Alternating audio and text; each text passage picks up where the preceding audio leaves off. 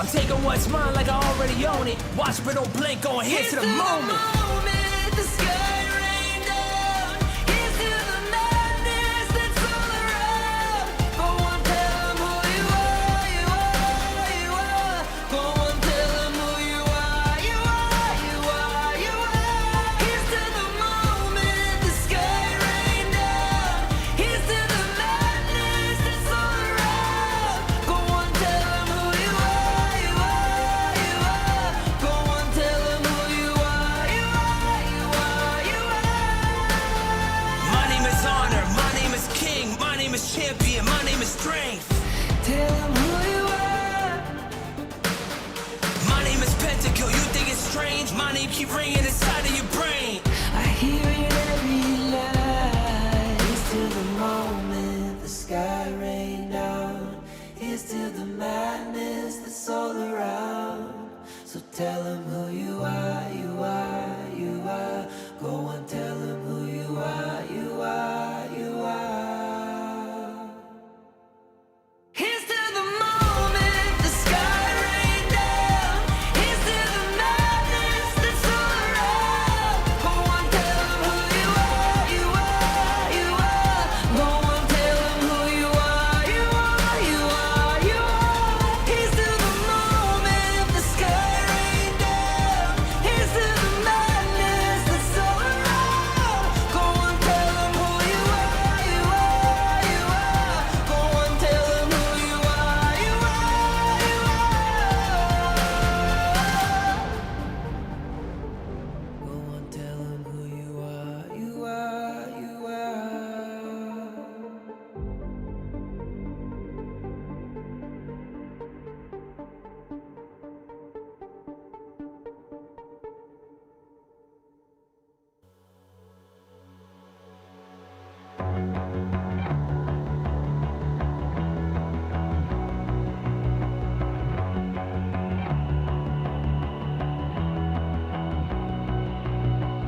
You've walked through the darkest nights. You've heard the crowd, felt the blinding light. You were standing there when your heart comes alive.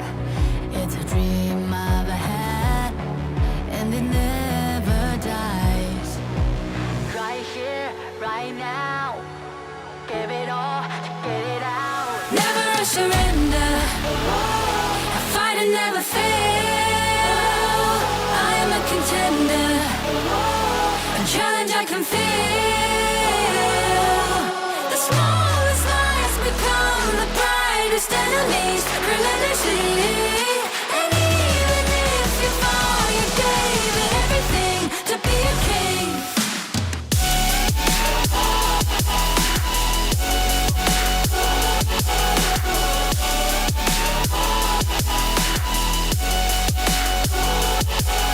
The smallest lies become the brightest enemies, relentlessly.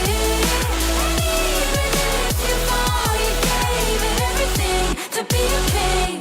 You carved your way with a sharp attack. You watched it all burn, and you never looked back. There will come a day when your fears will rise. You protect your crown, so it never dies. Never a surrender, I fight and never fail. I am a contender, a challenge I can feel. The smallest lies become the brightest enemies, relentlessly. And even if you fall, you gave it everything to be a king. On my way, on my way, find my way, find my way. On my way, on my way, dream my way, dream my way. Never a surrender, I fight and never fail. I'm a contender, and challenge I can feel. The smallest lies become the brightest enemies, relentlessly. And even if you fall, you gave it everything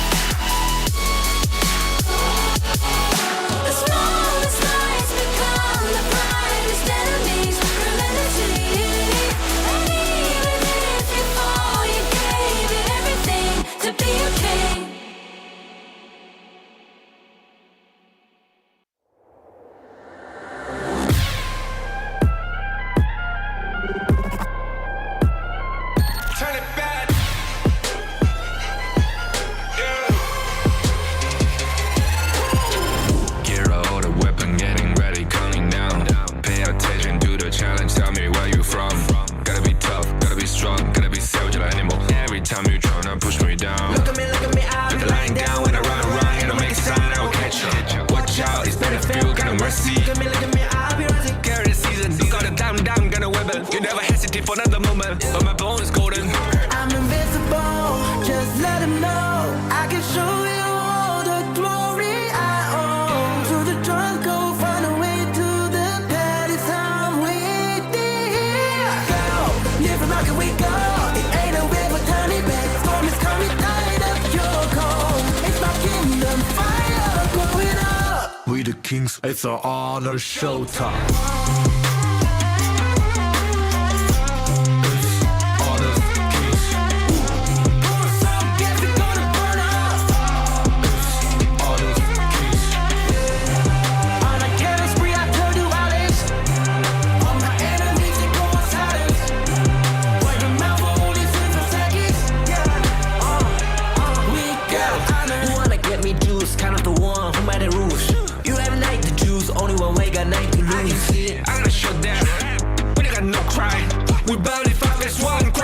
You can cheat. First blood, double trouble, then I take a pen, I kill.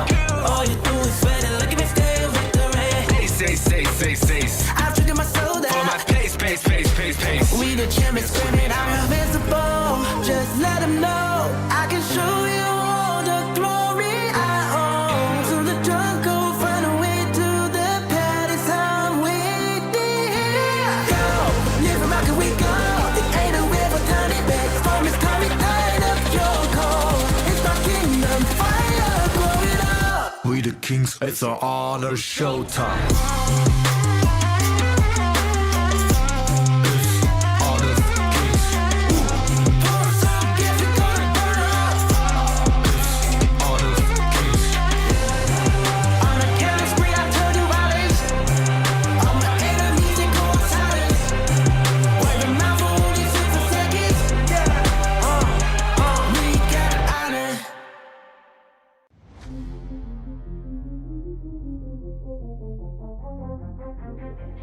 I said I'm born of this, I'm born this way, ayy. This is my chest and my bonus play. Can't be late, won't hesitate. What do you say? Race to find my face, scars to find my skin. I can't convince them, can't please them unless that I'm the one that you hate. A to the E-R-O, doing it for real, locked on my goal. From the ashes, I roll the game. Flow with a rumble, make them crumble, make them run. Cause baby, it's go time. Knocking you down's how I rise. An inspiration, I know I'm the one who will build them up, no lie, we gon' do it. Facing our fears, we don't think we just move it. No, we the best, and we don't gotta prove it. Somebody test me, I swear I'm gon' lose it. I got a short fuse on this boom and illuminate. The truth within, another day, another win. You got the power to turn around. Inside a champion, yet to be found. It's my war cry, oh, calling out for the game. There's no time to hide, oh, won't you yell out my name when I sing on top of our lungs? Wherever love, it's my ride or die, oh, won't you yell out my let us begin. Crush the foe, look at me now, ready to go. Power within, we're standing tall. Fight for your name, ready to give it all. It's prime time, gather round for everyone to see. On my grind, in disguise we bring you to your knees. We kick it, smashing down the walls of enemies. Hit 'em with the boom, then we get 'em with the beat. Punch it with the power, then we serve 'em with defeat. I ain't never missing a day, missing a night. I'm on my way, I'm holding my pride. Fill up the game, top of the show, we're not the same. Flaming the blame, same on the aim. When you reminisce on this battlefield, it's on my silhouette that you see. We gon' do it, facing our fears, we don't think we just move it. No, we the best, and we don't gotta prove it. Somebody test me, I swear I'm gon' lose it. I got a short fuse on this boom and illuminate. The truth within, another day, another win. You got the power to turn around. Inside a champion, yet to be found. It's my time to fight, oh, calling out for the game. There's no time to hide, oh, won't you yell out my name when I sing on top of our lungs? Wherever love, it's my ride or die, oh, won't you yell out my let us begin. Crush the foe, look at me now, ready to go.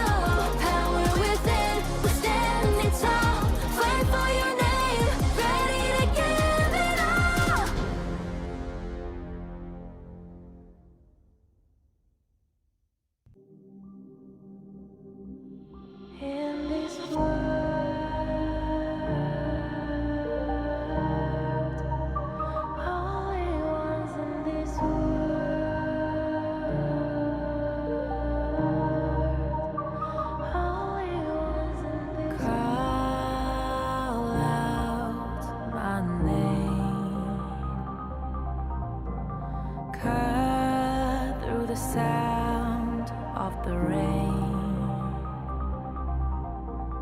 No matter how I feel the flame, you know I feel the darkness and the pain. All of the ways we tried to break free from the night, you know we made it out, we found the light. I fly so high, light up the skyline. Let's do it this time, like it's a whole new vibrant world.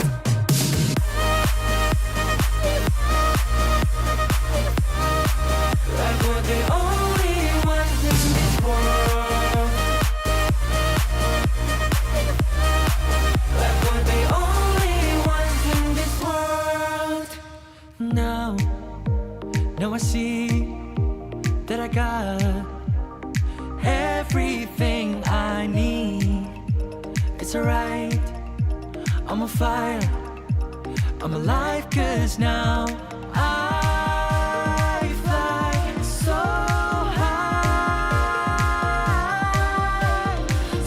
high, light up the skyline. Let's do it this time, like it's a whole new colorful world.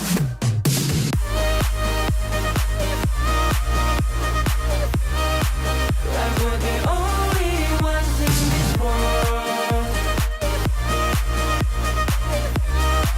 Like we're the only ones in this world. Never thought we'd get this far, burning like the stars. How we get this far, like we're the only ones in this world.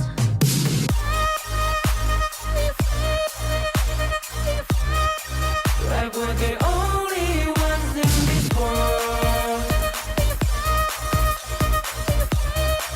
Like we're the only ones in this world.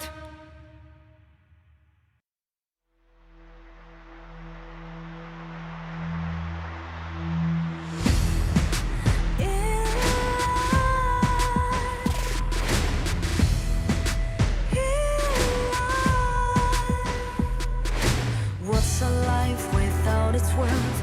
Compromising with what hurts inside. When you let fear decide your fate, you don't choose which path to take in life. I'm finally letting go of everything that still holds me. I'm against all odds, but I won't give up, 'cause it's my time to shine. Standing in the spotlight, and no one let me down. Destiny is calling high. I'm not afraid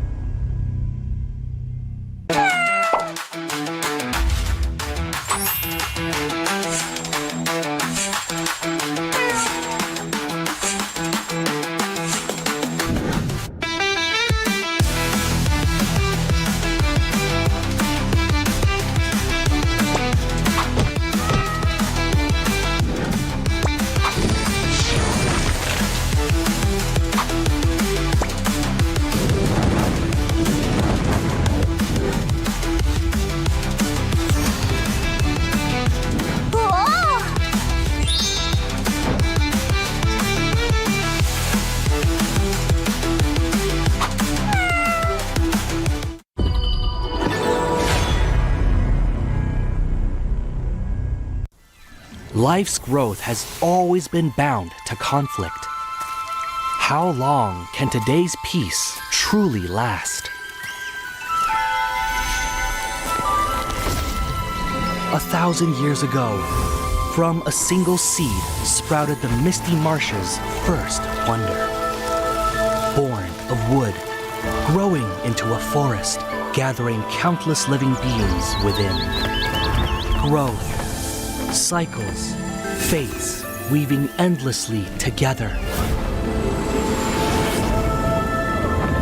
With the deities came the first enforcers, becoming the Misty Marshes' first protectors. They took form as the 9 seers, each with their role sheltering this hidden land.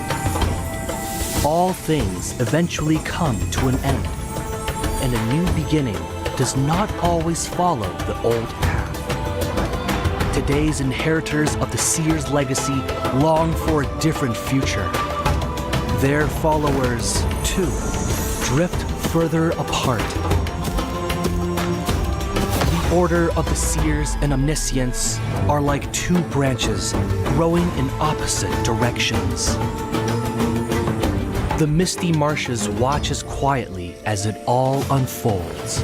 For from the moment that first seed sprouted, the deities already knew the life they nurtured would one day choose its own future.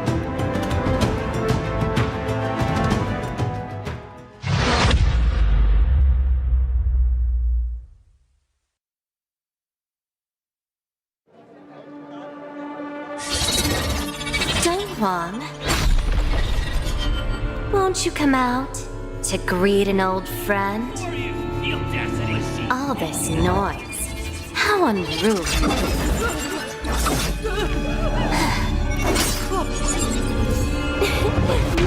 My, such a grand ceremony, and yet it's become such a mess. Let me help you tidy things up.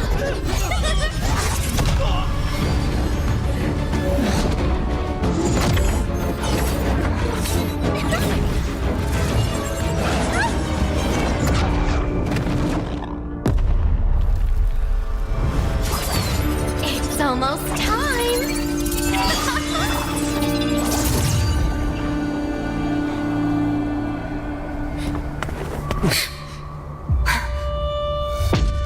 Hang in there. We'll protect everyone. Someone will come to help us. Who will come to help us? No. How interesting. Very interesting.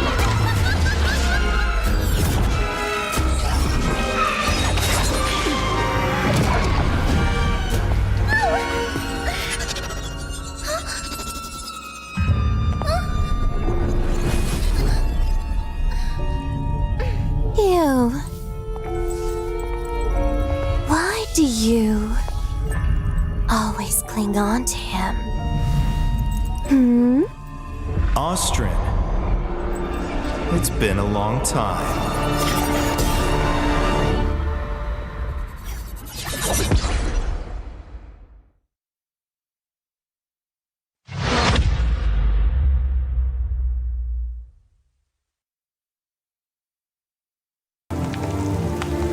The elders say the seers have guarded the Misty Marshes for generations. We are the forest's future. For families to gather in joy. For dear friends to stay together. For the peace of the bird tribe and the forest. my feathers burn away, I will never fear. Even if the sky falls and the earth shatters, as long as we stand together, as long as we endure, we will surely, losing everything. Just as I did. Sinking into darkness. My old self is already buried. How amusing. This eternal, blissful heaven. What a beautiful little bubble. I can't wait to pop it with my own hands.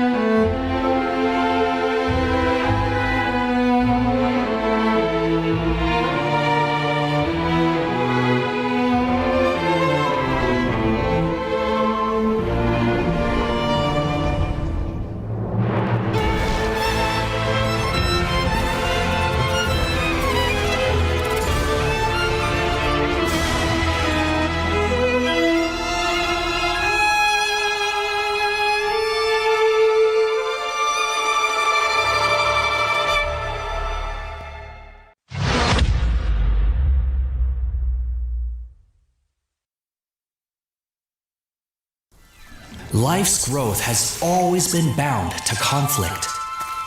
How long can today's peace truly last? 1,000 years ago, from a single seed sprouted the Misty Marshes' first wonder. Born of wood, growing into a forest, gathering countless living beings within. Growth, cycles, fates weaving endlessly together. With the deities came the first enforcers, becoming the Misty Marshes' first protectors. They took form as the 9 seers, each with their role sheltering this hidden land. All things eventually come to an end, and a new beginning does not always follow the old path. Today's inheritors of the seer's legacy long for a different future. Their followers, too, drift further apart. The Order of the Seers and Omniscience are like 2 branches growing in opposite directions. The Misty Marshes watches quietly as it all unfolds. For from the moment that first seed sprouted, the deities already knew the life they nurtured would one day choose its own future.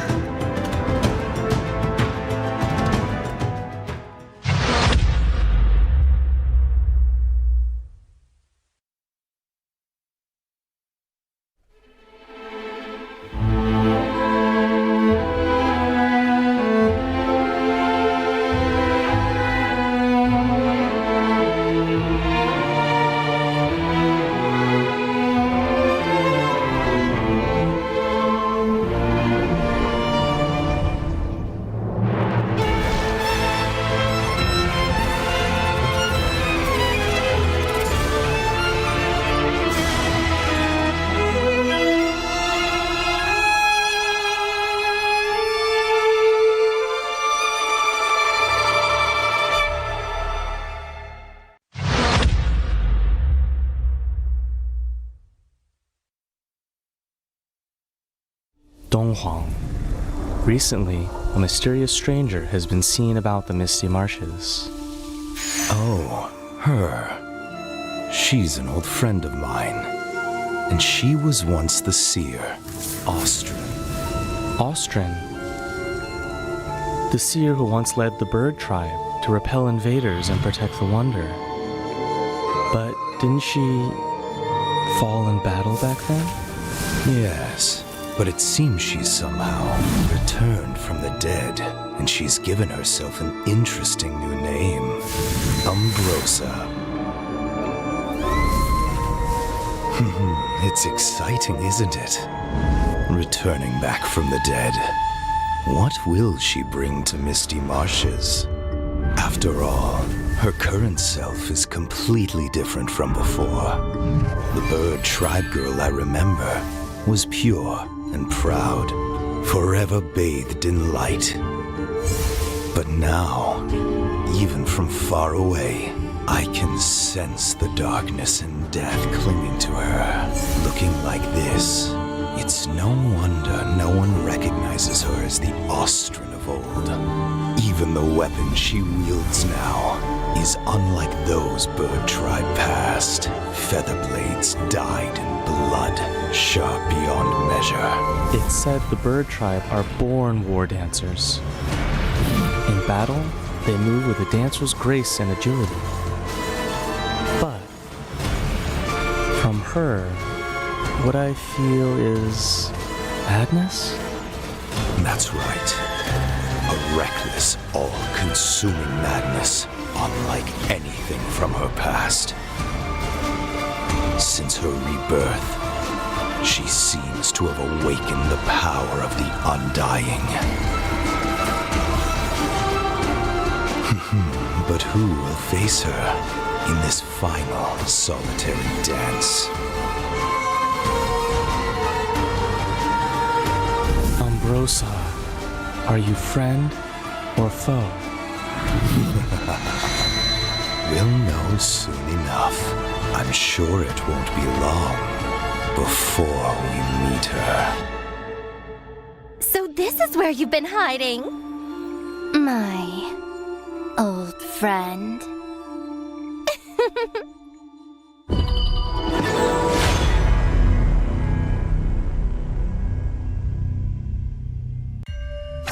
This is her passive ability. Each basic attack applies a mark on the target.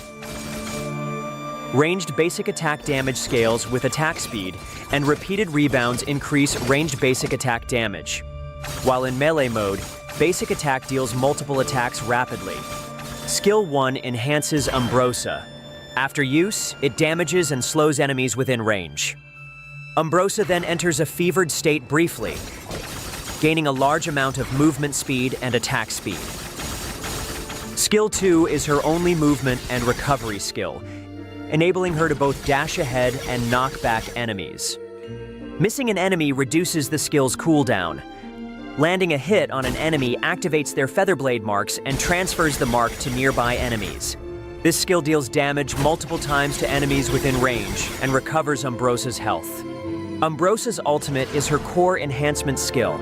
Actively using this skill boosts her movement speed and health temporarily and causes her to briefly enter the indomitable state. If she dies while her ultimate is not on cooldown, she will slowly resurrect.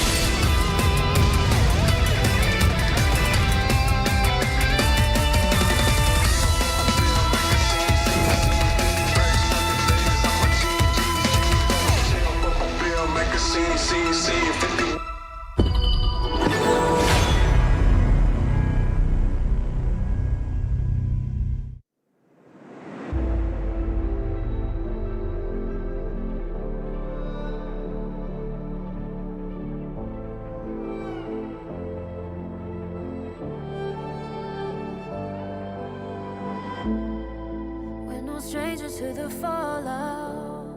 It's what got us here. Ever changing, some chameleon. Blood, sweat, and tears. We'll never make it if we fall to everything that brings us down. With a comeback is now. Blood, sweat, and tears. Fight for what we want. Doesn't matter the cost. Every day, put in work. Blood, sweat, and tears. Nothing comes overnight. Strength in numbers start to line. We don't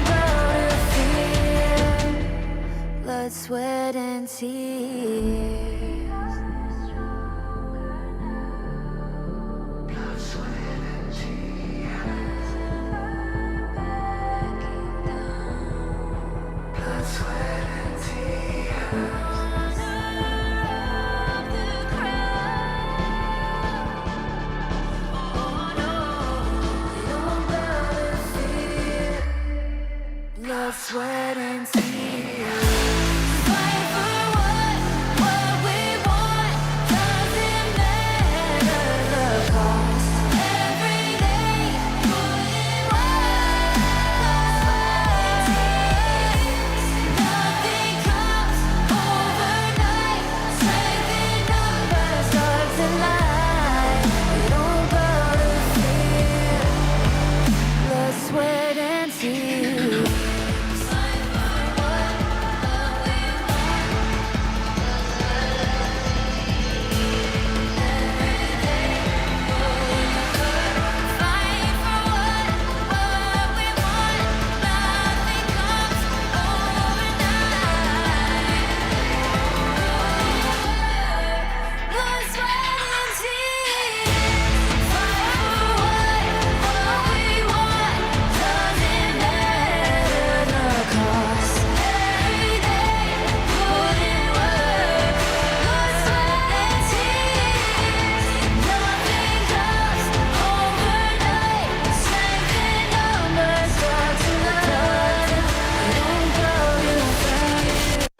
Will you live for real?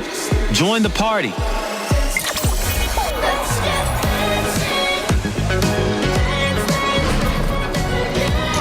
Make the whole street a party and add disco balls.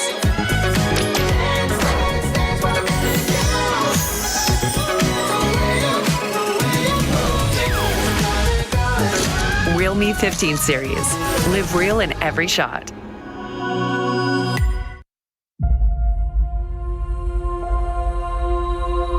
어떤 이들은 침묵 속을 걷고 또 다른 이들은 천둥을 뒤에 이끌며 걷는다. Ma una volta entrati, conta solo una cosa.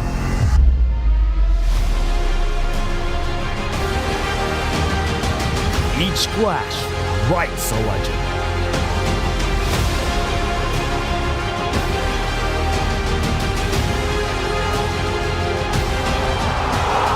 Each step takes them higher. And only the worthy remain. 그리고 모든 시선이 한 곳으로 향할 때 Dove il cammino dell'onore conduce i valloranti alla vittoria.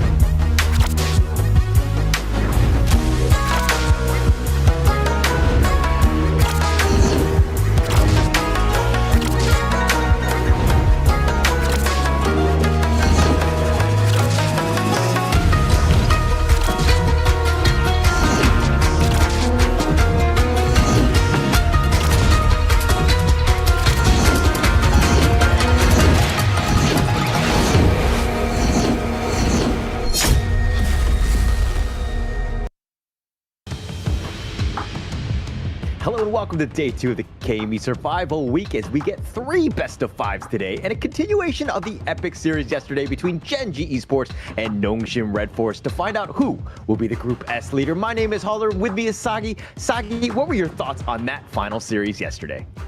Well, that final series was kind of difficult because we had some tech pauses, but the continuation of that series will be played 20 September at a offline rematch, so that will be settled real soon. But talking about something real soon, it will be the new version arriving on 24th of September, which will feature a lot of new modes like HOK Trilling and also the most anticipated hero, which is Umbrosa.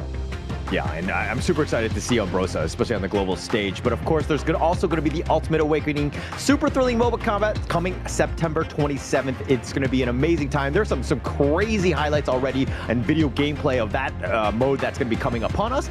But back to that series, Gen.G versus, of course, Nongshim RedForce. It was a, dare I say, like an anime battle, right? Teams are going back and forth. Monday, Gen.G wins. Tuesday, Nongshim wins. Wednesday, Gen.G striking back and forth. They get to that 5th game Friday, and of course, like any good anime series, all of the attacks will miss, and then we go into the next week, right? We don't have the weekend ahead of us. We're going to skip to it, and unfortunately, I mean, it's just fortunately for us, it's just one day. But of course, they're all playing for this prize pool, 50,000 USD in total. The champion will get 10,000, second place 8,500, third place 7,000, fourth place 6,500, and 5th through 7th will be getting 6,000 USD. That's a lot of money, and especially when I get at the minimum 6,000 USD, I think we can spend a lot on those things, right? But this is Group S and Group A, so look towards the bottom side. The match result for Nongshim versus Gen.G on week 2, day 1 is still pending, as the 5th game has not resumed yet, so that won't be counting towards the ranking here, but it will count towards the game win and lose here. So that series, it will contribute quite some, especially to Group S, because currently, Crazy Raccoons, they are in a hectic situation sitting at right below the standings. Yeah, right on the bottom on that sense. I mean, they got 0-3'd by Nongshim, who kind of really stuck it to them. And yet they haven't played the other games. So they're still, far and away. They can get themselves back into this one. But of course, we're going to start off with the banger, the continuation. This is a clean slate, though. It's going to be the first match. Of course, Nongshim RedForce going up against Gen.G. Second match is going to be R8 Esports versus CMF Esports. And of course, the third one, Nongshim are going to be back on the plate going up against Crazy Raccoons, who will be looking for that revenge game.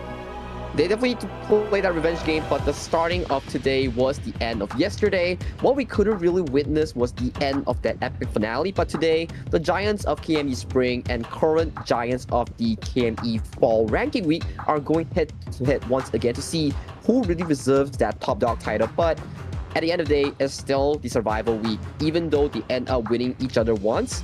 The only one that's taking pain here is the Crazy Raccoons. Well, let's check out the first team of today that were presenting this epic showdown. Let's get to it. So you should never give up. You gotta fight for it. Whoa, let's go. I know you want it. I see the fire in your eyes. You gotta fight for it. Oh, let's go. The battle's calling. You better give it all you got. You gotta fight for it. The time is right for you to raise a bar. Cause you could be the greatest of them all. Yeah. Whoa, let's go. The battle's calling. You better give it all you got. You gotta fight for it.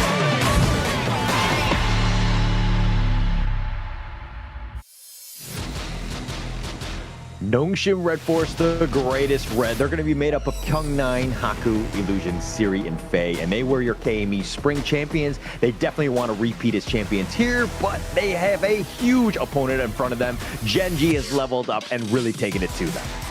For me, I think Nongshim RedForce, definitely, like you mentioned, they were the champions of KME Spring. Quite unbeatable, quite unscratchable. To think that coming to KME Fall, Gen.G evolved to such a strong state, it is just baffling for us. But Gen.G will be their opponent, and we will be going to their team roster video in just a short moment, and let's get to it. So you should never give up. You gotta fight for it. Whoa, let's go. I know you want it. I see the fire in your eyes. You gotta fight for it. Oh, let's go. The battle's calling. You better give it all you got. You gotta fight for it. The time is right for you to raise a bar.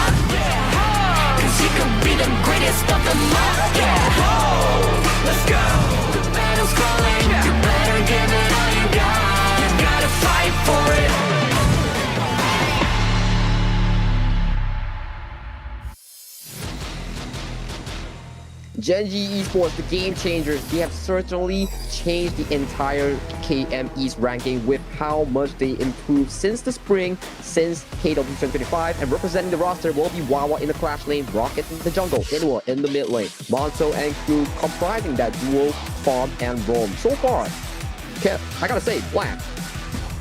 Sorry, not Blam, but Mr. Holler here. I kind of miss Blam, but you know, kind of remind me of him. You're kind of old, you don't like him, but of course, Holler. This team, they have had a phenomenal improvement compared to their spring form. Yeah, definitely. They had an amazing time in the ranking week. They had an 80% win rate, the highest, and there's a reason why they were the top dogs going to Group S. They actually took the fight to Nongshim RedForce. They beat them 2-1, which speaks volumes about this team who's like getting on the run. But let's talk a little bit about this head-to-head. It's going to be in the farm lane. It's going to be Siri going up against Monto. If we're looking at kills, Siri's coming out on top, 65-42. But I think more Gen.G is that their play style has been revolving more around Rock. Yeah, Rock seems to be the rock and anchor coming in for Gen.G's roster here, but the head-to-head, check the damage dealt though. It's 72,000 over to Monto, so Monto's taking less gold but dealing more damage in these exchanges. It may be also due to the fact that Gen.G's game art tend to be slightly longer, which allow Monto to really scale towards that late game here, but the stats are quite even coming in for both of these two farm laners in towards the farm lane role, so we have to see who gets the better end of the treatment, especially when you give Siri that early. Things are not going to be looking too good for Gen.G. Definitely not going to be good, right? And if we're going into that one, the biggest stat for me was the average team participation. You saw that Siri was around 60%. Monto was about 51, meaning that Gen.G revolves around the rest of the squad. You're seeing Rock, Wawa, Clue, you know, Inuo, everybody just making plays across the map while giving space for Monto to farm. Right? And I think that has kind of paid off because Monto has been able to kind of get them over the cusp in the sense of just closing out games. But this will be match one, game one. We're going to go into the ban picks. Ooh, ban picks already, and you can see Nongshim RedForce already targeting Wawa towards that Clash lane here. So the Magin that Wawa really loves and cherishes has already been locked away from their pick in game number 1 here. For Gen.G, do they open up the Arlie or do they open up my Shiranui for Illusion and Siri? A lot of options, and that's the greatest part about this global ban pick. Yes, it is a best of 5, so there's going to be deeper into the hero pools to see how these teams kind of react and are able to counter draft against one another. Seeing as that they've been playing against one another and they're like biggest rivals in the KME, I would say at this point, they're going to do a lot of research. They're going to find out what those players like to play, and they're going to be very close knit in that regard because again, they played each other so many times at this stage.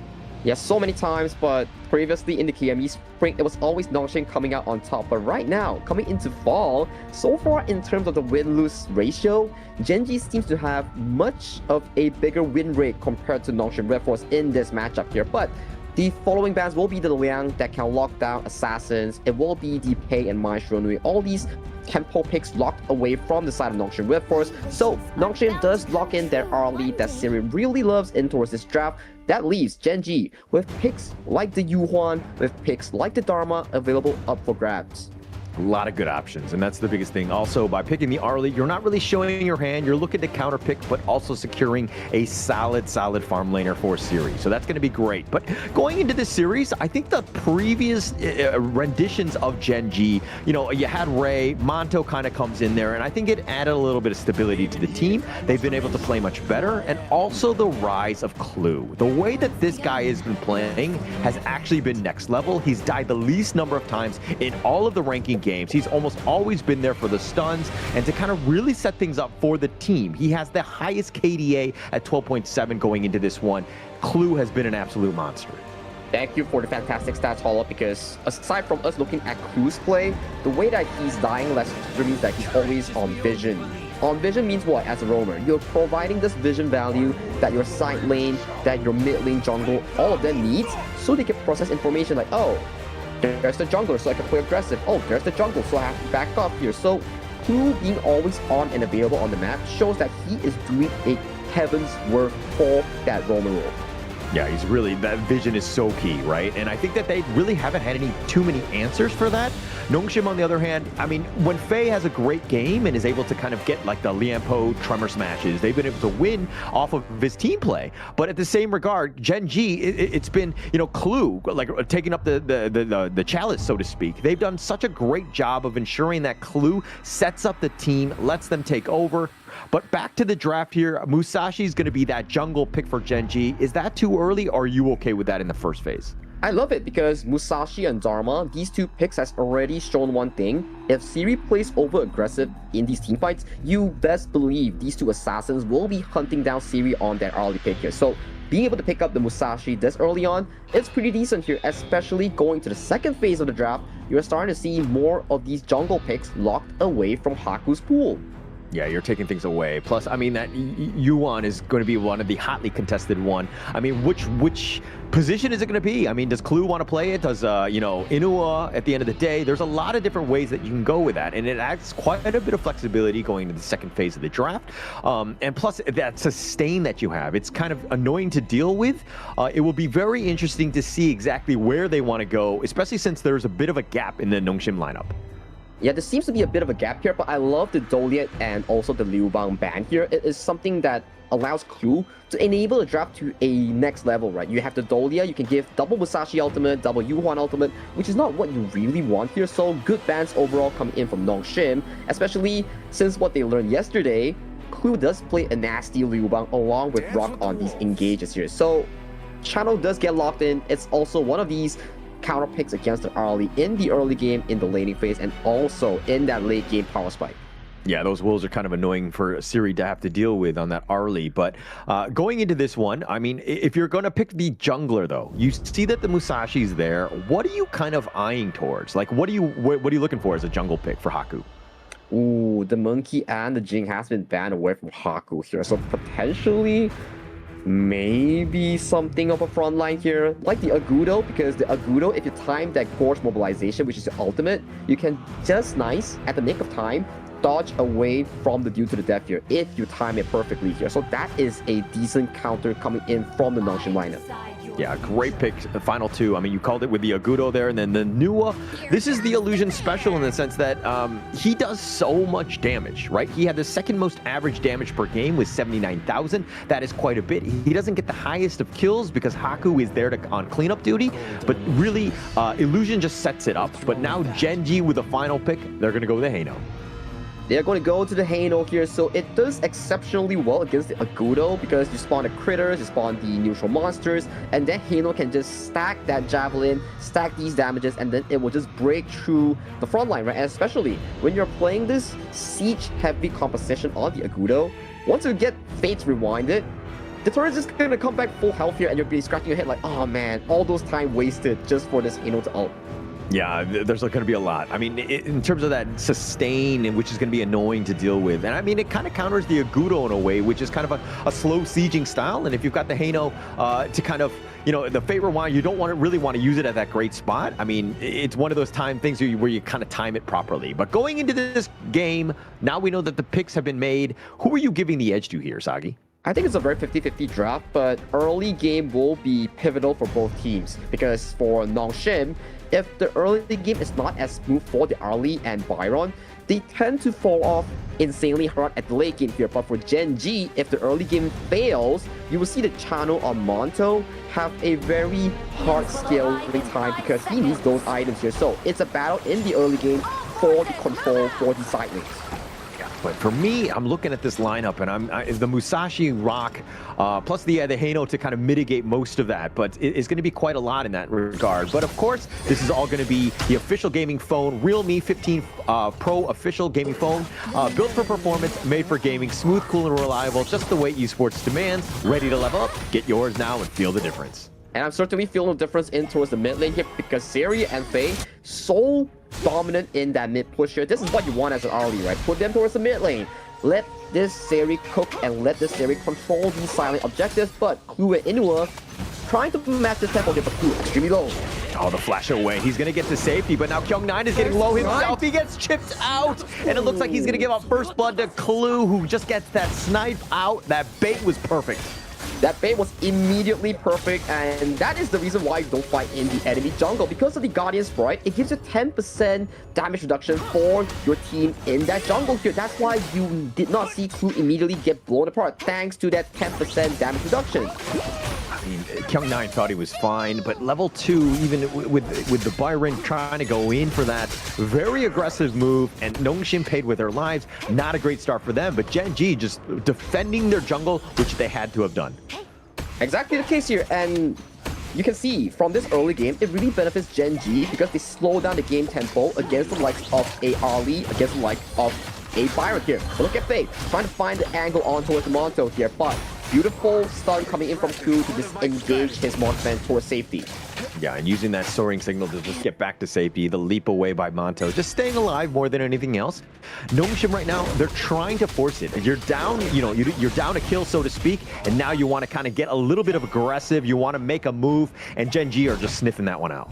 Because they're playing on a timer, right? Arlie scales exceptionally hard towards the mid phase, and Monto, this channel outscales the Arlie here. And for Kyung9 and Seri, they are pressured to make plays and win the lane here. But losing out that first blood really put a stop towards that plan right now because they need to find that angle. They need to break this game wide open in that early to mid phase. They definitely need to make something happen, right? They need that damage. They need that space more than anything else. And look at how Faye has been pushed back. Clue doing a great job of just poking and prodding, making things uncomfortable. Haku now looking to make his way downtown, but it's about 5 more seconds before his own Crimson is back. He's probably going to just back off and take his own buff soon. Yep, and still so far a decent early game, but they died. Monto. They find Monto. They're not afraid. The Gorge Mobilization was on point. Haku getting the kill, and now that's going to open up the enemy jungle. Inua's there to defend.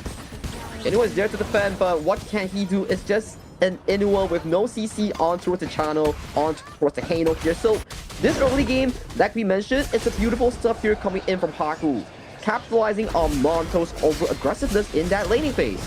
Yeah, a little out of position, got caught out. I mean, I don't think he expected Haku to just stick around, and it just happened to be taken out on this one. But now, 35 more seconds before that timer. Nongshim, yes, they're equal in terms of the levels, or in terms of the kills. They've gotten themselves back in this one, but this 4-minute tyrant is going to be a big one. It will be a big one here, and I want to see how teams approach it with cautious, because in terms of the overall goal, it's still at a 50-50, but priority gives it towards the series because with that kill and assist, he's starting to win about like 300 gold, which is like a wave and a half worth of gold. Yeah, I mean, that's going to be huge at this point, right? I mean, 300 gold, 300, 500 gold, you're talking like great number at this point. But now Gen.G have to back off. Here comes the teleport. Kyung9, they're looking to fortify around the tyrant, trying to make that move here as it spawns. And you see all 10 members already appearing onto this mid to bot side here. So this pressure is on. Whoever gets this will solidify that early to mid game here. As we see Gen.G pushing Nongshim away.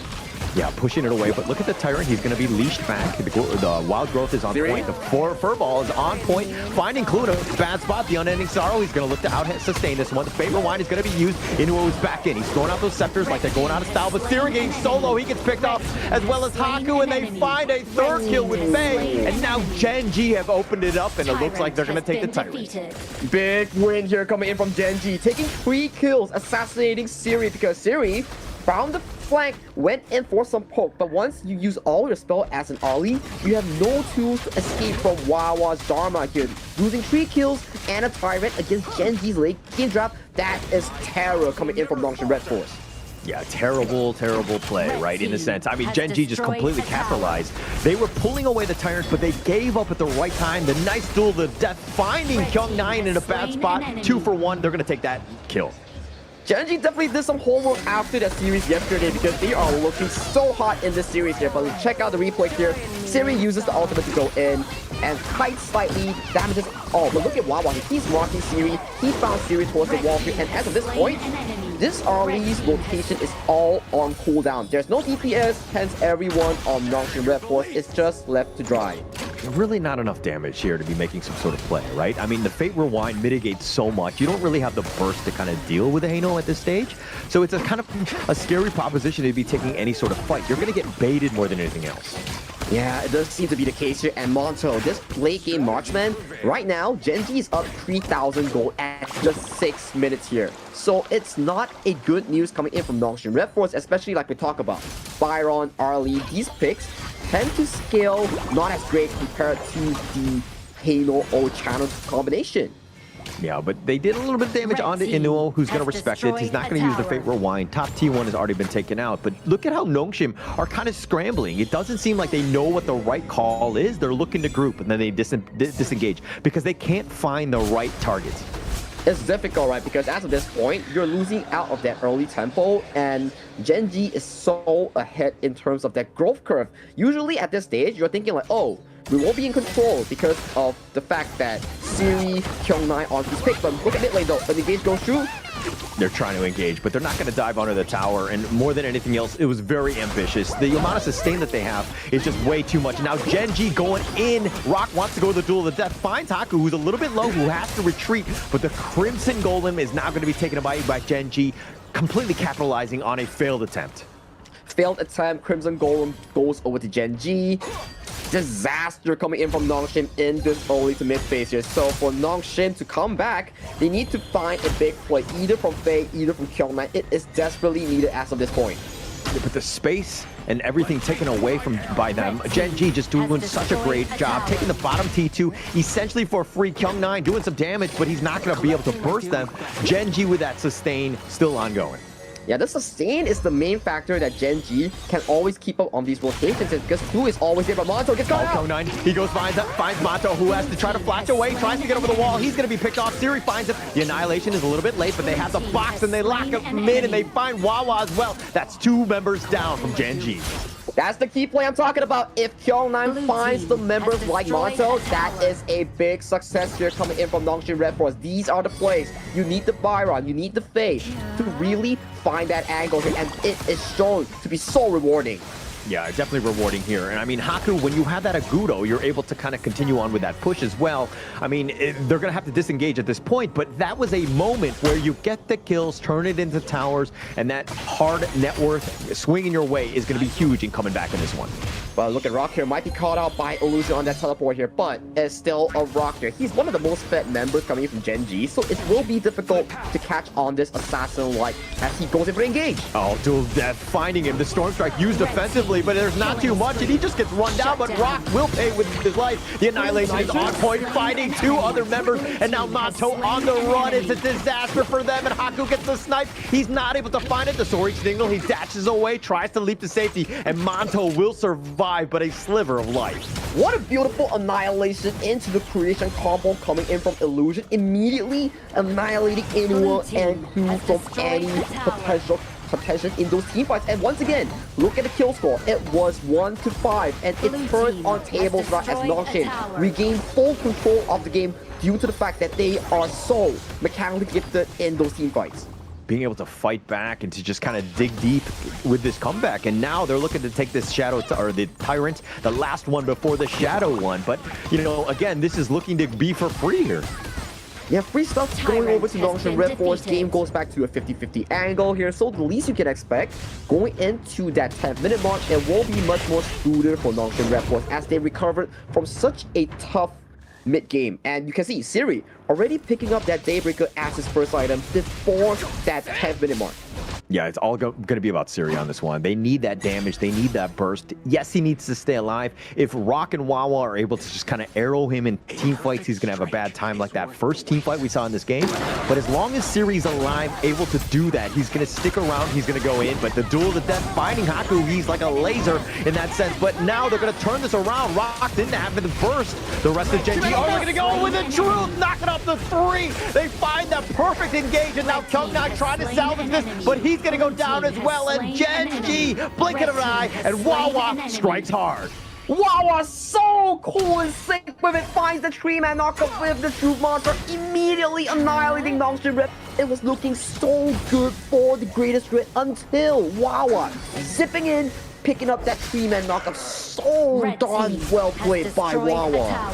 And actually, it looked like Gen.G were going to be on the retreat retreat, and that's why Nongshim were like, okay, they got a little bloodthirsty, they were grouping up, they were looking to engage, and Wawa was like, haha, psych, and flashed in, gets that truth, completely turned the game on its head. I hope we get a replay because that was such a majestic engage coming in from Wawa. Things were looking so damn bad for Gen.G up until that one miracle play done by him here. Ooh, this is why you don't give away the Dharma, because it's so punishing.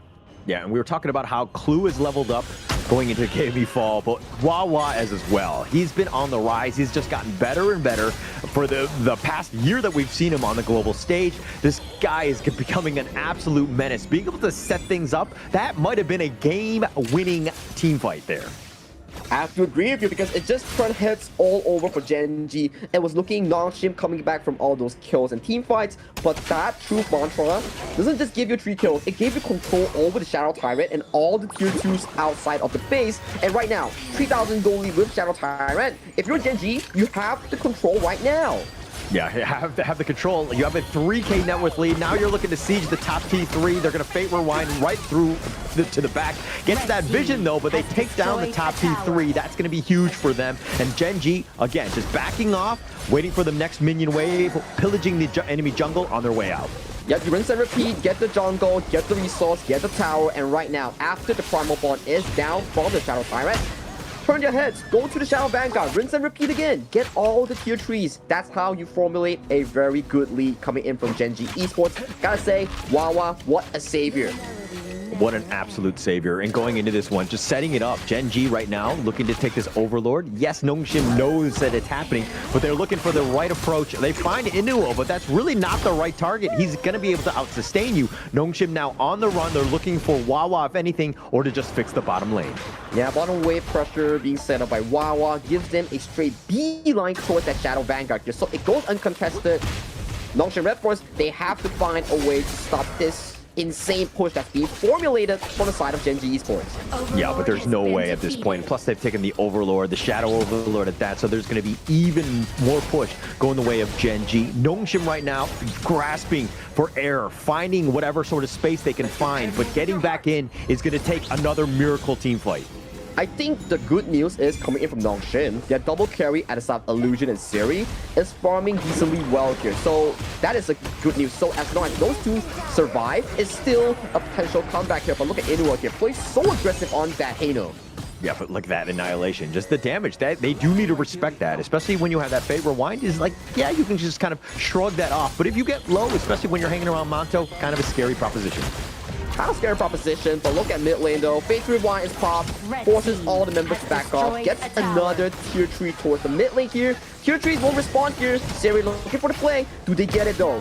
They're not able to get any sort of catch. They have to deal with the Shadow Vanguards that are crashing into the mid lane. Perfect disengage by Gen.G. No need to be rushing it. You can be patient and you can continue to play the long game because you have such a good lead. You get such a good lead, your scaling is much better compared to Nongshim RedForce. The driving seat is just prepared and swept up clean for the side of Gen.G Esports right now because, my oh my, they are playing such a clean 10th minute mark thanks to Wawa's Miracle Engage. Absolutely, Miracle Engage. I mean, that was the tipping point. We can't speak more of it until Nongshim find a way to come back in. This is going to be the Shadow Tyrant. Gen.G are looking to start this with Haku on the side, but this could be a tough one, especially since they're going for the side, and they find Kyung9. He got caught out just trying to deal with the Vanguards, and that opens it up. It's 5 versus 4 at this point, and now they want to go in. They're trying to go for Illusion. They find the Duel of Death instead, and they get the pick off on Asiri, and that might be all she wrote in game 1 as they get Faye as well. A triple kill going the way of Rocket. They're continuing to run it down. They get Illusion, and Haku, the last man standing. Gen.G forcing it down. He gets to the fountain, but they're going to take the crystal, and Gen.G will take game 1. Beautiful team fight that's coming in for the side of Gen.G Esports. They found Kyung9 alone, and once again, it was Wawa finding initiation on those key members, making it a 4-5 scenario in favor of Gen.G Esports. That's how they got that game-winning fight into that game-winning push in this game number 1. Gen.G looking so scary at this point. And I mean, I think previously, if you saw these guys, you would have seen Clue like celebrating, putting his arms up or whatever, but he knows this is a marathon, right? They're in this one, like a heavyweight battle going the distance. They know that this is just one game. Nongshim will probably bounce back and they need to be ready. So again, very business-like. I like it how Gen.G are approaching this, but they completely cleaned out Nongshim in that game one. Ooh, this really falls towards draft, right? Because you can't just keep picking early when you're putting Siri into a position when there's the Dharma, when there's the Musashi. It really puts Siri in such a bad position, knowing that there's always a Dharma looking at him if he does go for those plays here. So very good drafting coming in from Gen.G. You can see, even though the game were to be dragged until a 6-6, 50-50 in terms of the score, but once that Dharma finds that one pick on towards the early, the entire game falls back to Gen.G's favor. Yeah, the only thing in favor of Nongshim right now is the fact that global ban pick, you will not be seeing the Dharma again in this series going up against you. So you got to restrict what Wawa's bringing. And to your point, I think it was a great idea in the sense of like trying to go with Arlie, especially in game one. Like, we'll see where you want to go. But Gen.G had all the answers in terms of laning, in terms of the jungle. All of the matchups, they had a slight edge, and Nongshim were playing very reactively. Yeah, Nongshim was playing very reactively. It's because that they don't really have the tools to really force team fights against Gen.G. If you were to look as a whole, Gen.G's team composition, the longer they scale, the stronger they are, and they are always on the active point. They always have the active engage. So what Faye finds a perfect cannon blast, so what Haku finds a knockup. In the end, if you get hit by the duel to the death coming in from the Musashi, you get hit by the truth mantra coming in from Wawa, things just go south for your team almost immediately. Yeah, definitely went south. I mean, Gen.G did such a great job with Inu and Clue, always poking and prodding in the front, and they had to sustain. So it's like, okay, we're able to provide all this vision to Gen.G, but looking at this gold graph, yeah, there was a chances for Nongshim to kind of come back at that 10-minute mark. Things were looking good, but then Wawa, that giant dip is Wawa with that play right there. Just really set the tone. But the MVP of this one is going to go to Rock with all of his kills. That KDA apparently does matter as he's 7-1-2. My boy Wawa is robbed here. Come on, man. He made that heroic pointer, but okay, Rock was definitely a rock-solid performance here coming in from his Musashi. Definitely one of the key players in locking down Siri and also Illusion coming into these fights here. So it's really down to Rock and Wawa finding those engages, allowing Gen.G to be in such a comfortable position here. As we can see, in towards the early game here, Kyo9 went in for the engage here, but Clue flashing out almost immediately, resulting in that first blood. But check this out. This is the one that Siri really made a big mistake here. He tried to go for the flank here, does not find on the key targets here, already expending all the spells, making him vulnerable to Dharma. Yeah, just a little out of position there. I mean, Siri in the heart of the enemy team, you never really want to be there. And I mean, just kind of paid for his sin, so to speak. And Nongshim kind of, on characteristic mistakes, they were really trying to force things as much as possible. And Nongshim had their moments, right? This is a good team fight. They were getting back into it. They made Wawa pay and Manto, which was huge, but they really didn't have the answers for Rock. Yeah, look at this. So Rock is here, gets taken down, 3 kills go over to the side of Gen.G. They win so much here, but this is the one that we talk about, the miracle engage coming in from Wawa. You see, things are starting to go really bad coming in from Gen.G, even though they are chunking out the HP, but Wawa comes in, scoops up that 3-man knockup, and I gotta say, this was MVP worthy here. Yeah, that one play was just absolutely amazing. Rock, again, when he was trying to disengage at that point, everybody was so bloodthirsty from Nongshim. They were continuing to chase. They were grouped up in that alleyway for Wawa to hit that perfect truth, really set it up, and pretty much running it down when you have that numbers advantage, very easy. Gen.G clearly deserved this game 1 win. Very beautiful stuff here coming from Gen.G Esports, especially when we talk about the price of the draft. The price of the first game draft coming in from the side of Nongshim was not really cheap because it is expensive. You have Arlie, you have also the Byron, but that's game 1. Let's head on for a short break before we come into game number 2.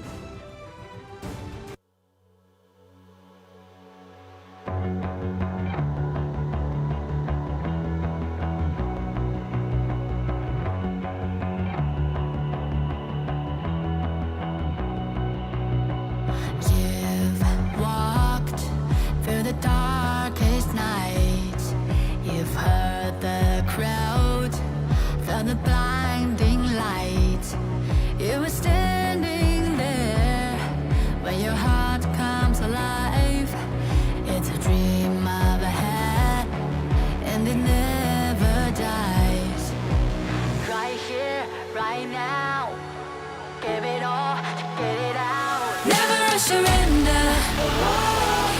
and never fail. I am a contender, a challenge I can feel. The smallest lies become the brightest enemies, relentlessly. And even if you fall, you gave it everything to be a king.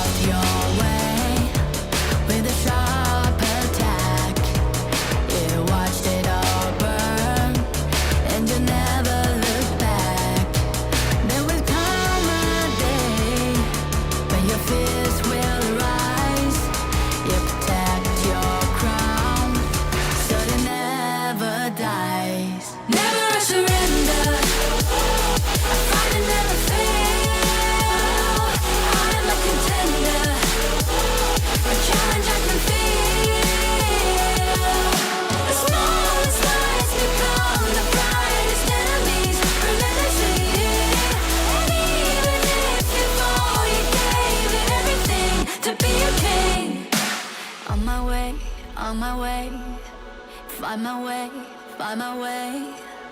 On my way, on my way. Dream my way, dream my way. Never a surrender. I fight and never fail. I'm a contender, and challenge I can feel. The smallest lies become the brightest enemies, relentlessly.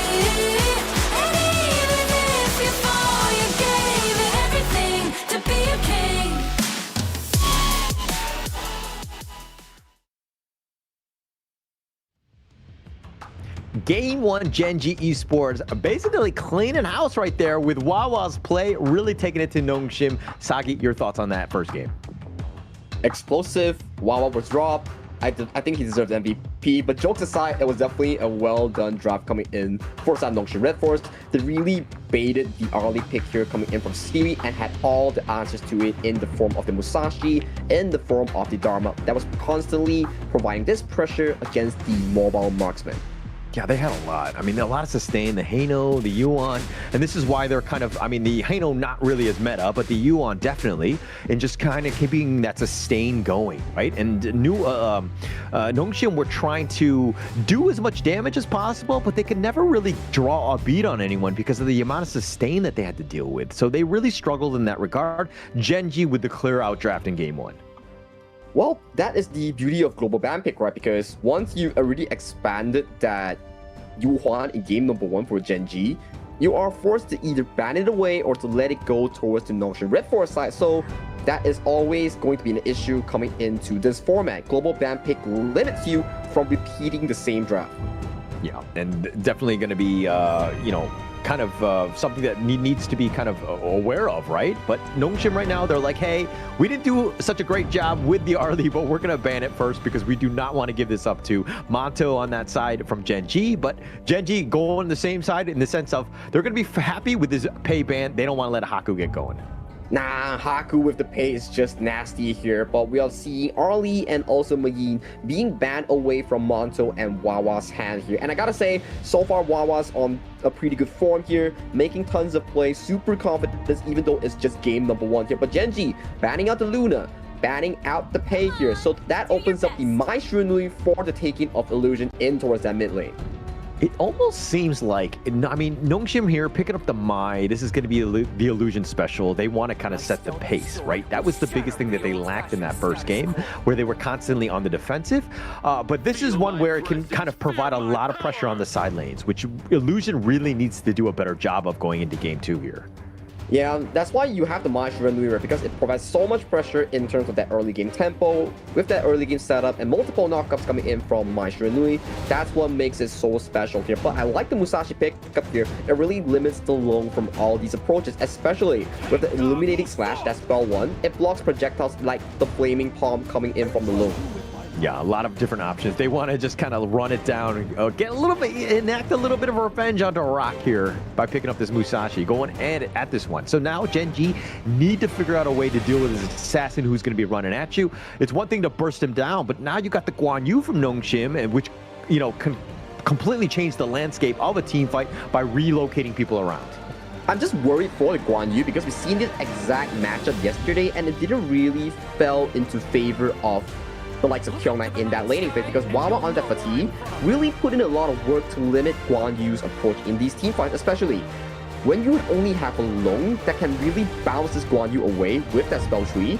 You have to wonder, coming in from Nongshim RedForce, does this Guan Yu pay off dividends in such an early draft?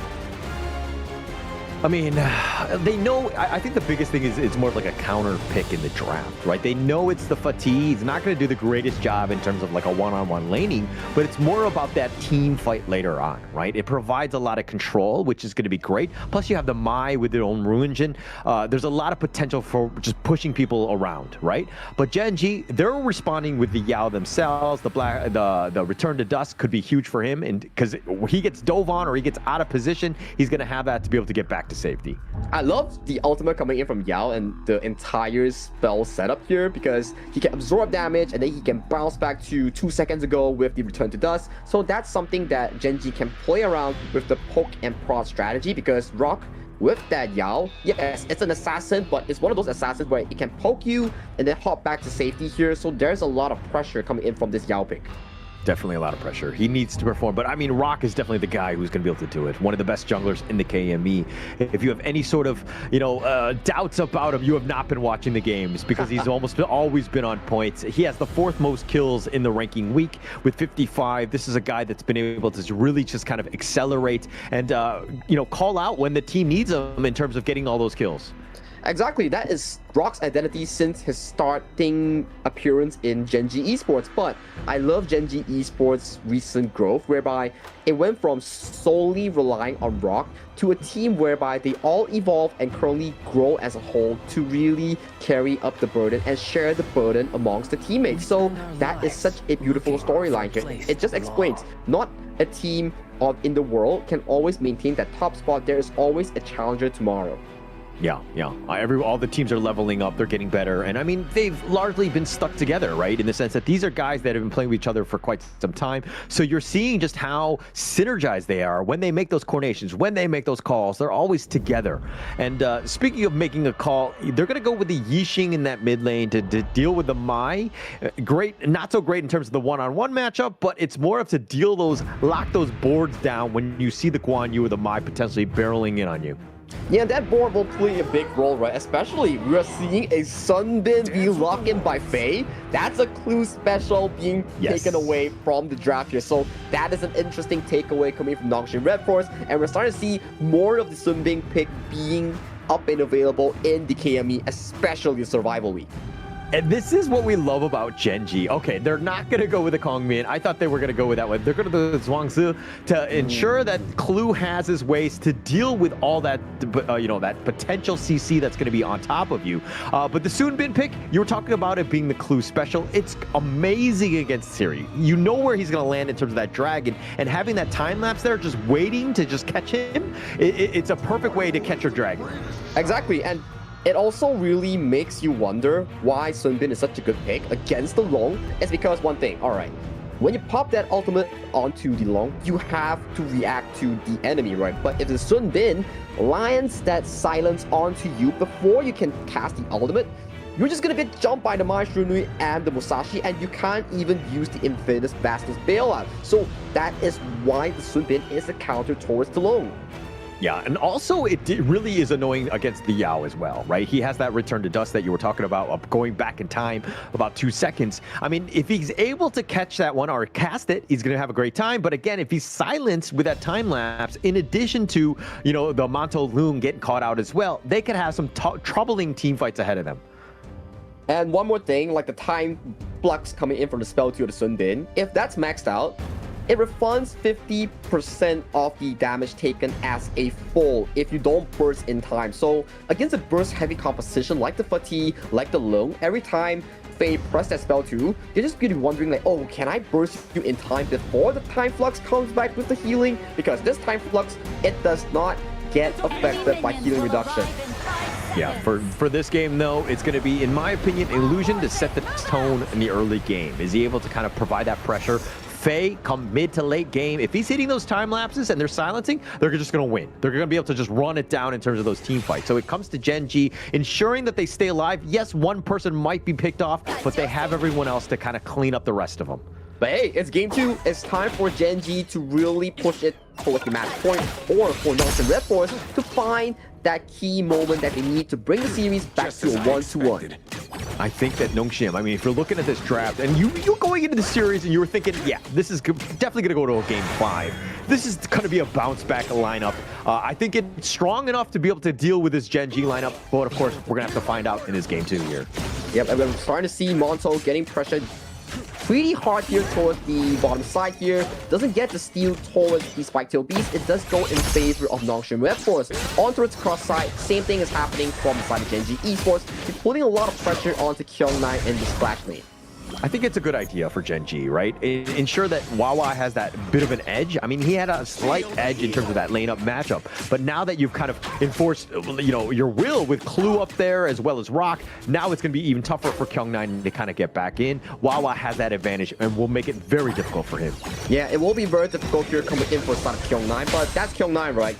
He doesn't need to win the laning phase. He needs to survive and find those angles later on in the team fight to push into Monto or even Rock into the warm hands of Nongshim RedForce with the ultimate of the Grace of Cavalry.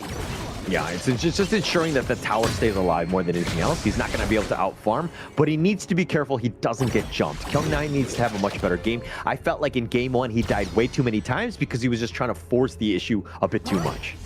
Yeah, but let's say it's coming to game number 2. Everybody is with a fresh mind here. Ooh, Monso getting hit extremely hard towards that bottom side here. So Seri and Faye playing a much better laning phase here in this 2v2 matchup.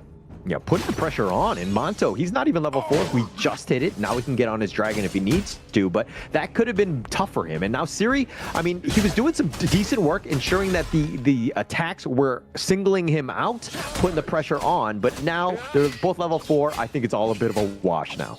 A bit of a wash, and look at Illusion. He's waiting Wawa in the wings. He's got Ru Engine, he's got Soaring Dragon on top, but Wawa, he's like a man. He's going to take that one. He's going to eat up his healing dew, and he'll be fine in the morning. Yeah, that's the ultimate coming in for the Fatir, because on click, it just remove any form of CC. That's not a suppression, bailing you out from any form of danger here. So good reaction coming in from Wawa, just walking away, taking a healing dew, and they call it a day. Yeah, look at Inuo looking for that ambush. The box, they've got him locked in, and they've got him knocked around, and he does get killed without taking liberties. What a great rotation, but now they want revenge. They got a 3-man stun, and they don't care. They've got the Razor Cavalry as well. They're going to dive their tower. They're going to make sure that they get 3 in return. 5 people from the side of Nongshim RedForce just appearing towards the boss side here. Faye does drop, but you return. 3 kills back in favor for the side of Nongshim RedForce. That is a big rotation coming in from the side of Nongshim. Yeah, they're like, how many people do we need to rotate? Yes, everyone is there. Look at Gen.G. The box was perfect, completely setting it up without taking liberties, and you think that everything is good for Gen.G, but here come the Cavalry. They nice 3-man stun, plus the Razor Cavalry right on top of that. Nowhere to go, and that's that wombo combo and why they drafted those heroes early. But still, I think it's very greedy coming in from Monto to not cast the Infinite Vastness after seeing Illusion coming in with that rotation here. So a bit of a misplay here coming in from the Gen.G's roster, especially the farm lane, that can potentially bail himself out, minimizing the loss here. But we can see, Goldie is almost dead even with Gen.G starting off this Tyrant. Yeah, they're looking to start this down. They have quite a bit of damage there. They have a lot of burst, and Rock will just smite that one. They take that one away, and Nongshim, they got caught flat-footed. Yeah, they got caught flat-footed, but they didn't want to contest in the first place because we saw Haku in towards the top side, clearing his jungle, just like what a jungle assassin needs to do. Prioritize your own farming tempo, and then look at these neutral objectives here. So it's still a 50-50 trade, but we see Illusion here finding the angle onto Monto. Infinite Vastness used instantly. He learned his lessons. He was like Sagi was saying, I need to get on my dragon faster. I will. Sir. And so he listens to him, and he makes sure that he stays alive here. He's probably in his brain, he's like, oh man, this Sagi guy is always nagging me. He's always yapping. I gotta play better so he stops his yapping, you know? So, sorry, Monto. It's what casters do. We yap at the best. Monto's like, you're not my mom. Get off my back. I'm going to do what I want. But I think he was like, okay, actually, that's probably a good idea. I'm going to listen to Sagi on this one. Yeah, but we see more of these rotations here, trying to limit Monto's farming tempo here. Kill9 taking his jungler's role, just making sure that this dragon in towards the bottom lane does not have a smooth sailing scaling here, because once this dragon scales, you kind of have to wonder here. Maybe Siri gets one-shotted by those flaming palm, maybe Illusion also gets nuked down, so they need to limit Monto as best as possible when he does not have the infinite vastness. Yeah, it's Siri right now. He's got a 500 gold lead. He has that edge. So this is going to be a huge win for Nongshim, at least early. Really taking it. And now Wawa in a bad spot. It looks like Illusion gets the Ruin Engine on top of him. He's got the slashes, and Wawa, no stranger to the fights. He wants to go. And here come the reinforcements, and it looks like Rock is not going to be able to find anybody. Wawa is very confident coming into these games because he knows, like, okay, I have the mechanics, I have the backup coming in from Rock. I do not need to burn the flash here. I just need to make sure that I don't die and play towards my minimum limits. Yeah, very smart Clash laner. He's actually one of the best right now at KME. He's just been able to just shine at this point with his timing, his understanding of just like his heroes and where he needs to be. He knew that he was going to be safe and that reinforcements were on the way with Rock coming. So just Wawa playing very well in that top lane. Yeah, playing very well here, but the laning phase is still being extended here coming from both these two teams here. They do get the steal over on the Crimson Golem, so that's a win coming in from Nongshim RedForce as they take another prize of the Wild Force before they exit the jungle of Rock. Yeah, Nongshim changing things up from the game one where they kind of let Rock get going, left him alone, let him do his own thing. But now you're taking away some of the buffs. It's going to slow him down ever so slightly, which is going to be huge for Nongshim because, again, they want to go in. The Ru Engine on point of this one. He's just trying to push back, but now Rock will get under the tower. The board has been set up. Doesn't catch anyone. That's the return to dust that we're talking about, right? It removes the Stardust, it allows him to tank up so much damage, and that is why Rock survived that gank among 3 people here. So this is the Yao that's going full damage, that's being so darn tanky here, but look at the top side though, Wawa is getting pushed away by Kill9 on this Guan Yu. Yo, Kyung9, you didn't need to take the top T1. Like, hold up a bit. You know what I mean? I know you're trying to cut the creeps or whatever, but now Nongshim putting the pressure on. They're going to take the bottom T1, and Gen.G have no answers. Yeah, much more clean early game here coming from Nongshim RedForce. There's no super Wawa play coming in towards the mid game, so it is in Nongshim's favor in this early game to get that 1,000 gold lead here. But it's still the mid game. It's still no big team fight between these two teams here, so it's still a very 60-40, 50-50 sort of map situation we're looking at. Yeah, it's definitely far from over at this point. I would say more like 55-45. It's like negligible at this stage. Gen.G win one team fight, take one big tyrant, you know, a big jungle objective, then they're going to be good. But now they're looking to go for this. The board is going to be set up. The box has been set up for the duel of death with the Ru Engine, the Razor Cavalry. Kong9 just pushing them back with those heroic charges. But are they able to get any side aside from an Inua and Monto? They've gotten a little bit more. They want to go for Glue, and they do end up getting him, but they trade away Siri. They trade away Siri, they trade away Kill9, so that's 2 side lanes going down over to the side of Nongshim RedForce, but on the side of Gen.G, they take 3 kills in return as another engage goes on to Wawa, making it a 4 for the side of Nongshim RedForce as they come out on top in this exchange.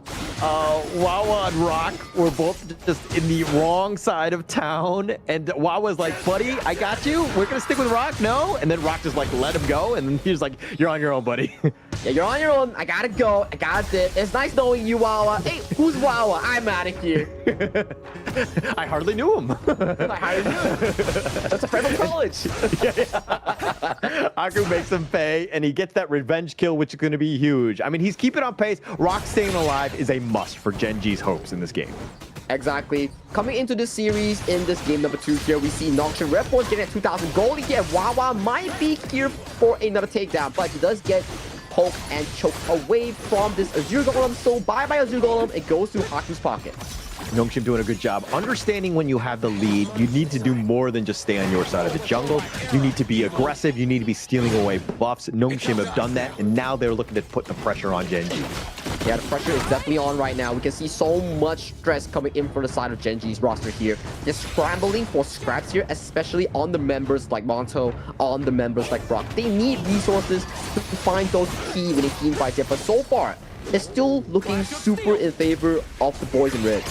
Yeah, in favor of that, but Rock with a slight edge over Haku, at least in the lane matchup. He has been the guy. Again, he hasn't really been killed yet. He's 1-0-0. He's been off the map. Nongshim needed to do a good job of just kind of honing him, tracking him, understanding where he is, and essentially putting him on house arrest. And although taking liberties, finding Faye, but he's going to just dash away. Yeah, Clue doesn't find the Flash Cannon Blast here, so it does miss onto Faye here. So that's a common spell away and removed from the side of the roamer from Gen.G Esports here. As we see Monto potentially being caught out here. Forces the use Infinite Vaxes so early. Very early, but the board has now been set. Catches out at least Siri, but I don't think that they want to continue. They're going to give up, understanding that the Dragon has been used. Monto has expended that one, but the Tyrant, the first Shadow Tyrant, is going to go the way of Nongshim. Yep, goes uncontested here, but that's the reason here. You cannot make these mistakes that really cost you key spells like the board, like the Infinite Vaxes here, that really cause you to be in such a negative spot, such a defensive spot.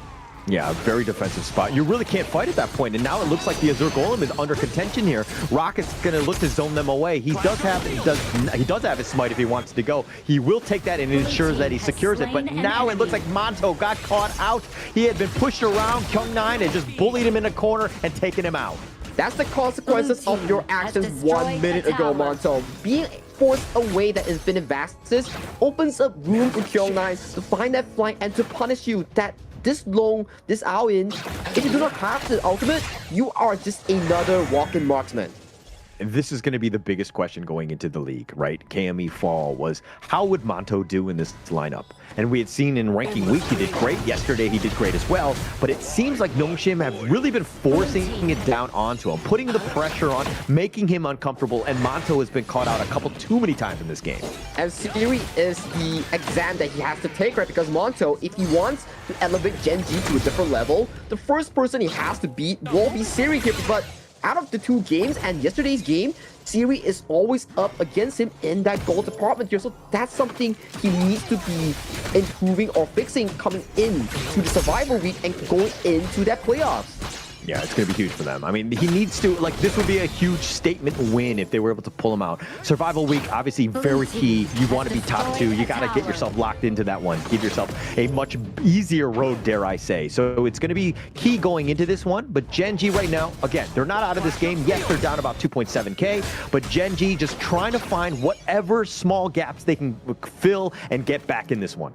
Like you mentioned, right, if you get that top 2 spot in Group S, you're minimally secured for top 3. And only one series will push you to that top 2 spot that allows you to go for that last 10 qualifiers against KMW second and WKS first. But you have to focus right now. Every bit of improvement will result in that inevitable final week playoffs.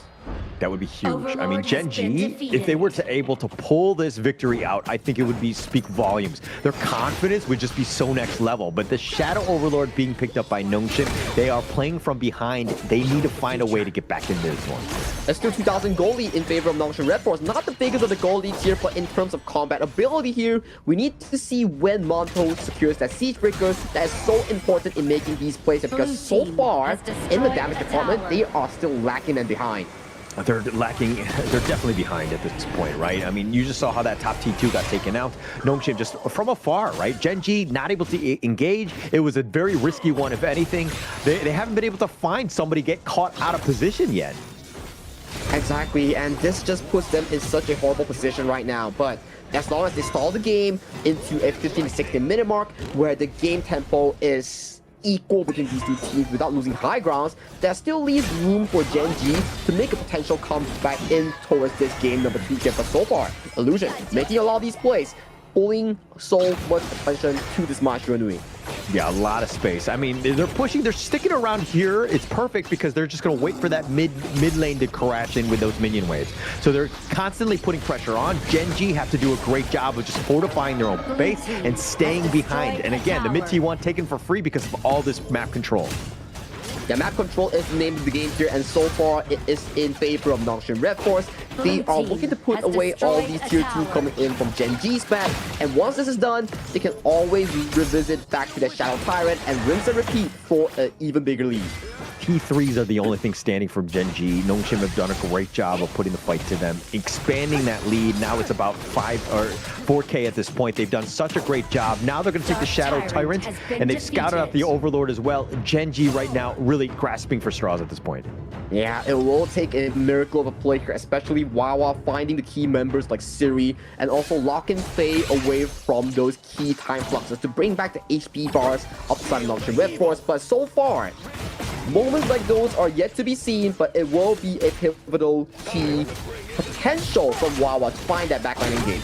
Yeah, they find Kyung9 though. I mean, Kyung9 and Illusion have been really setting up the fights. I mean, they've been able to just push people back. The Razor Cavalry, the Ruinjins have been on point. So Faye hasn't really been able to kind of shine with those time lapses. It's more of a like, you know, double insurance, if you will, when they need it. He hasn't been able to do it because of the fact that everyone else has just set them up so well.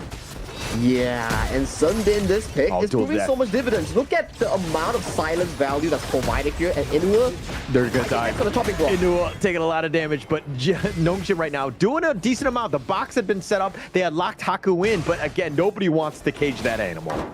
Yeah, nobody wants to cage Haku. He's a crazy animal in terms of that disgusting Musashi that he showcased to us. So far, every Musashi that's picked so far has proven to have a lot of value here, and the pressure goes on. Oh, the time flux right on top of this one with the box. He might have dove in way too deep. Haku, though, trying to fight on the back line, but he's somehow alive with that time flux. He gets out, space created, they take the bottom T3. He goes in for that deep dive. He comes back out alive without even burning any of these key spells, except for that Blood Rage here. That is a painful thing that's being taken away from Gen.G as the map is starting to grow smaller and smaller for the Gen.G Esports lineup. Yeah, but the Shadow Overlord is going to be probably the next target that Nongshim are looking to have. Gen.G have sniffed that out. They want to kind of move around, putting that, trying to take whatever farm they can. I mean, look at Rock. He's 12.7, the highest in the game, but the rest of the team has not really been able to kind of follow in his footsteps. Monto is definitely far behind Siri, who's about 3K behind. That is very painful, especially if you're a marksman. Not having the siege breaker at 17 minutes, usually the timing where you are already full build regardless if you're ahead or behind in the game here. So things are starting to look pretty difficult here for the Gen.G lineup. They need to find an angle for it. He goes right into this one, right onto Wawa. Haku is just trying to force it down, but again, space created. Clue with a nice little box, but that's going to be Sage's Sanctuary. They've already picked off Clue. Infinite fastness. He's going to fly to the skies. No, he's going to go in reverse. He's going to get on out of there, and Haku survives yet again. Haku going in with that Blood Rage bait into the Sage Sanctuary, allowing Gen.G to waste all the spells on this tanky Musashi and then getting alive, taking kills onto Clue, taking kills onto Wawa, and right now taking that tier 3 tower here with the last one in the mid lane left to dust. 20 more seconds for Wawa and Clue to be back off. The last T3 standing has been taken out. The Soaring Greed Dragon by Kyung9 all on front, just trying to force it down on a Rock. But now the force locks into 2, but Rock doesn't really want to fight with this, especially with that Shadow Vanguard in front. But Rock just trying to navigate the duel of death, but they get the crystal, and Nongshim strike back and even the series. Beautiful game coming in from Nongshim RedForce. Very clean macro game and limiting the farm tempo from the side of Gen.G's key carries here. And then all the proactive engages coming in from the Musashi always pay off so well. So what if you find the backline off the side of Nongshim? It is always going to be Siri. It's going to be always Haku on that Musashi, finding the correct carry angles, proving the fact that the better carries will win in the series. Yeah, it was the mechanical play, right? It was that matchup in that farm lane, Monto, Siri going at it. And it looks like just, you know, Siri was just too strong in the end. Monto kind of, there were some shaky moments. He got caught out. He wasn't able to catch back up, right? And they really needed another damage dealer on this Gen.G lineup. Rock was staying alive. I think he only died a single time in this entire game, but he needs some support, right? And that was kind of the struggle that we've seen from Gen.G in the past, where Rock tries to do everything on his own, but he needs help. he definitely needs help, and help wasn't delivered so far. Wawa was getting super limited coming in from the side of Gen.G's draft. That last pick, Sunbin, really limit the burst potential coming in from the side of the Gen.G lineup. With that time flux, it gives you so much health back when you time it correctly, and props to Faye, he was having a very good game on that Sunbin. It's a game of roamers, right? Does Clue have an amazing game, or does Faye, right? And then that team just wins. I mean, obviously all the other guys kind of help support and kind of create that like sort of space. But what I've noticed is that when you know, Faye or Clue are on point in that game, they will win. And Faye was definitely that man. I mean, the 114, very pedestrian in terms of a KDA, but you're talking about the time lapses, the time fluxes, all these things of getting Haku back to safety and alive.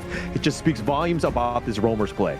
Well, that's Sunbin. You don't really want it be in your ranked games, but when it's in competitive, it's a whole different story because of how these pros understand the hero's capabilities, and that is what makes this pick so special between Nongshim, RedForce, and Gen.G, because they play so darn well. Yeah, very well. And I think Clue is just like, that's my boy, that's mine, that's my hero. That's like, why are you trying to take it away, right? And I mean, going into this one, you just saw the power of it. I mean, it was like a last pick roam Sunbin, right? So I think that really paid off in spades on this one. But the damage-wise, Rock trying to do as much heavy lifting as he can, but 78,000, but where's the rest of the squad? Wawa is doing his best, but he's the Clash laner. He's definitely not going to do as much. Yeah, that just shows when you don't have enough gold on towards the marksman like Monto, you can't generate enough damage, especially on a Long. You desperately need gold to really funnel your items for your Flaming Palms. If you can find those Flaming Palms towards the backline, that is what makes Long such a strong pick. But since you're falling behind against Kyung9, Kyung9's attempt at finding you, that's why he got MVP. 18% in the damage taken, 13%. Not the biggest of the numbers, but 4-1 and 3 KD, and you know that this guy is always actively hunting down that Long in these team fights. Yeah, we'll see it in the highlights here. I mean, you'll see every single time they win a big team fight is because, you know, his Razor Cavalry was constantly pushing people away. They really didn't have any answers. Like, Inua's boards were like catching people, but they were like the very end, if anything. And we'll see most of these in the highlights here. Yeah, the highlights, we see Monto here just finding the kill on towards the Fake here, and this is the key moment here, that Illusion finding the 3-man Ryu Engine, sealing the deal for this 5-man cavalry play coming in for the side of Nongshim RedForce. And then once again, finding the engage towards the backline here is Wawa in 4 series. But yeah, you get the backline here, but Kyung9, he's getting the backline as well. He's cutting Monto, he's cutting Inua, and they are cutting Kuya. So it's 1-for-3 exchange before Haku gets the ultimate again to jump again on towards the backline. Yeah, just I would say draft diff on this one. I mean, just the way that they played it. Nongshim, I mean, the Guan Yu, the Musashi, that little 1-2 combination, so annoying to deal with. This is like, you think you get the jump on the Haku, and then here come all of his friends with Kyung9 and Illusion just pushing in people, and just, you have Suri on cleanup duty with all that damage. And like, in the end, Rock 5, impossible of them to do, and it looks like it was just way too much Nongshim in the end, and a well-deserved Game 2 victory there. But it's a repeat of yesterday's series, right? As always, these two teams going to Game 5, battling out until the most end of the day. Like yesterday, it's 2-2, but today, maybe it's a 3-1, maybe it's a 2-2 once again. These teams, they won't back down. They will go back to the strategies, think about what's the next upcoming best draft for the team. But we'll take a little bit of short break before we jump into that game number 3.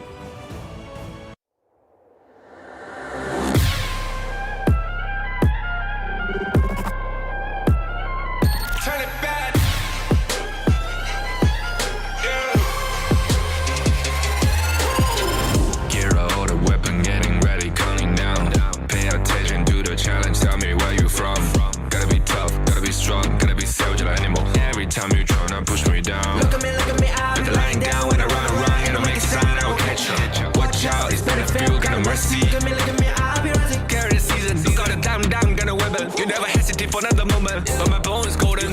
I'm invincible, just let him know. I can show you all the glory I own. Through the jungle, find a way to the palace. I'm waiting here. Go, never knock it, we go.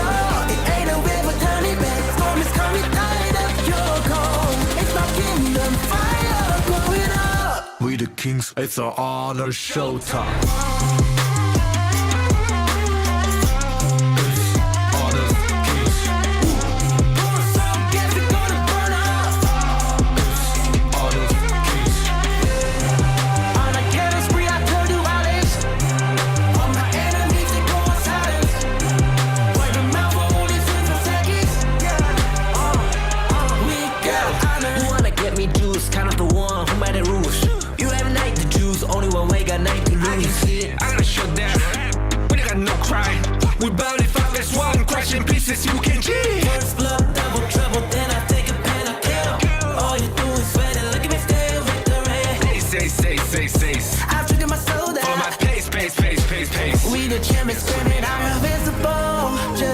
know I can show you all the glory I own. So the jungle, find a way to the palace. I'm waiting.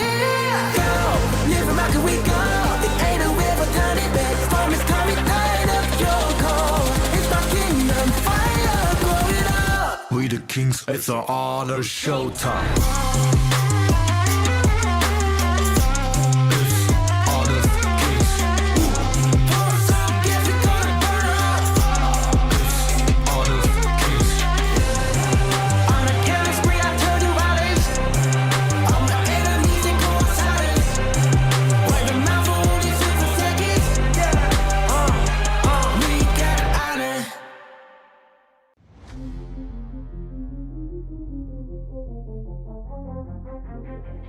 I said I'm born of this, I'm born this way, ayy. This is my chest and my bonus play. Can't be late, won't hesitate.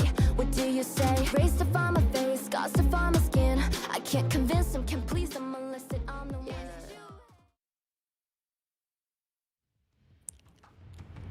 Nongshim RedForce strike back, take game number 2 off of their, dare I say, clinical play. This is like the Nongshim that we know.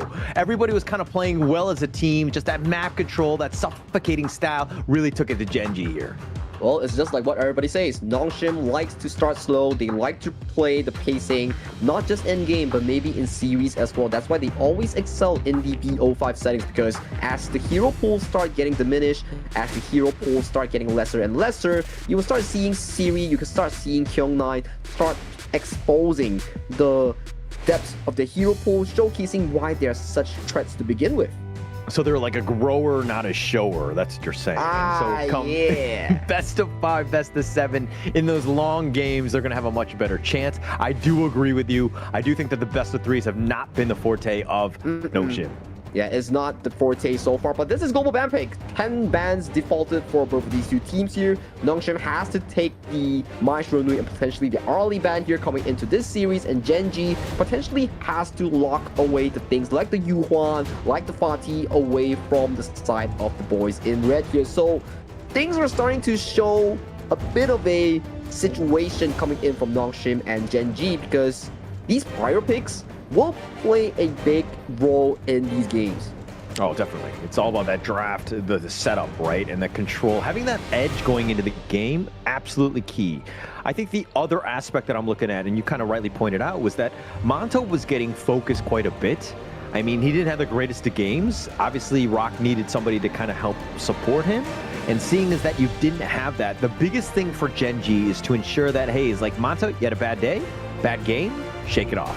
Let's go, right? We have plenty of time ahead of ourselves. We cannot let his, his confidence crumble at this stage. Yeah, confidence cannot be crumbled, especially in a BO5 setup, because every game matters. It was so what you hit like a 2-0 marker, but once you start your mental game being shifted away, that's when you think like, oh, I shouldn't be affected by my mental, because there's still potentially 3 games down the line if I don't end it right now. So that's the question that's being set for Monto. Does he have the sufficient mental capacity to carry on what Ray left in this roster? Yeah.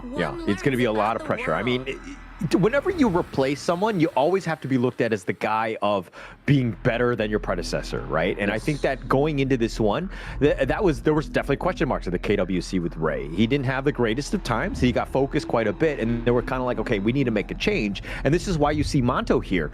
And we do see flashes of that brilliance, especially in the ranking week. But now we're in a longer series. These are not best of 5s. These are not easy. And to be tried and true, you might scrim all the time, but getting in this high pressure cooker situation is definitely not easy. Yeah, it's definitely not easy. It's just the high pressure cooker, like you mentioned.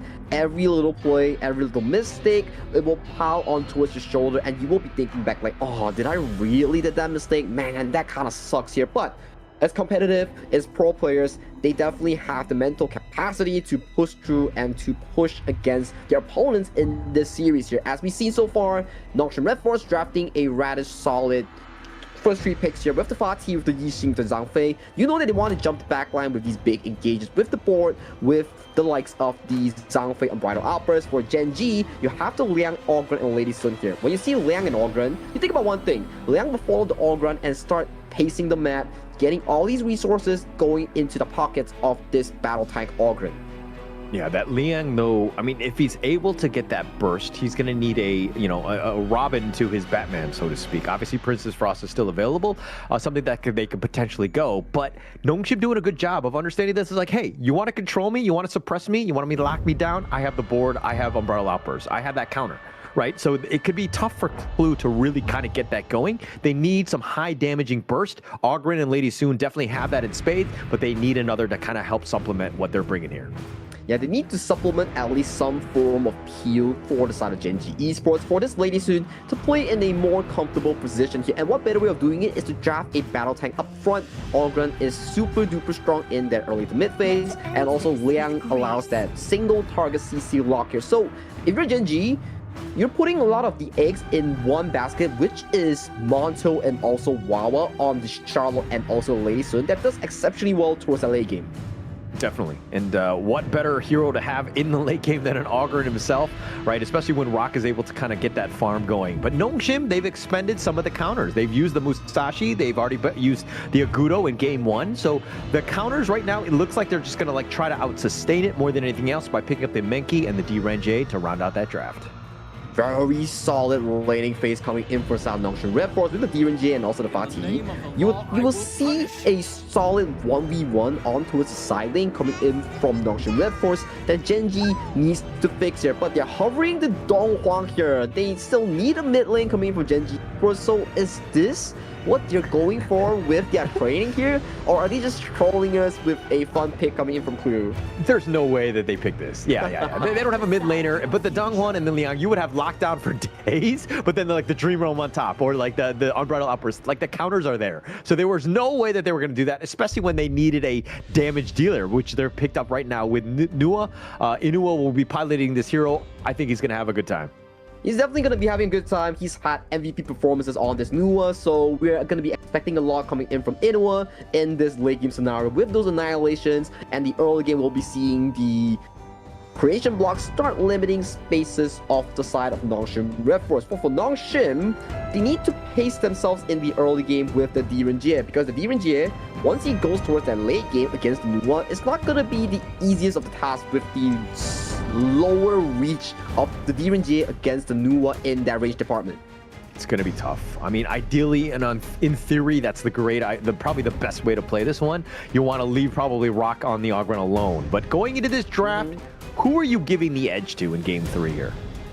Ooh, game 3 draft here. I think both sides drafted a very solid team composition. It's more of a 50-50 matchup here. Laning goes over to the side of Nongshim RedForce. Mid game goes over to the side of Gen.G, and late game is also somewhere in between Gen.G as well. Okay, interesting.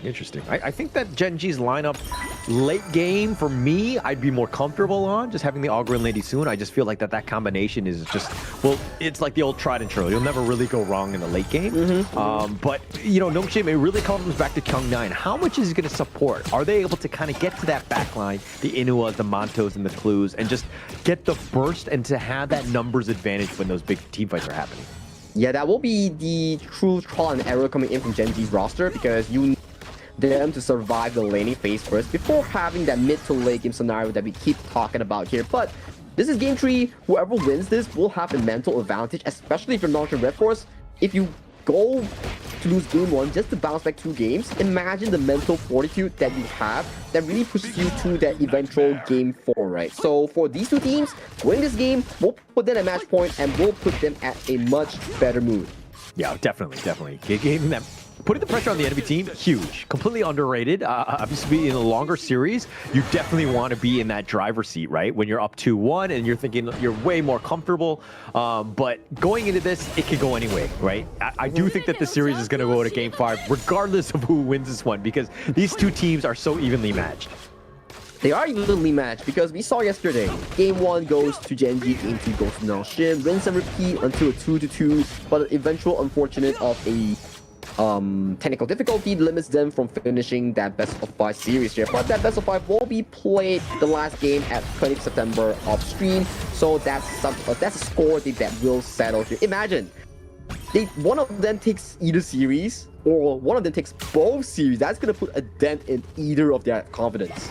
That would be huge. That would be huge. But at the same time, you're kind of thinking, well, you know, they're still not out of this. They still have a chance in come playoffs where they just save in strats, right? I mean, they're trying things. Gen.G have done a great job. I think that, like, going into the KME fall, there were definitely questions. How would Gen.G stack up against Nongshim? Would they be able to compete? Will they be able to compete? Will they be able to push and continue their dominance? That's all the questions that we want to find out, right? Because Gen.G, in towards that early phase of the game, they were doing pretty damn well in their ranking week, right? Because they were like, what? The kings of the first week without dropping a single series. So if you are Nongshim, you're trying to come back for that challenge against them. Yeah, that would be great. I mean, for both of these squads, like, to see exactly who is going to kind of come out on top. Obviously, a big confidence boost, but not only that, but just the momentum going into this. It would be super key for both of these teams to really just kind of dig deep, because Nongshim, I think, have gone, dare I say, untested at times, and there was a bit of overconfidence going into the KWC, and they kind of got shell-shocked when they were there. They're not the biggest dog. They're not the best in that regard, and once they started losing games, they were struggling, right, to kind of get back into it. They thought that they were the Titans, but they had the fight taken to them. Yeah, they have the fight taken to them, but that's what make a region so good when you have two teams like Nongshim RedForce, like Gen.G Esports, because it makes that rivalry that to push both of these two teams to keep growing and learning here. But a Dream Roam does land onto the Eagle here as he walks away to safety here. But back onto the topic, it's just like the rivalry between OG and Twisted Mind from your favorite region known as KMW. So I hope that we have something like that in the KME, being Gen.G and Nongshim. Get that word out of your mouth. We don't say that on this cast here, but Haku gets here stated. Rock just runs it down, chasing him, and he gets the big old Menki. Big catcher coming in from side Gen.G Esports, taking down the junglers just moments before the objective is not what you want to see side of Nongshim RedForce here. So that's a big win coming in from Gen.G as they look dead in the eye towards this Tyrant that they potentially want to contest for. Yeah, but the death timers are so quick that Haku's going to be back up. He's going to be able to kind of see what's going on as Rock kind of pulls the Tyrants away. I don't think he's actually going to commit for this. This is a bad 50-50 if they want to go. Rock looking to just go right into Haku. The Dream Roam, he gets the steal and he gets on out of there. Haku with the steal. You see Haku with those glasses, he's chill with it. He's not looking at the explosion. He's just like, okay, drive by. Let me grab my Mech Tyrant and let me bail out to safety here. Haku is just cool with it, you know? Yeah, just completely. That was a perfectly played there. I mean, if they lost that, because giving up first blood and then losing the Tyrant, that would have been a disaster start for Nongshim. They salvage what they can, taking that one out, but they did take some heroics from Haku there. Yeah, heroics from Haku does limit all these losses here coming in from Nongshim RedForce, because you see, Gen.G already having 1,000 gold. Imagine them double downing with that Tyrant. That could have been bad news coming in from the Nongshim RedForce roster. Oh, that would have been terrible, right? And now Gen.G here, maybe they start the Overlord if anything, but Rock will continue to farm. He's been off the map. He's so efficient. His movement, his ability to just find farm across the map. Wawa, did you see that misclick? He actually used the flash for no reason. Well, misclick or mind control, because you see, he's forcing Kyonai all the way back to the mid lane here, and he secured the class name tower here, so that's a big win coming in from the side of Gen.G, but bot side though, Haku seems to be in a pinch. Yeah, he's in a bit of a pinch. He's got the bubble though. He will stay safe, but Gen.G, all 5 members here, and this might be a bit of a steal. Haku does not have smite, so it's just a bit of a farce more than anything else. Gen.G will take that up. They will smite it, ensure that they get that blue buff. Yes, sir. And right now, it seems to be both teams sharing the map state. We see all these side lane turrets go in favor of both teams. So it's really down to who gets that mid-game teamfight that we keep talking about. Mid-game teamfight is how teams really secure their lead, really push on in terms of teamfight, because HOK, yes, you can play macro for the full game until the end of all towers, but you still need to fight that last teamfight in front of the crystal here. So team fighting is the essence of the series. It's got to be key, and that's the biggest thing. Nongshim right now, we were kind of talking in the pregame about how they might have an edge in the early game. They are behind, and it's not a huge amount, but Gen.G have just been taking the pressure and just putting it on, and now Nongshim have to defend this bottom T1. And this bottom T1 sees a lot of rotation coming in from both these two teams here. 5v5 in towards the river here as Rock face checks into a Kyung9 with the ultimate beam pop. He's going to be backing off. He will be fine, if anything, but, you know, Kyung9 made that nice little rotation. Something to take note of, the top lane is not really pushing because they provided so much pressure in the bottom lane. And Nongshim, look, again, they don't want to give this up. They're looking to just invade the enemy jungle, too. Yeah, every small camp that they take is a bit of gold denied away from Gen.G and more gold towards their pocket. If the next attacking point will be this Azure Golem that's just going to be spawning in just a few moments right now. We see Haku position himself super aggressively, wanting to take control of this space. Yeah, he has the smite this time, but look at Rock in the mid lane. Realizing that, yeah, he might give up the blue buff. They're going to look to put pressure elsewhere, but now Gen.G looking for the wraparound. They do get the steal with that blue buff smite, and now Haku making his way into the mid lane. Finds Rock, nice dream roll. Onto one, though. The board is going to be set up. The Umbrella Outburst locking him back in, and they do get the kill. They find Wawa, and those slashes are on point by Kyung9 as they take down Rock as well. Oh, big win here coming from Nongshim RedForce as they take 2 of the main tanks here coming in from the side of Gen.G. And right now, they're looking like super duper solid in the teamfight department. This is the thing we talk about, right? It is always coming down to these teamfights, and Faye, to add insult into injury, steals away the Crimson Golem under broad daylight. I mean, he had that smite. You know, this is what you want to do. You have that opportunity. You have a secondary smite on the team, and taking that away from Rock, again, just slowing them down even more. Nongshim right now finding the little wins. These are the big moments that kind of snowball and just turn into a much bigger issue for Gen.G here.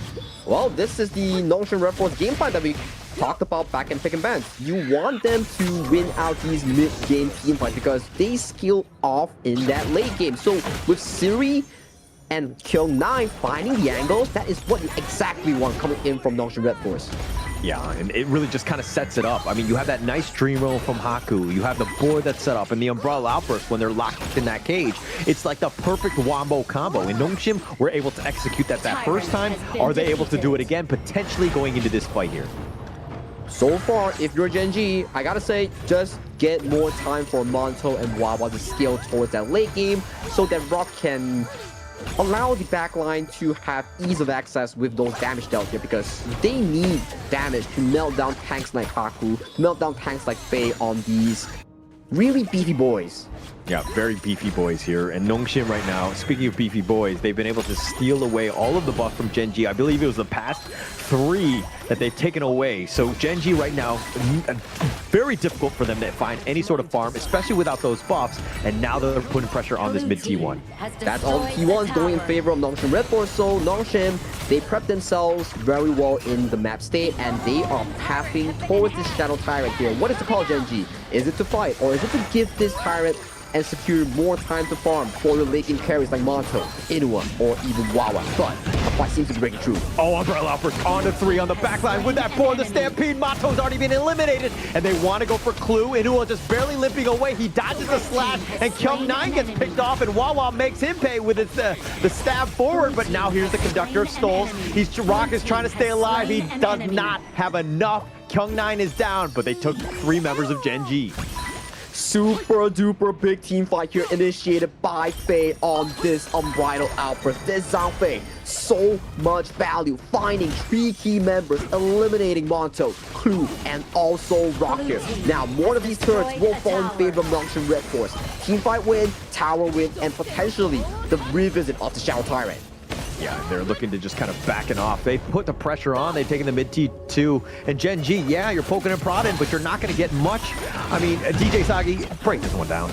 Look at them, Bright Alphas catching onto tree, immediately destroying Monto from the team fight here. And after burning the flash, Inua is left to dry in towards the backline here, forced to back away here, even though they traded Kyung9 back. But Rock, there's no damage in towards the backline here. He's just a living tank that's being assaulted by all these members coming in from Nongshim RedForce. One thing that's a little underrated by Nongshim right now is just how much damage they have. Yes, you have the utility from Illusion, but he also does so much damage. He's able to ensure that he gets a lot of value out of this Yixing Vic, but the rest of Nongshim, I mean, you have that Umbrella Outburst. Once you're Frawley form, you're doing some work, right? So a lot of potential bursts onto Rock, who has, let's be honest, the hero has been nerfed. He's not as strong as he once was, and he still needs time to really get those items to really come online.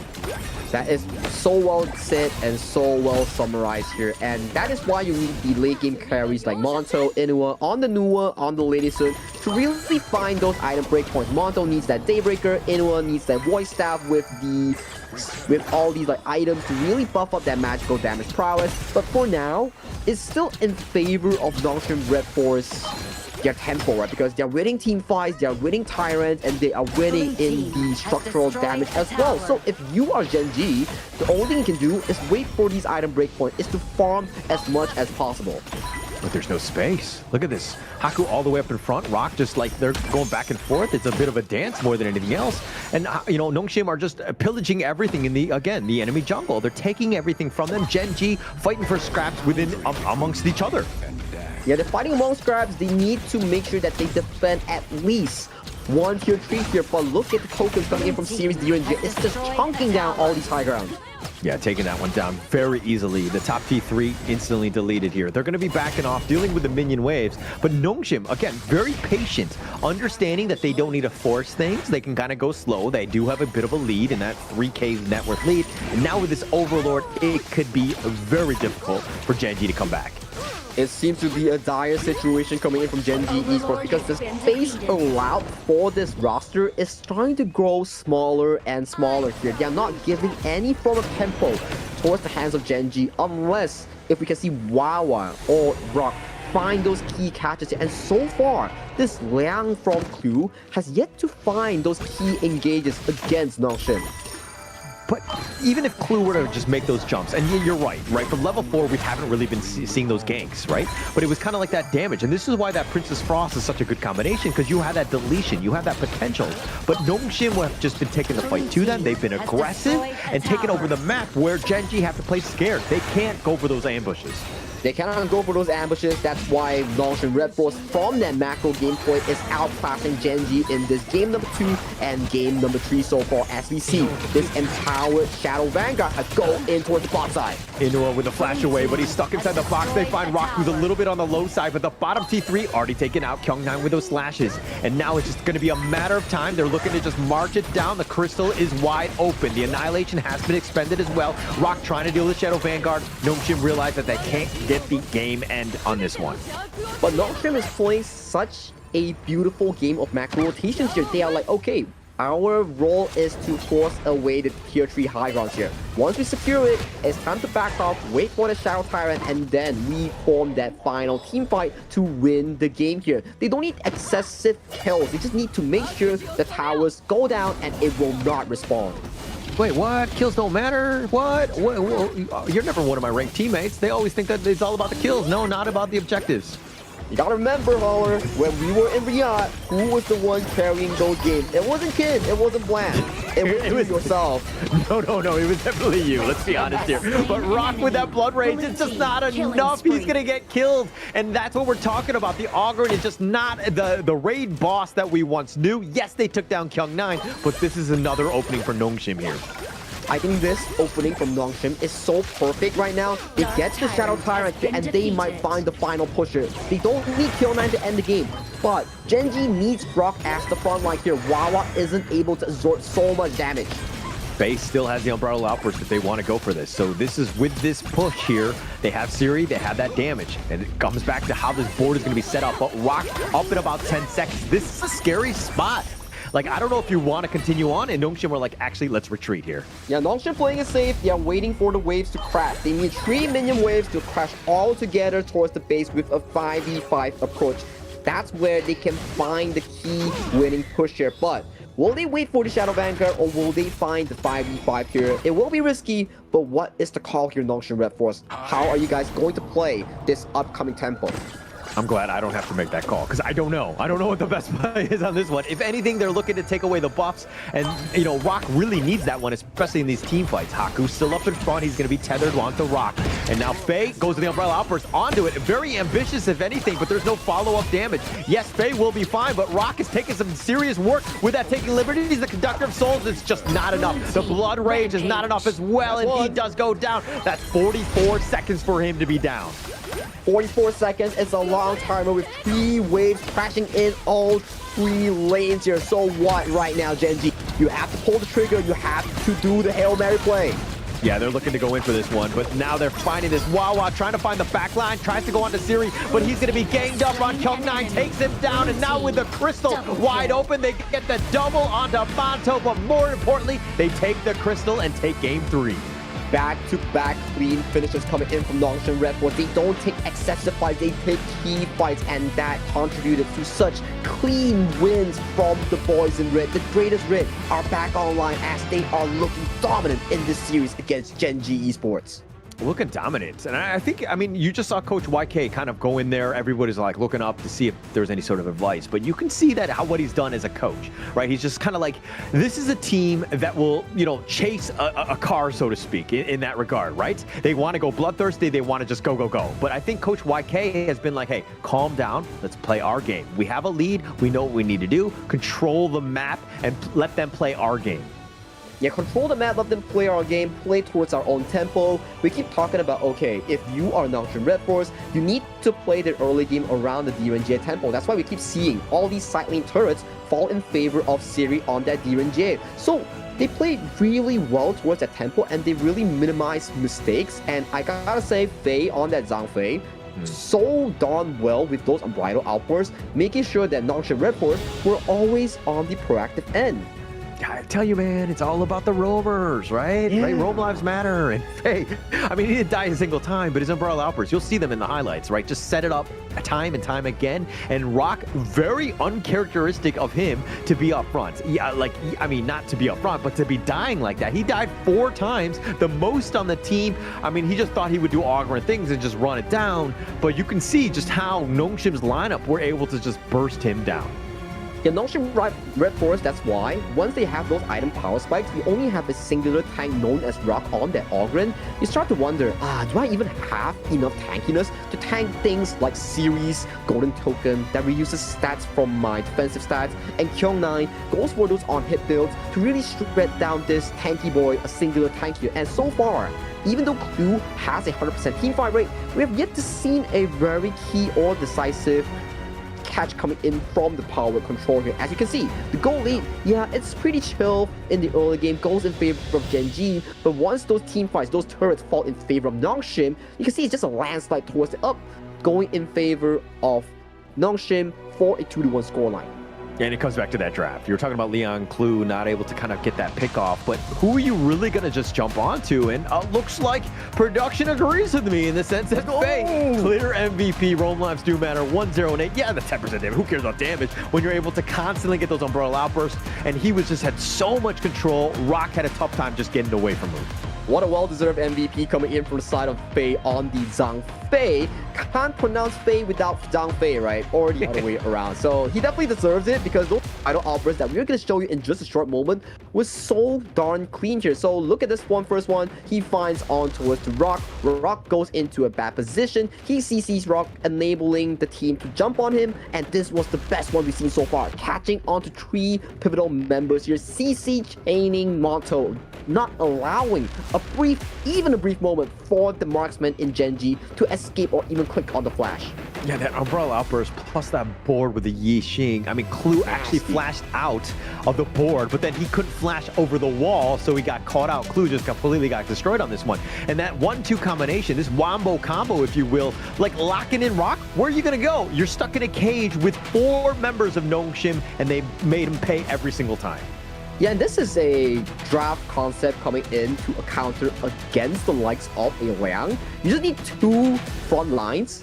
1 to engage, 1 to soak up the unbridled, to soak up the power control coming in from Liang, and there you go. Your team don't even need to worry about the Liang because it's just Liang standing in front, and then you will see the Zhang Fei using the unbridled outburst to engage or disengage against the Liang here. But that's game number 3 between Nongshim and Gen.G. We will be back for game 4 in just a short moment.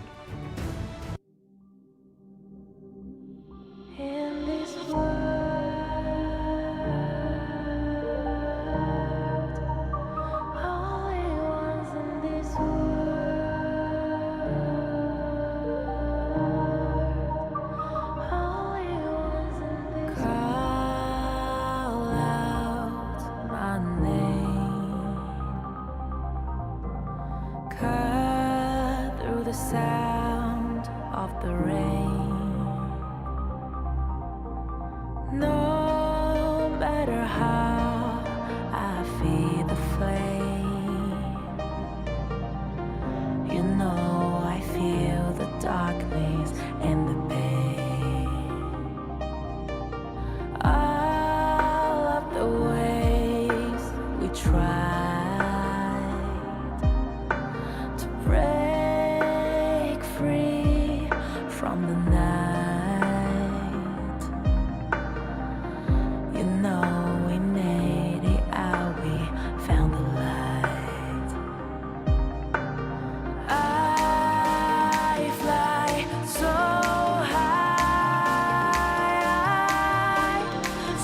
high, light up the skyline. Let's do it this time, like it's a whole new vibrant world.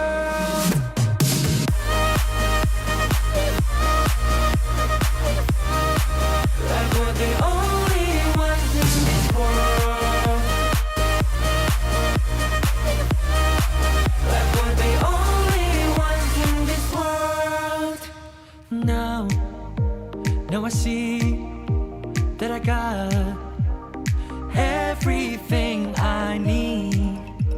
It's alright, I'm on fire, I'm alive, 'cause now I fly so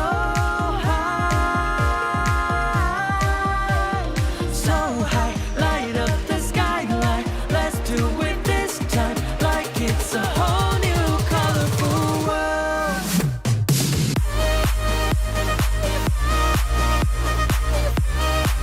Like we're the only ones in this world.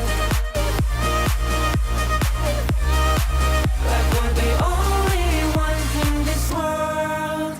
Never thought we'd get this far, burning like the stars. How we get this far, like we're the only ones in this world.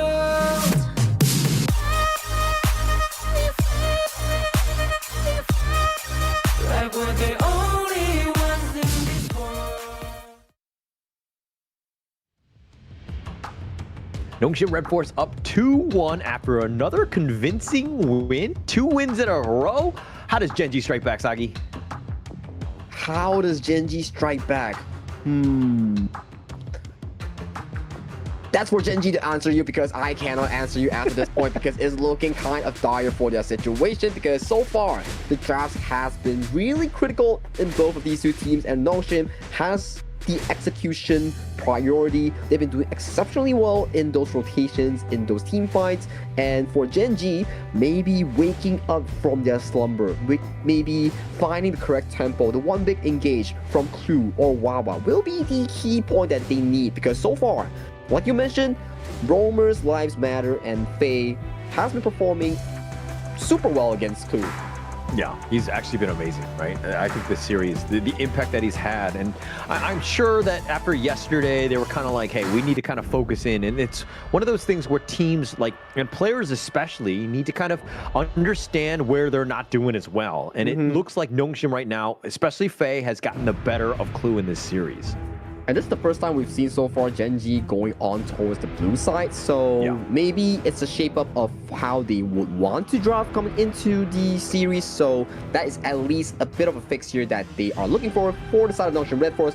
This is their comfort zone. They like to play on towards the red side. We see the Maestro Nui and also the Yu Huan being banned away in the first session of the draft. A lot of respect right there. I mean, in the sense that, like, they don't want anyone to get going. We know that he plays the Mai as well, but Gen.G doing their own homework in that regard, not giving up the Ogryn to Haku, who likes to play that hero. But he just hasn't been as great, and now Gen.G understanding that things are dire. Things did not look good in that game 3. They're going to go fast tempo. They're going to go with the pay. They're going to go with the pay, but it still opens up the Ogryn direction here coming in from Haku, because the Ogryn does traditionally pretty well against the pay. It's not to say that it's a direct counter, but Luna is still up and available, and is he just going to pick it? Because wow, he just picks it into a counter against the pay here. And my apologies, Ogryn has been banned away here, so Haku coming in confident with that Luna. Yeah, and you have that control from Mayan, which kind of, you need to solidify the top lane in your own jungle. Mayan can do that in spades as well with that control. You gotta let Haku get going, and it looks like the Diadia and the Ganon Mo for Gen.G. It's a lot of damage. This Inua is gonna be super annoying to deal with, especially since the Nongshim side kind of on the squishier end. I like the Gen.G draft because you have the Diadia to lock down the infinitely flying, dashing Luna, and then you have the burst that can pair up with Clue in towards that mid-roam synergy here. So for Nongshim, they cannot put all their eggs in one basket on towards the Luna. They need to find a different carry, like the Lone here. Yeah, the Lune, we'll keep it the old tried and true. This is the series special. He loves this hero. Definitely one of his mains. He'll be very comfortable, and he does have a bit of an edge. Like, if we're talking about lane matchups, a lot of good heroes have already been taken by Gen.G. So what is available against Series Lung here? Well, what is available? It will be the Gen.G Concert U up and available for grabs for the side of Nongshim. RedForce Arlie is also one of the key candidates here, but it has been banned away from Monto's hand here. So between the Concert U and also the Gen.G, there's still options coming in for the side of Gen.G's marksman. A lot of opportunities, and the biggest thing for them is that also, you know, next level in the sense that Gen.G like to last pick the Sun Bin, right? And seeing as that they picked the Diadia here, they know that the Lung is kind of available because they use that Sun Bin as a counter to the Lung, you know, come T-fights with that silence, right? So Nongshim, again, just trying to get the one up in terms of the draft, giving them a bit of an edge, because the Diadia, yes, it has the control, but it doesn't have that suffocating time lapse that, you know, the Sun Bin has. Yeah, the silence removes the ultimate from the Lung because he cannot click it. The bitter farewell coming in from Diadia, you still can press the ultimate and bail yourself out as the lone care. But those are two of the options here presented by Gen.G. They do go for that Diadia as a counter pick towards the lone here. Coming into the second phase here, we see more of these roamers being locked away from Faye here. But Faye here is available as Faye locks in his famous secure. He's got it. That's one of his signature heroes. He'll be very comfortable on that. And Gen.G tried to do a good job of understanding like how to, you know, the roam was going to be a problem. They wanted to ban out the Lian Po, also a Fade special, as well as the Liang. Not as much, but it did make a little bit of sense if they were able to kind of get that control on to pay, for instance. But the Secure is always going to be the tried and true for Faye. He hasn't had the greatest of time in the ranking week with it, but I do think that he'll bounce back in this game.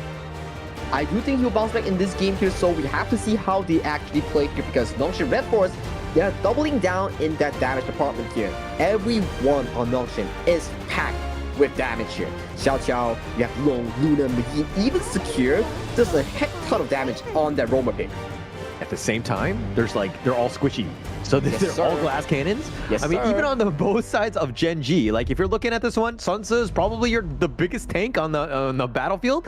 But he's not very tanky himself. So this is going to be an interesting game, and seeing exactly like if they're grouping up, that boat could potentially be game winning. At the same time, Nongshim, how are they going to play around with the secure Mulberry power, ensuring that he gets a multi-man stuns? This is going to be a great game and going into game 4. Great game going to game 4. Both teams have locked their confidence draft. We see Monto on his Marco Polo that he has found success with yesterday in that game number 5. Unfortunately, game number 5 was not played to the fullest extent in yesterday, but bringing out that confident pick for Monto is what he needs to regain that confidence. If they win this game, it will be smooth sailing for them for that game number 5 here. But this is game number 4 between Gen.G and Nongshim RedForce. Nongshim is up in that scoreboard. They are in match point against Gen.G. Do you think that this match, okay, which of these squads has the edge going into game 4 here with these drafts?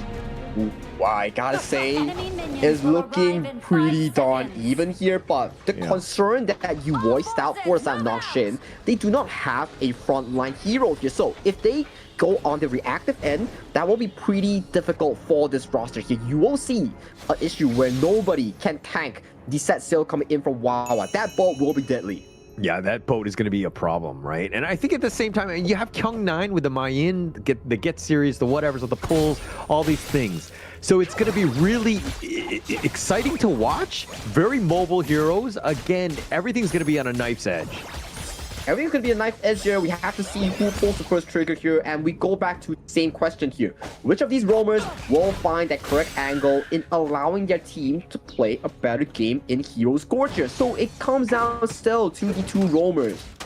It's going to definitely be on them. Faye and Clue, those, I mean, they're already just kind of giving up on the farm lane, letting them solo it more than anything else. But let's talk about this Marco Polo versus the Siri Loom. Who are you giving the edge to? I think if it's a full-blown out 1v1, it is going to Monto because of the more consistent DPS. But if it's a long lane pokes with prods, it goes over to Siri because Lone plays on spell rotations. Monto, if he can stack the passive with the Resplendent Revolver, you will see the true damage stack come in extremely hard here. But Kyung9 here gets some punches onto Wawa here and doesn't go to safety. Yeah, they find all three, but he flashes, he gets under the tower, but he's going to give up first blood. Gen.G waiting in the wings, so patient, like a tiger, if you will. And that is the clue effect here, that Diadea, that bit of farewell. It really locks you into place. But look at the set sail. Oh, the set sail, they find Haku, but they're not going to dive under the tower. Just too much damage at that point. But Haku's staying alive, and now Kyung9 is going to just do the walk of shame back to the tower. Yeah, walk of shame back towards the tower here, gets punished by the clue. That bittersweet barrel, like we mentioned, right? It's a point-and-click CC. Once you get caught by it, and you get comboed by Wawa and also Rock, I don't think you can tank so much damage as a Mayin in that early game. Yeah, you're not going to have a great time, that's for sure. And Kyung9, I mean, he did whatever he could. I mean, when three people just jump you, I mean, it sucks to be the Clash laner at times, but you're going to be isolated. You're going to be left on an island, so to speak. But Nongshim need to bounce back. They need to figure something out. Faye has been kind of roaming around, but he hasn't been able to find a true target. Inua and Monto have been largely farming okay in their own respective lanes. Yep, they just have to farm, make it to that mid-game where Rock and Monto can control the game tempo from the hands of Haku and Siri, right? So mid-game will be key, especially we keep talking about who's going to be blocking the boat coming in from Nongshim's job because they do not have a frontline unit. If I'm on Nongshim's side, I would just throw my teammates under that boat, right? I'd be like, just not me, right? As long as I'm okay, it's all good, right? But I think for this one, it's nobody wants to be targeted. I think if anything, you just have to kind of the belief that if someone gets hit by that boat, they're dead, right? Yeah, hit by the boat, you're dead, you're gone. And maybe Siri gets it, and then he bails out with the Infinite Basilisk, and he doesn't get CC for days. But Haku here misses the ultimate here. Haku doesn't have ultimate. Might be in danger here, but Faye is there with the healing to keep this jungler alive and healthy.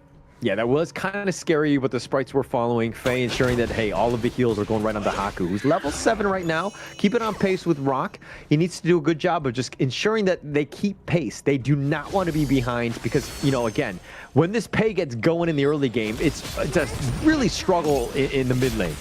Yeah, it's a pretty big struggle in towards the mid lane. You lose priority, cannot walk up, your jungle gets invaded here. So what is the call coming in from Nongshim RedForce? Because this game number 4, so far the early game falls in favor of Gen.G, but always we see 1,000 goalie go in favor of Gen.G. The next time we see it again, it's a team fight wipe coming in from Nongshim here. So we need to see Faye might be called. The Mulberry power not enough to keep him alive, and Rock just pounces on top of that. The boat is going to connect onto the Tyrant, and Nongshim, all they can do is watch as they have no chance on this first Tyrant of the game.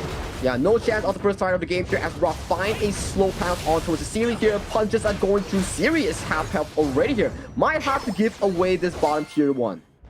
It's just so scary, right? Especially if you're Nongshim at the point, because it's one thing to be a glass cannon, but then you see that Rock on this pay has more damage, is able to outburst you and make things very difficult. Haku, though, taking away the blue buff on this one, and now they find him. He's trying to get dashes away, and now here come the reinforcements. Faye gets the Mulberry power, and they make Rock pay, and Faye somehow still alive. Faye played that extremely well with that Mulberry power into the flash to redirect it on towards Rock, so there's enough damage, and Mulberry this power. upcoming Mulberry power catches Wawa off guard here. Faye with key play. Absolutely key. The Fever Barrage. Monto under the tower. He does not care. He's going to be destroyed. And Kyung9 with the flash in play. And Nongshim, blink of 9. They get 2 kills, and they're back in this one. Disastrous stuff here coming in from Gen.G. We were praising them. Okay, 1,000 gold, dominating the map. Switch of a gear immediately falls in favor of Nongshim RedForce. Crash lane all the way towards the bot lane here. Nongshim once again back in control. Back in control and just putting the pressure on. I mean, Wawa was a little bit low, so you're kind of thinking, why is he sticking around? And he just thought he would be safe, he'd be okay. Maybe, I don't know if he had the boat up, but again, just way too much burst from Nongshim. This is a situation where everybody is so squishy. If you get caught out, if you're down numbers, you're just going to get bursted.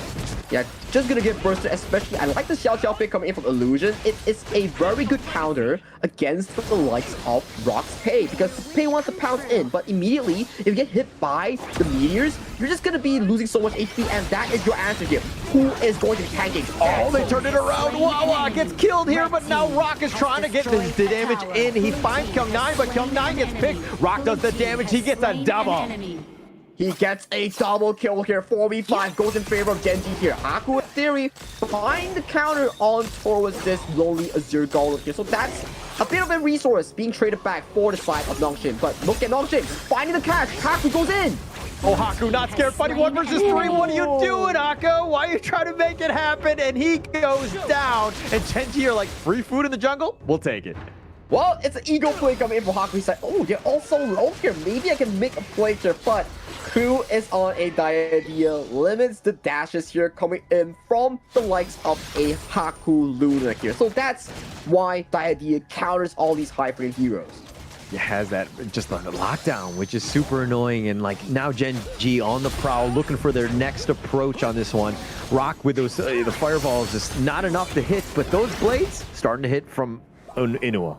Yeah, Inua will be a key factor to come in from Gen.G Esports because of the extended reach. You get to burst targets like Haku that's locked down by Clue, or you get to outrange Siri on that lone kill. So we have to see, can Siri find the assassination towards the backline, or can Inua find the snipe first? It's really going to come back to just Siri just getting some more farm, though, right? I mean, he will have that damage. Inua's done a great job with those blades and has made it uncomfortable. And now in the mid lane, a little bit of action as well as the top, but they find Inua. They get the jump. Siri gets the flash, and he gets out of there with the infinite fastness. And that is the counter relation between Inua and Siri here. So as long as Inua outranges Siri, he gets the couple blades in, but as long as Inua does have Splendor before that stasis to dodge away the Flaming Palms, you best believe Siri's gonna flash in with the Right to Win and then Flaming Palms your face here. And we look at a potential engage onto Wawa.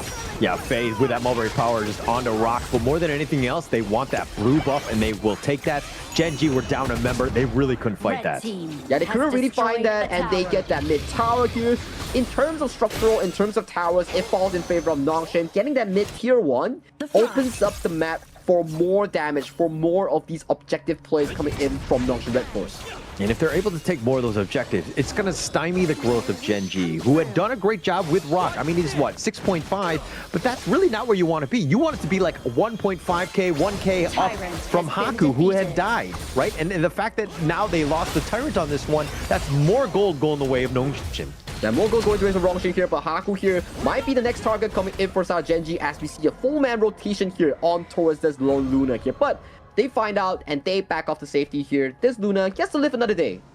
Gets to live another day, and he's going to continue to farm, which is not where you want to see if you're a Gen.G fan, because he's the guy that if he gets picked off, if he gets killed, you're going to have a great time. But now Rock starting to fall behind. If you told me that Haku Luna would be able to just outpace Rock on his pay, I would have called you crazy.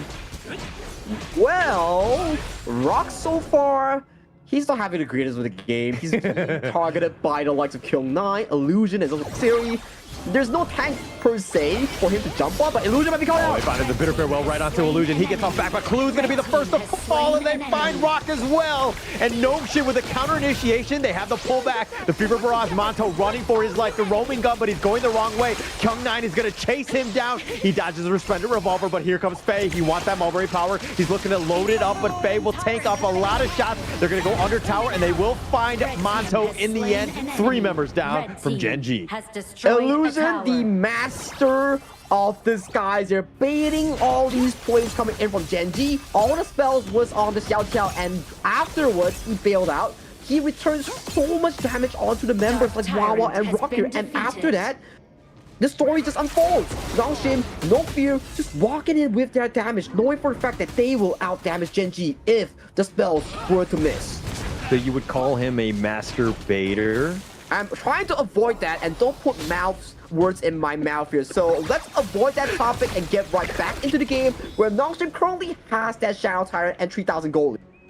But would you call it? No, but here's the replay going in this one. I mean, it was a nice play. Like, Illusion completely baited him out, turned it around. Clue, they thought they had it, but Rock going in with this one. Both of them so squishy. Nongshim had that damage and that burst, and they both took, once those were both down, it was pretty much all out route in that regard. Gen.G were on the run, could not get back because, again, they're very squishy.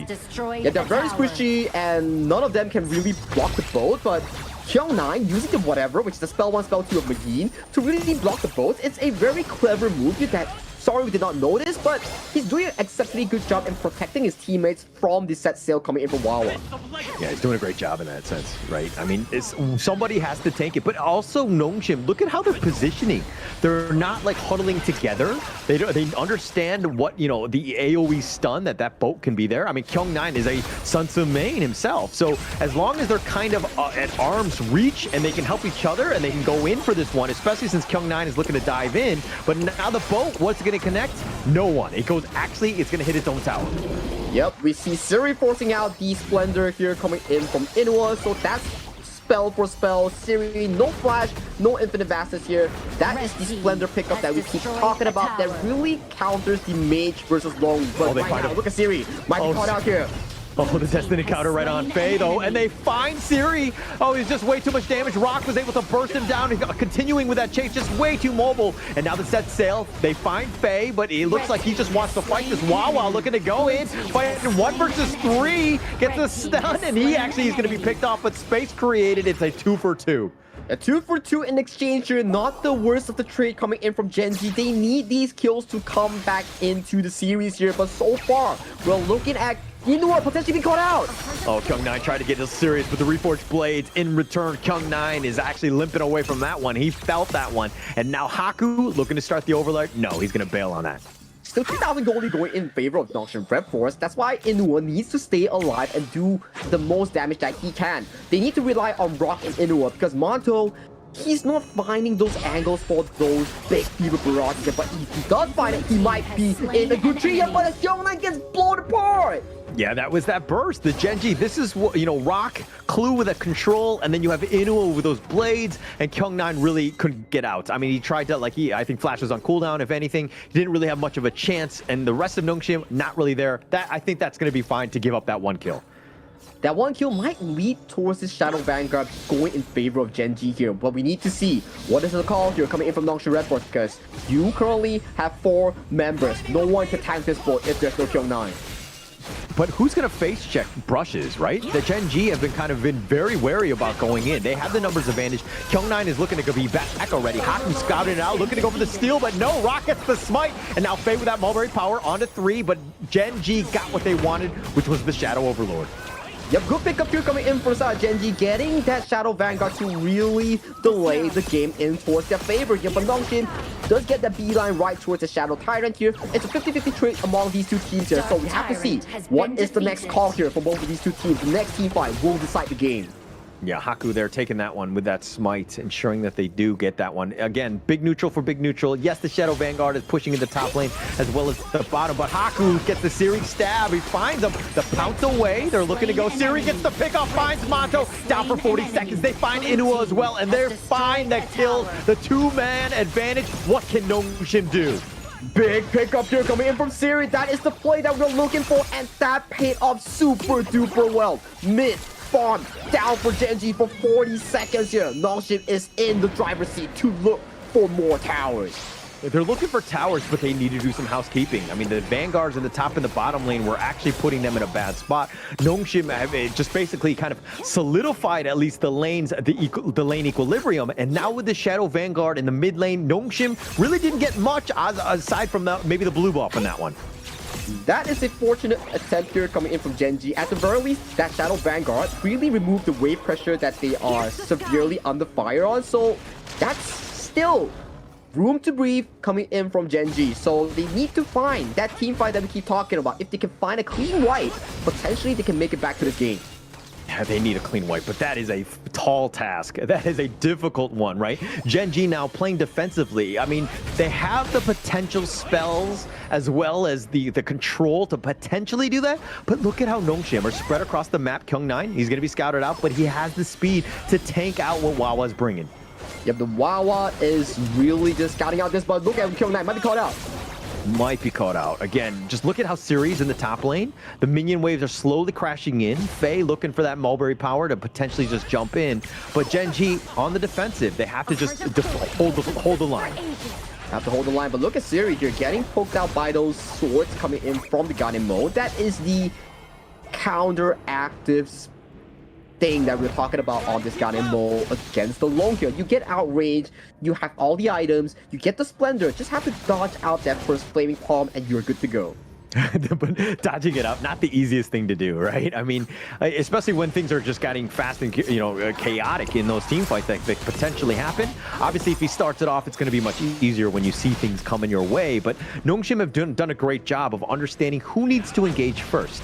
Kyung9, Haku, they're looking to just get the setup. Faye looking for that counter initiation as well. So this could be a potential jump as they're waiting in the brush. They're waiting in the brush, they find Haku, and Haku is forced to back off towards safety here. They take up the Crimson Golem though, at least right now.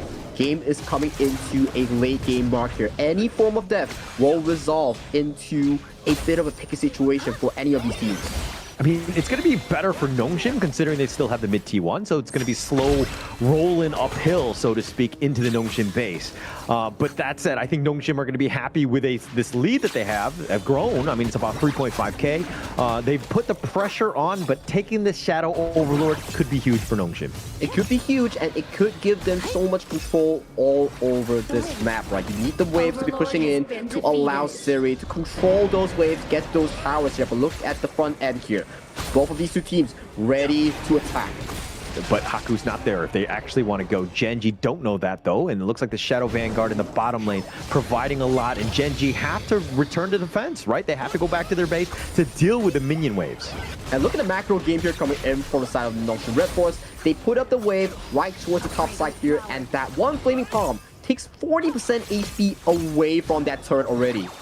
A lot of damage, and that series starting to hit that critical mass of items and damage and just that burst that he has. So again, Siri's able to kind of do Siri things on this loom. Do Siri's things on that Long here, exactly the name of the game here. Look at all three waves just crashing in towards the tower here. Kyung9 wants to look for the engage here as Siri.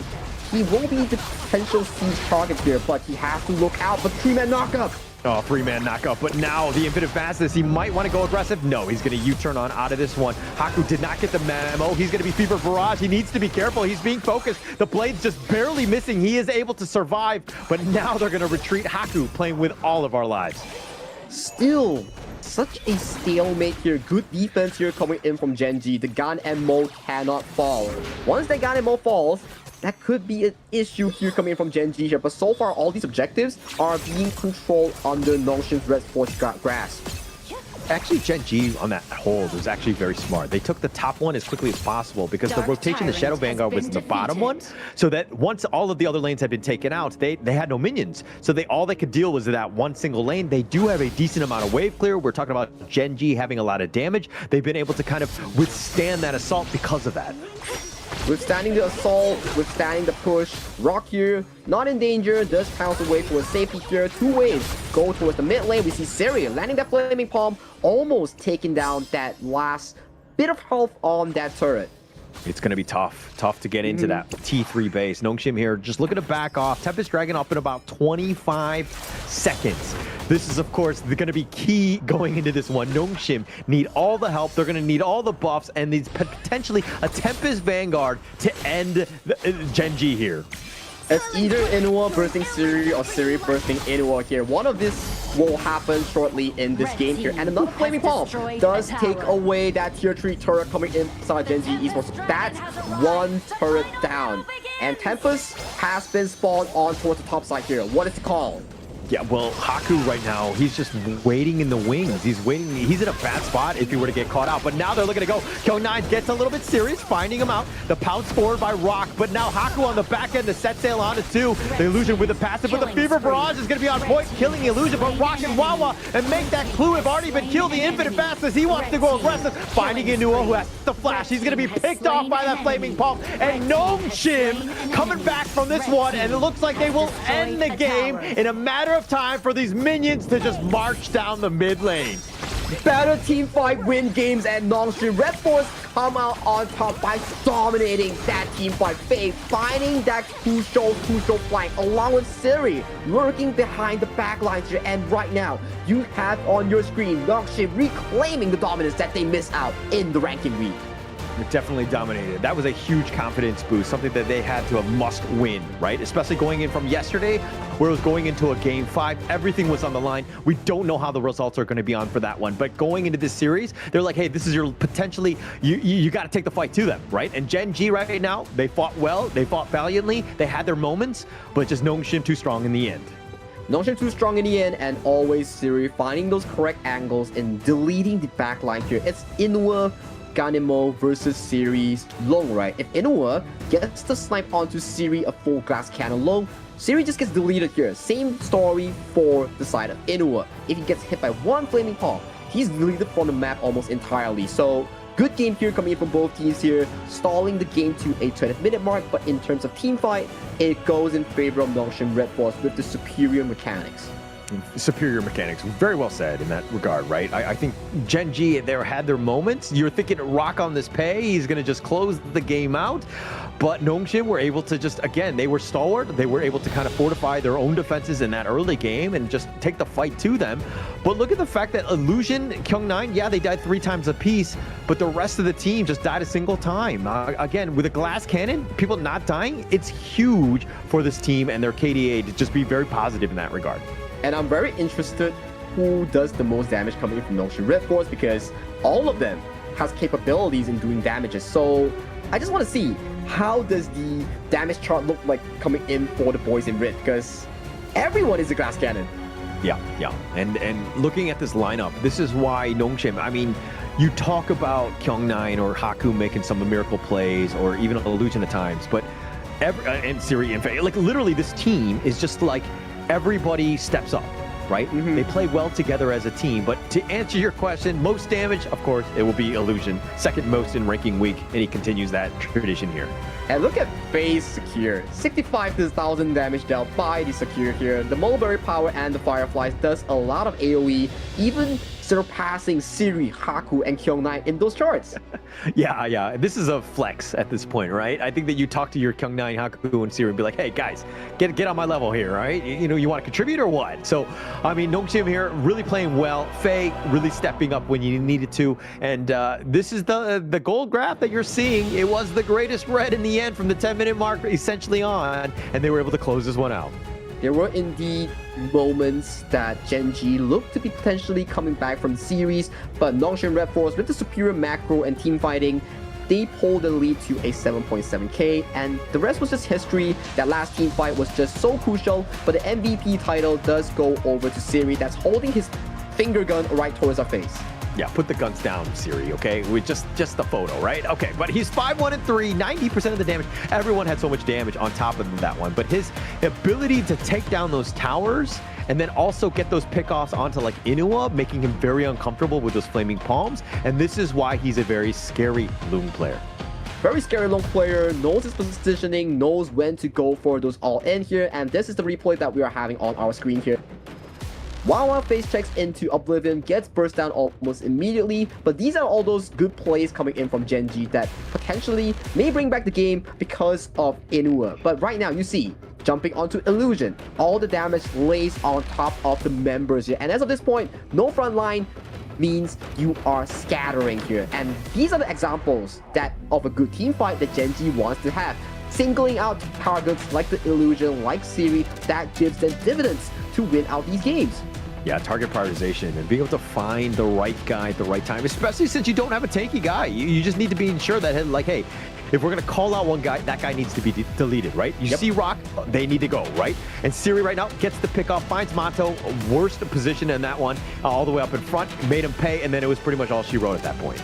And look at this last team fight, right? You see Siri's position. He's not going for the front line, he's going for the back line. That's the role of a lone. You don't always need to hit the front line. Your damage is sufficient in blowing the back line up like almost immediately, right? And then you see Inua flashing away, gets hit by those flame palms, and immediately the game goes over to the favor of Nongshim RedForce. 3-1 in terms of scoreline compared to 2-2 yesterday. Much better performance coming in from Nongshim. Yeah, a really bounce back series. Nongshim really needed this one. I mean, we're going to see them again in the third series of the day. They're going to be going up against Crazy Raccoons later today. So it's not the end if you happen to be a Nongshim fan. Stick around, don't check that one out. But we have another series that's going to be coming up. It's going to be R8 Esports going up against CMF Esports. That one's going to be an interesting one. We go into Group A to see exactly who the Kings in Group A is going to be. Because R8 from yesterday, they did extremely well against Scars, but that's for later. We'll go in for a little bit of a break before we come back for the series.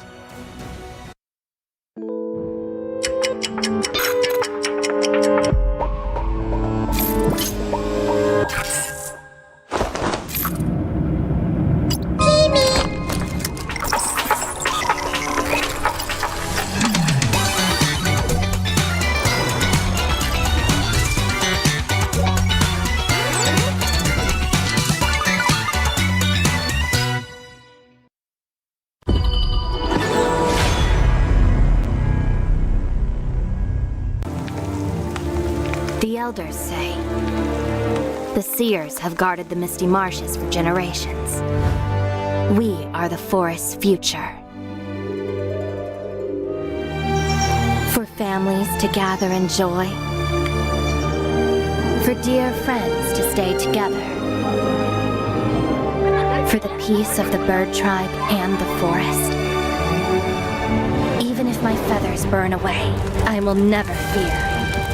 Even if the sky falls and the earth shatters, as long as we stand together, as long as we endure, we will surely, losing everything. Just as I did.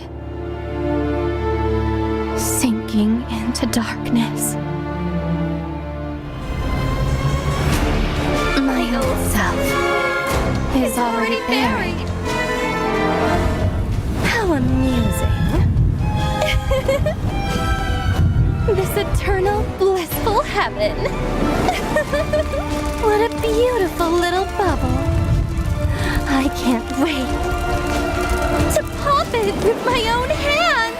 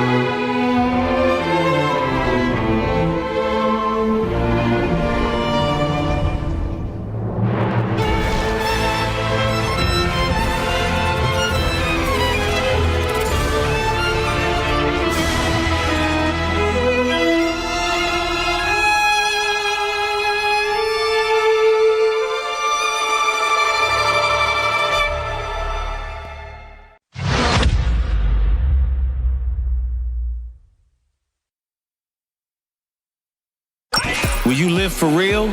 Join the party.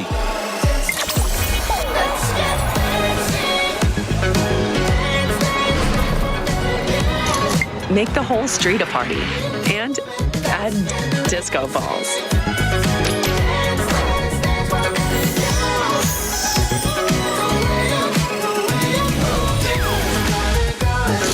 Real Me 15 series.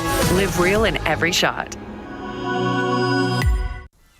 Life's growth has always been bound to conflict. How long can today's peace truly last?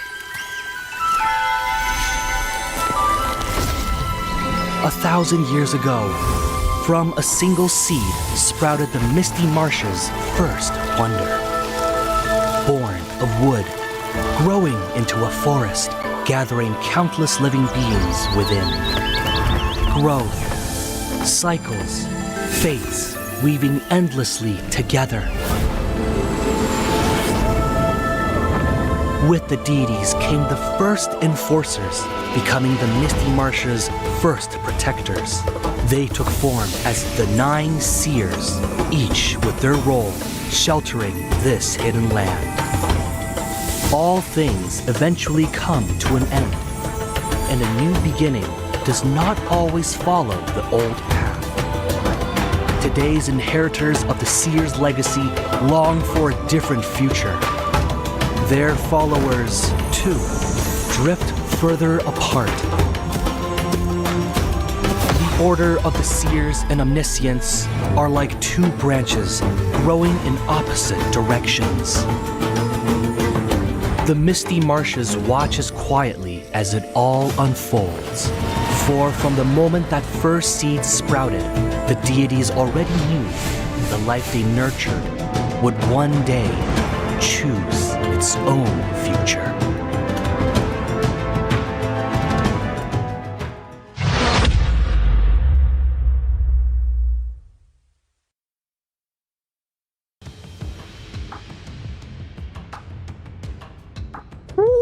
What a series there, Holler. We just witnessed 4 games coming in from Nongshim RedForce against Gen.G Esports in the second round robin in the Group S here. My name is Sagi, along with Holler here. We're bringing you the best action of KME Survival Week here. But talk to me, Holler, what's going on? I mean, first things first, a new version arrives on September 24th. Unleash your spirit. Get on top of that one. There's going to be a great update going into this one. But to answer your question of that last series, it just seemed like Nongshim RedForce were very determined. They wanted to ensure that they were able to kind of continue on and just, to be the top dog here and to really stick it to Gen.G. Yeah, they really were quite enraged from yesterday's mishaps. So bringing in all these flavor into today's games, we definitely see series stepping up and showing us a much better performances. And also right below that screen, Ultimate Awakening is the new mode coming into Honor of Kings as a for-fun mode. You have different ultimates here being enhanced and powered up for 15 to 20 heroes in Honor of Kings. That fun mode here. Do check it out on September 27th if you are a bit tired of your ranked games if you keep losing too much. I've never been in that situation. No, okay. I'm always in the losing situation for ranked. It's a terrible spot. So I will be playing that Awaken mode. I will ensure that I will just take a bit of a breather in that regard. But going into this series, we're going to be dropping down in the sense of Group A. R8 Esports had a great time yesterday, right? They were able to kind of take down Scars 3-0. But going up against CMF, we're going to have to find out. But of course, the first team up will be Scars. Let's see their video now. So you should never give up. You gotta fight for it. Whoa, let's go. I know you want it. I see the fire in your eyes. You gotta fight for it. Let's go. The battle's calling. You better give it all you got. You gotta fight for it. The time is right for you to raise a bar. Cause you can be the greatest of them all. Let's go. The battle's calling. You better give it all you got. You gotta fight for it.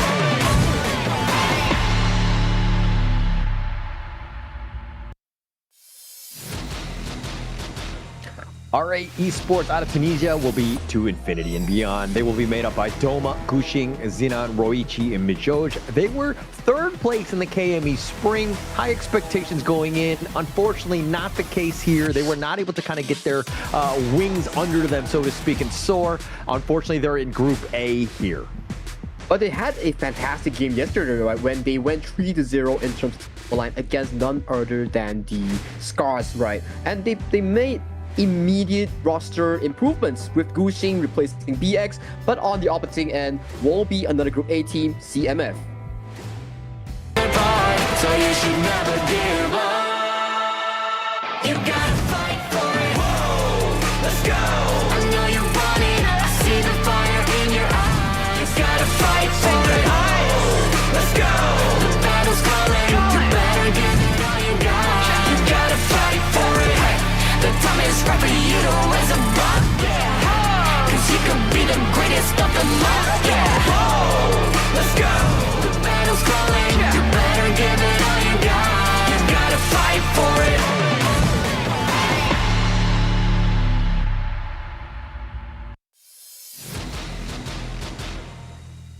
And the Undertakers are the CMF Esports in the clash with Saiken Oya Wei. They are import from the MKL region, Ashir, Anthem, and Timid, formulating that mid, roam, and farm synergy here. This will be the opponents coming in to find their first series win against R8 Esports. This is going to be an interesting matchup, right? Where in the sense that, like, CMF, they lost to a Star 1-3 off stream yesterday. And going into this one, you're thinking, where do these guys really belong? I mean, yes, probably Group A. They need to figure out, you know, how to get their feet under them. They haven't been able to kind of pull off any sort of wins as of now, other than some individual games here and there. They haven't been able to take a series. And this is going to be a true test going up against R8 Esports, a big titan in the KME.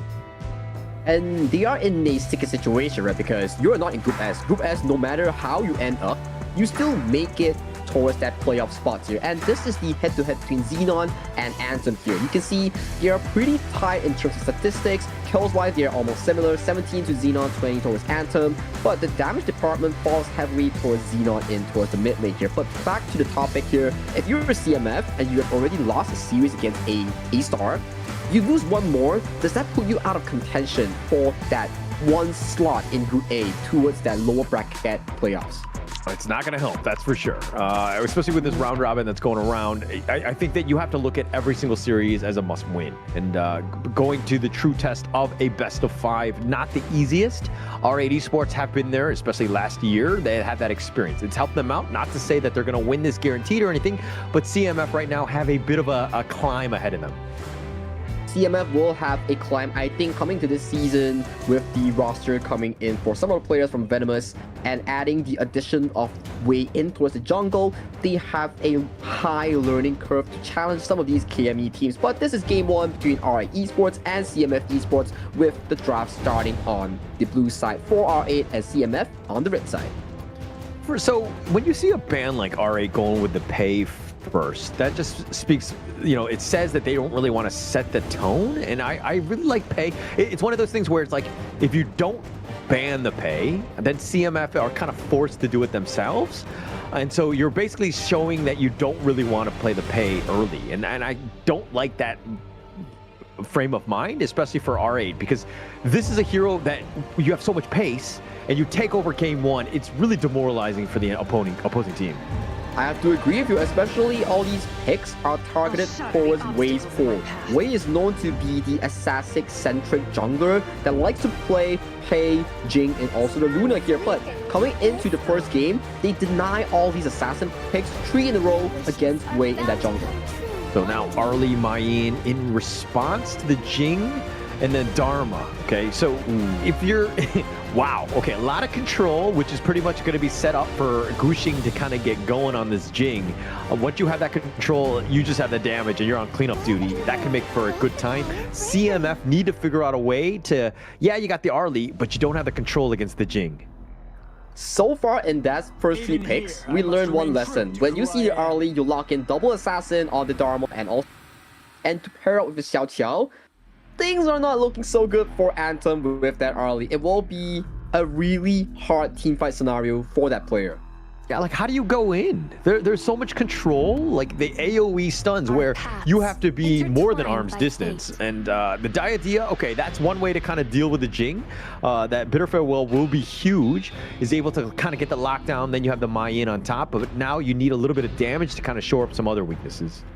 Yeah, some of these damages show some weaknesses. You have to really pair up with potentially a big front line on the hands of Wei to really allow this Arlie and Diadea to move on without any sort of issues, right? Because if you open up a lot of space for them, they might just, you know, go rampant here. So for R8, it's to assassinate the Arlie. For CMF, it's to protect the Arlie at all costs. Not going to be easy. You need some more tanks. You need like a jungler. But look, the CMF one, the lineup, if you're going to go with this Arlie, Diadea, Mayin, for me, you need like more of a damage dealing type of jungler, right? I think it's going to help out. The roam, you kind of already locked in. Clash as well. Mid, more utility. But the damage department is something that you really need to look into for CMF. I have to agree with you, and if you look over to R8, they agree to your point as well. They're constantly target banning all the assassin junglers coming in from Wei's pool. They want to put Wei on a back foot where he does not able to have the carry potential, put him on the tank, make sure that he sits in this place and allow the carry position to solely line on Anthem only. So who are you? Okay, the Musashi ban, again, just protecting the Jing as much as possible. But who are you picking up for Wei with all of these junglers already? Like, literally all 4 of those bans have been targeting Wei. They potentially just pick up the Ogrun, act as a front line, rely on your teammates like the MAE, these strong side lanes, really pick up the pace in the game to win out these team fights. But for CMF, the long-term issue that they always have will be that 2v2 towards the mid lane that they always fail to win. And that's the Ogrun locking in here. Wei needs to be that front line for Arlie to really win out this game. Makes sense, makes sense. Shores up a lot of the holes that is on the CMF side. So it makes a lot of sense. And just, I mean, Kuxing will be using this Jing to be jumping the back line as much as possible. Wei needs to do the same thing onto the Xiao Chao or even the Dharma in some extent. But this Jing is going to be mobile as ever, very difficult to lock down. Luban number 7 hovered for the side of R8 here. Okay, so logically speaking, it does pretty well against the Ogrun. But locking the Gen.G and Zhang Fei makes much more sense in playing against the Arlie in this lane here. So they're just playing with us like usual. They're like, oh, funny, ha, there you go. Psych, you're not picking. Yeah, that would have been a very interesting turn of events to kind of finish it out. But Yuhan here, adding more into that mid lane. Plus, you've got a little bit of sustain. Okay, they're pump faking that one too. All right, let's speak after they've faked because they're just constantly playing with them. Okay, they're gonna go with the Nua. The damage, it shores up a lot of those weaknesses. Yeah, Nua does cover up some of these late game potentials that CMF really needs, so that's a good pickup here coming in for Ashir in towards the mid lane here, but same issue still persists. Can they survive the laning phase and not explode once the game starts? Because this is an issue coming in for CMF. They have a tendency of losing at the laning phase, and then Wei's jungle just starts getting attacked constantly by the enemy team here. First things first, play the laning phase well, and then we will see a better CMF. Yeah, start off strong, right? Get on a good foot, and then take the fight to them. What we've seen from CMF is they've been very reactive. They've been kind of like 50-50 or losing in the laning phase, and they really don't know how to come back, right? If you're able to kind of be aggressive, invade the enemy jungle, maybe take the fight to R8, I think they're going to have a much better chance. So I expect to see a more aggressive team by CMF in this one. I have to agree with you. I want to see something out of the ordinary here. Show us the form that they actually got games out of Scars or a Star. It will be great, especially it is under the condition that if they lose more of these games, they will be eliminated from the tournament, as Group A only allows the first place to advance to that playoff spot. And this is the moment, right? How are they going to go? I mean, R8 right now, they had a great time. They beat Scars 3-0 yesterday. They want to continue that momentum going into CMF here. They would be in prime position to be in a great spot if they were to take them out here. They will be in prime position here, and it will be such a confident boost coming in from the Bangladeshi roster, which is CMF Esports. So let's hope for the best for them as we go into game number 1 between R8 Esports and CMF Esports. Starting it strong. Xenon is going to be by himself, and it looks like Tomit will be, hanging around in the mid. But more than anything else, he needs to provide space for Wei to get that farm. I think that if he gets going, he gets largely off the map, taking, free farming with whatever he can. And then at that 4-minute mark, once Wei kind of reveals himself, at least for that Tyrant, it will be huge for CMF. It will indeed be huge here. So it will come down to execution, laning phase, and so this early game is looking much more safer, much more prize coming in from Esports draft. I'm loving the rotations here coming in from the team itself.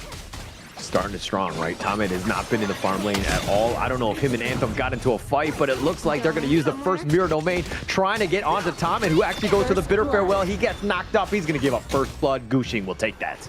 Beautiful stuff coming in from Gushing and also Doma here. CC chaining Tomit, making flash, and the rest was history. Picking up a very easy first blood from the jungler of R8 Esports.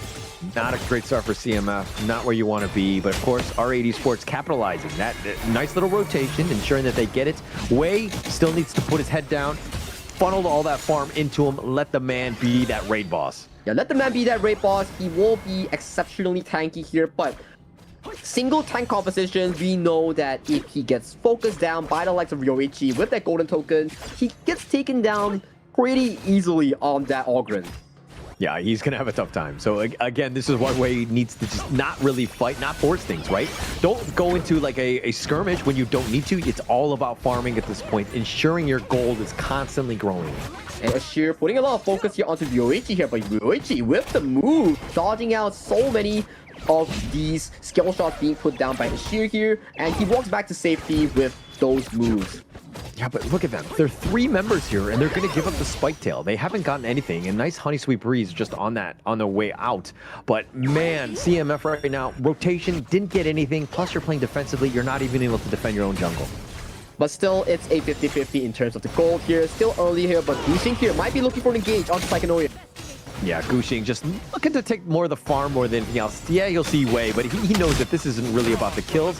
As I say that, the Mirror Domain, the Conductor of Souls right on top of this one, and they find him, Psychonoia, just looking to just run away. Wei will as well, and it looks like a little bit of a risk there, but they didn't get any pick.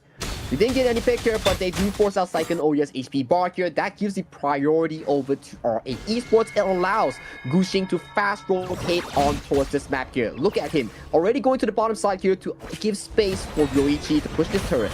Oh, the creation does a little bit of work, but not with the annihilation. They weren't able to combo that properly. And now R8 invading the enemy jungle, the teleport from Tomit in the bottom lane, and now CMF are sticking around. But again, R8, look at how they're just putting that pressure on. CMF can't even get to the river. I like Ashir's positioning. He's doing a lot of rotations to make sure that Anthem is having its game on towards his early here. We see Anthem already picking up that Doomsday here, so in terms of laning phase, it's still a decent one for the side of CMF here. So first tire has this spawn here. What is the call here coming in from both teams?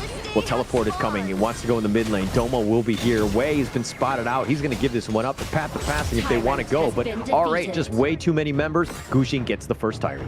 This is the after effect, right? The consequences of actions. So R8 Esports, they win out top side, which allows the throttle outburst. Oh, he gets the jump in. He finds 2 with the honey sweet freeze. The wild full combo. Tomit tries to flash, but he gets picked off, and Xenon waiting in the wings gets a double. The Wombo combo coming in from the side of Mijoj and Xenon just annihilates Anthem and Tomit. This is the problem here. Jungle is under siege right now with the likes of the combo here. Ashir forced to flash away. Force the flash, and he's going to give up this bottom T2. The minions are here as well. Emergence just to kind of scout it out, but he's not really going to go for this one. And now the bottom T2 at the not even the 5-minute mark, already taken down. Wei trying to fight 1 versus 3. The Conductor of Souls, he's going to be on point, but he's taking a lot of damage. Needs to be careful. He's got that Seer State on to Gushing. He's got that connection, but he's going to be pushed back. R8 will survive as well as CMF.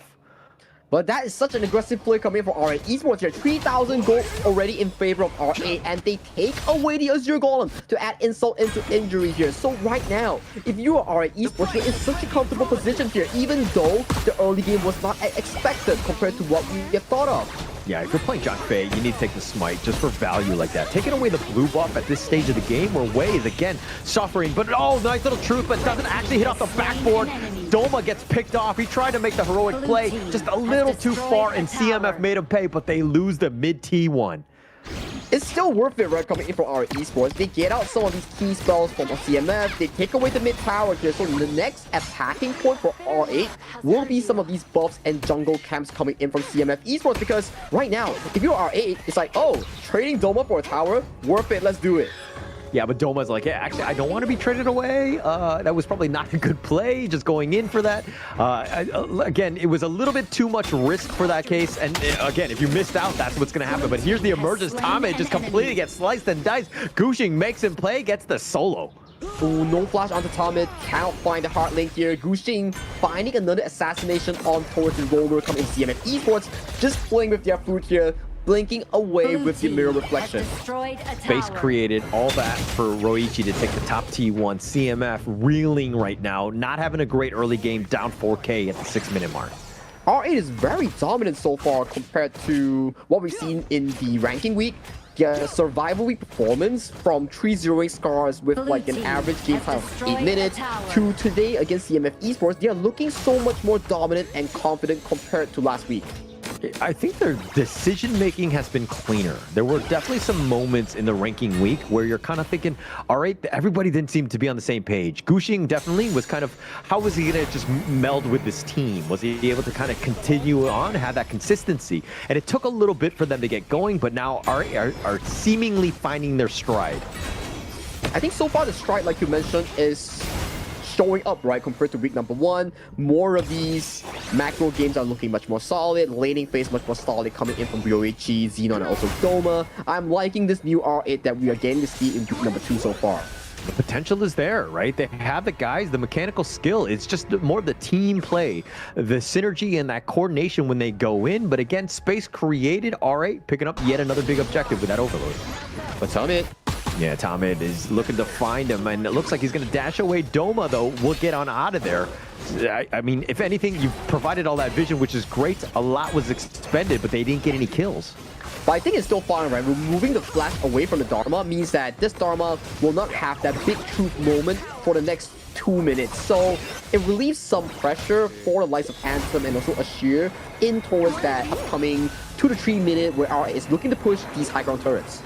Yeah, and R8 right now, they're just waiting for the next Vanguards to be there, but this is going to be another big push. CMF seemingly not willing to give up this mid T2, not able to defend whatsoever, and they were kind of being sieged across all 3 lanes right now, and R8 opening this game up even more.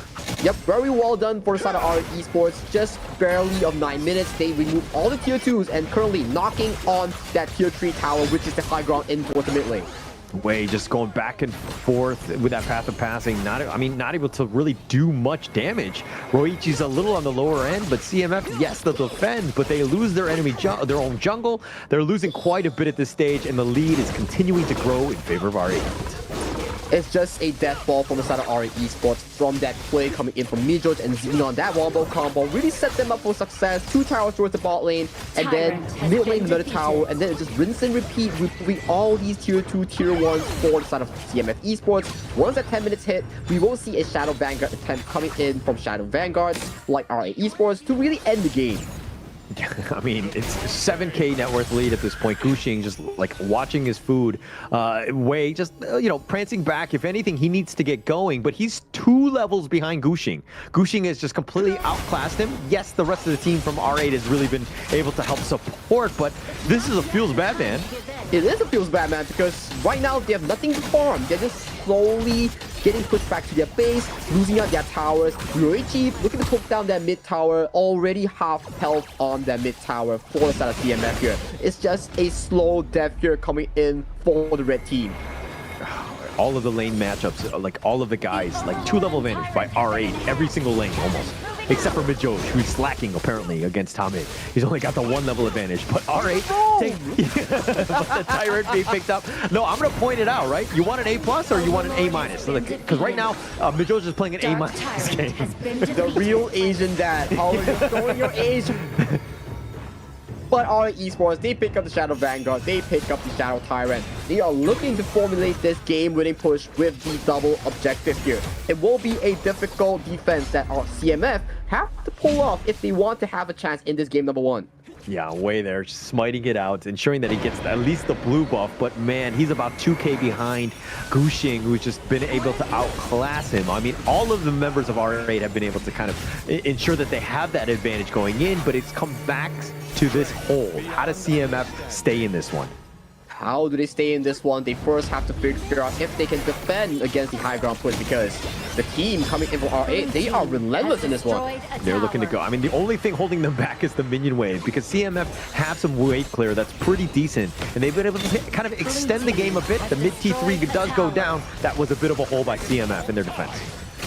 Well, 2 high ground builds go down, Gushing playing with his food, and the bot side will be going down just shortly, but look at Midro's here, potentially looking for an engage. Oh, the Umbrella Outburst right on top of this one, and Wei and Anthem just like that, a blink of an eye, and they both get picked off. Psychonoia is going to be killed, and Tomet is back in the fountain, but they want the crystal, and RA will take game 1. Very clean game for our esports here. It was the very quiet laning phase. Everybody was just doing their job. But that moment where the Zhangfei found the Unbridled Outburst into the knockup coming in for the Xiao Qiao, that is where everything went in the favor of our esports. And they just right on the wins to find that game-winning lead. Yeah, just from the beginning, though, from first blood on, that was a game that was completely in control of R8. Being able to close that one out, I mean, all good teams need to figure out a way to close and end games, and R8 did it in style, ensuring that they got that kill. It was a matter of time. A slow choking experience from CMF Esports. Didn't have a great time, but R8 was just too much in that one. R8 was just too much in that one. They showed composure. They showed really well macro game, and the team fight that they found, especially on the roam. Midroge really found decent Unbridled Outbursts to really put CMF Esports in a very tough situation.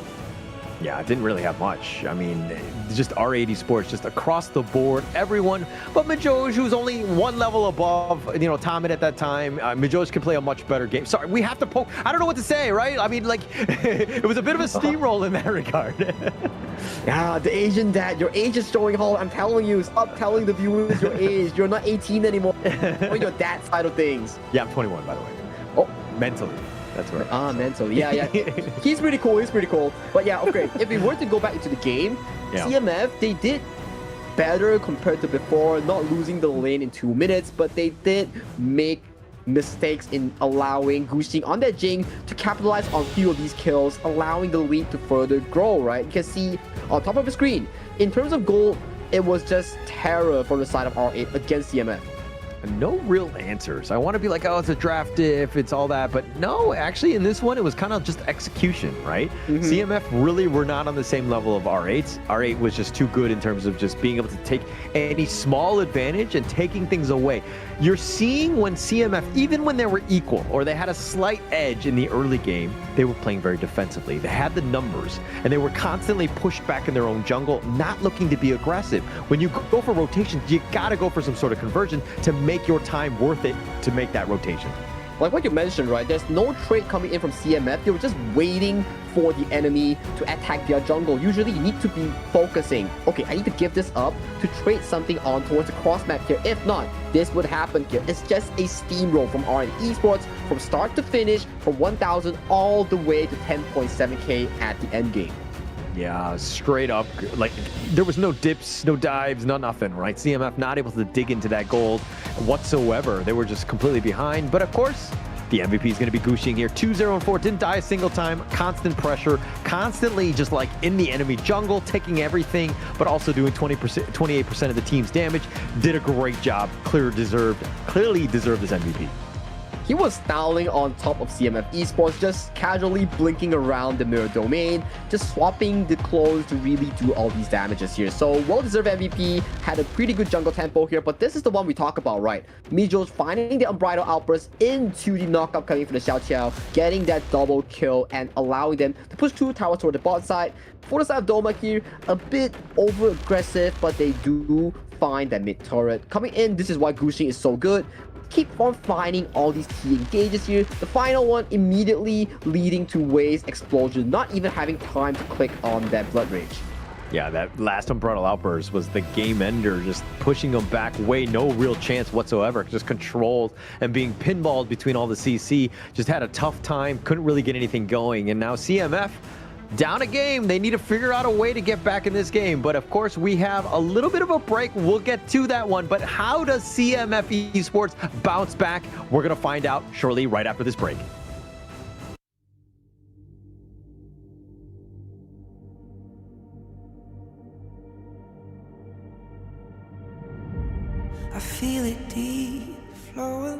my blood. Rising up to become someone,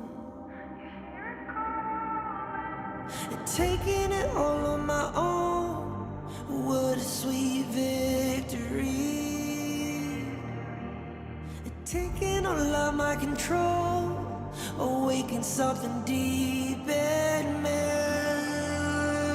Like flames, feel it burning inside. Take a hold and pursuit of the prize. I've been told ain't no way to survive, keeping all of this fire that's locked up inside. When this is the time, enter the ring. All those mental chemicals doing they thing. I got flashes of battles inside of my dreams. I was made for this moment. At least now it seems like it's time to come face to face with your fear. Been battling reasons for all of the years, and I learned how to fight them with style and grace no one's ever encountered. You say it's amazing, I'ma come out swinging when they open the gate. Go ahead, call passion, I'm calling it rage. I'm taking what's mine like I already own it. Watch but don't blink, going here to the moment. The sky rain down. Here's to the madness that's all around. Go on, tell them who you are, you are, you are. Go on, tell them who you are, you are, you are, you are. Here's to the moment, the sky rain down. Here's to the madness that's all around. Go on, tell them who you are, you are, you are. Go on, tell them who you are, you are, you are, you are. My name is honor, my name is king, my name is champion, my name is strength. Tell them who you are. My name is Pentakill, you think it's strange? My name keep ringing inside of your brain. I hear it every night. Here's to the moment the sky rain down. Here's to the madness that's all around. So tell them who you are, you are, you are. Go and tell them who you are, you are, you are. Here's to the moment the sky rain down. Here's to the madness that's all around. Go on, tell them who you are, you are, you are. Go on, tell them who you are, you are, you are, you are. Here's to the moment the sky rain down. Here's to the madness that's all around. Go on, tell them who you are, you are, you are. Go on, tell them who you are, you are, you Dominant performance here coming in from R8 Esports against CMF in that game number 1. What does it take for CMF to bounce back after such a tough game last year? I think that they need to kind of really, I mean, it wasn't really like a draft issue. I think that it's like the early game of just stop playing scared. It feels like they're playing too timid. They're letting R8 dictate the pace of the game, and they're constantly just hiding in their jungle. Yes, it works in ranked games where you're kind of like, the enemy team's not going to be as aggressive or whatever, but in these situations, if you're rotating, you got to get something out of it. You got to get some sort of pickoff. You got to make some sort of stance. But they're going in, they're like, oh, they see 3 members on the enemy team. They're like, we don't fight. So it seemed like, again, they're playing too timid for me. They are indeed playing too timid, like you mentioned. It's not as easy when you are not as on the same mechanical prowess on the enemy team. I think R8 so far has shown more macro and micro growth compared to CMF. So finding that equilibrium will be difficult here coming in from CMF, but it is what they have to do to find that first series win or first win in this Group A terror. I mean, the biggest thing though is that if you're saying that like mechanical issues are there, then you need to turn this into a numbers advantage, right? You need to, if you make some sort of rotation that's a little unheard of, but you get like a 2-to-1 or 3-on-2, whatever sort of edge that you can get to kind of overcome that mechanical edge that R8 might have. That seems to be the case, right? So they have to at least pull off something that proves that they have what it takes to take off games against R8 or take off games against Scars in their group, because so far it seems to be not going their way, even though their draft is decently done. It's just that when it comes to fighting, it comes to rotating, they're not on par with their opponents. Yeah, and you can kind of see that, right? Even throughout the team fights have been on point. Like, it all comes back when you have that lead, you have that vision lead as well, so that you can kind of be waiting in the wings, you get that ambush off, and CMF got caught out a couple too many times, and then that snowball was just there, right? So it goes back to the early game, trying to take that fight, but also ensuring that, like, having that premonition of just understanding where they could potentially be, so that you don't just lose everyone because one person didn't check the brush. The one person didn't check the brush, gets unbridled outburst, and then the rest is just history. The game just scales towards R8's tempo here. But we are going into the draft for game number 1. Game number 2, we are looking at Long, Guan Yu, and Liang being locked in for 8. For the side of CMF, they are drafting pretty decently. Channel does counter towards the Long. Floorborne tank is a decent tank to really absorb the ultimate coming in from the power control of the Liang here. So we have to see. It still boils down to execution, their laning phase, their early game, whether they can make it work is the real thing we have to look at. Look at the respect that R8 are doing. They know that Wei has been the guy. And Guan Yu, you have that team fight control. Liang for that lockdown. If, Wei decides to go for the assassin-style jungler, they're kind of covering their bases. Obviously, their damage department is a little bit lacking, but this is a good first phase for R8.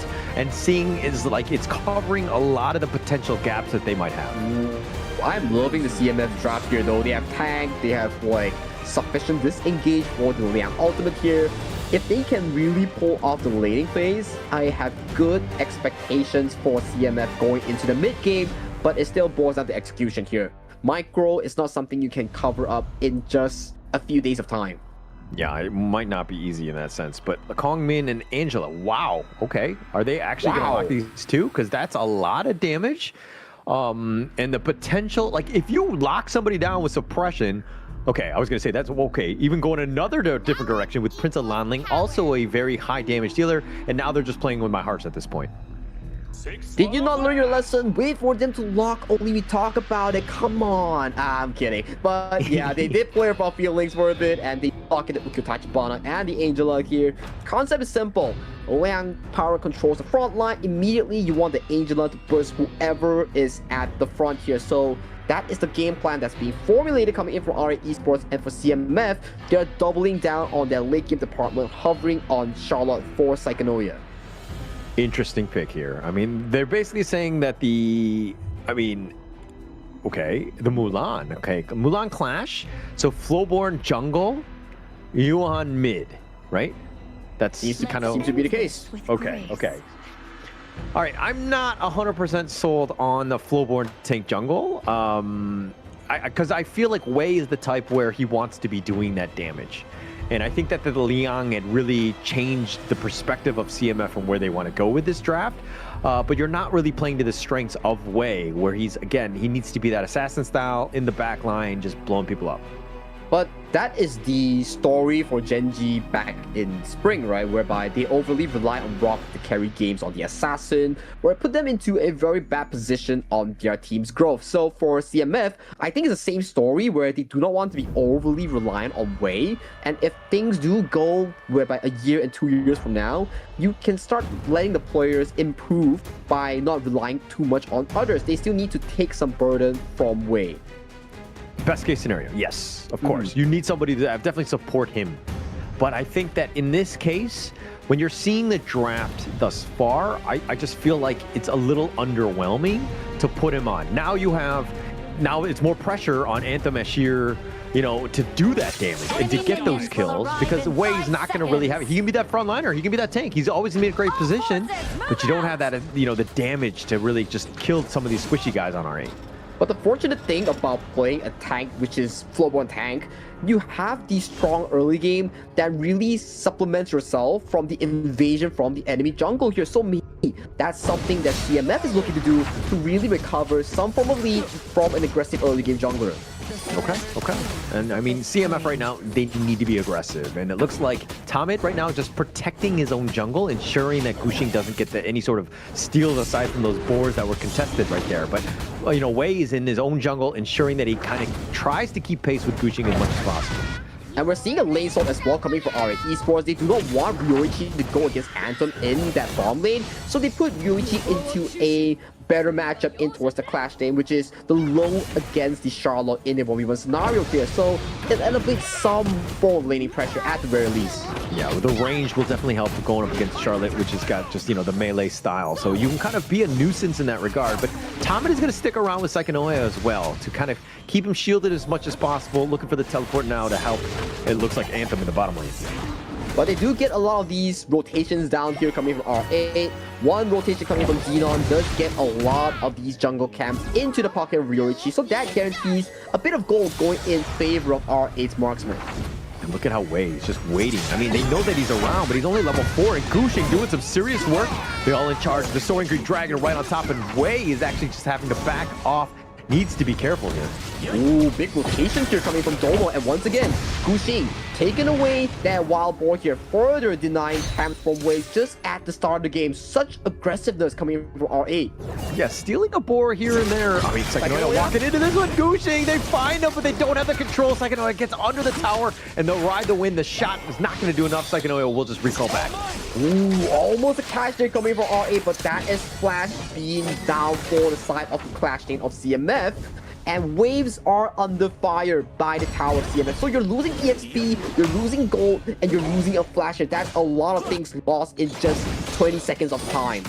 Yeah, but you didn't lose your life. That's the biggest thing, right? Not giving up first blood is actually huge. Staying alive. Mijoja, I don't think was level 4, and that's why they didn't have the suppression, but they got it now, and now they're going to burn Tommen. They're looking to just take him in. Looks like he's all in charge. The Umbrella Outburst turning it around. They got Doma under the tower. He's going to be picked off, and first blood is going to go the way of Wei, and they're going to continue on. Mijoja actually has to flash back. He gets the safety. Wei continuing to fight, trying to go for Gushing. They're going to just try to get the stampede on him, and Gushing running for his life. He's going to be picked off as well, and CMF with 2 early kills. That's a great start.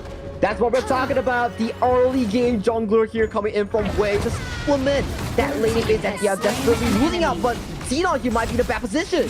Yeah, he went all in for that one. The Blazing Brilliance on a sheer. It's a personal thing. When you're going up against the mid, it's like, yeah, I died, but I took the other mid with me, so I'm going to be okay with that. And so far with the Floorborn attack, 2-0-1 already for the side of CMF. Wei, a much better early game compared to game number 1 here coming in CMF Esports. Much needed cover.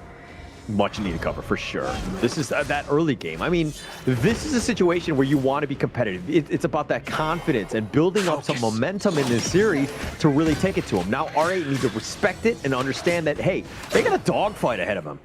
They indeed got a dogfight ahead of them, and it's not going to be easy coming for RA Esports because we're starting to see Wei being this super big tank that's limiting its attempts in these team fights. And 4 minutes on towards the clock, we're seeing CMF take control of this Tyrant on the side. Yeah, they're pulling it away. Ryoichi's there, but the Tyrant, it looks like it's going to be picked up by Wei. He does have that smite. The Umbrella Outburst was used as well to provide a little bit of space. CMF starting to hit their, their stride.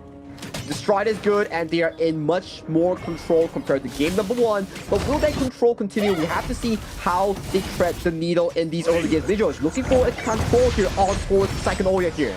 Oh, with that Chaos Cinder, just they stacked it, but Psychonoia, he flexes. He realizes that he's fine. He's going to limp away, but now Doma with that teleport trying to make them pay. CMF now on the run. They're going to be fine. But look at where Wei is. He's looking for the flank. He goes in all in on this one. He finds Mijoja, gets that pick off, and Wei makes them pay.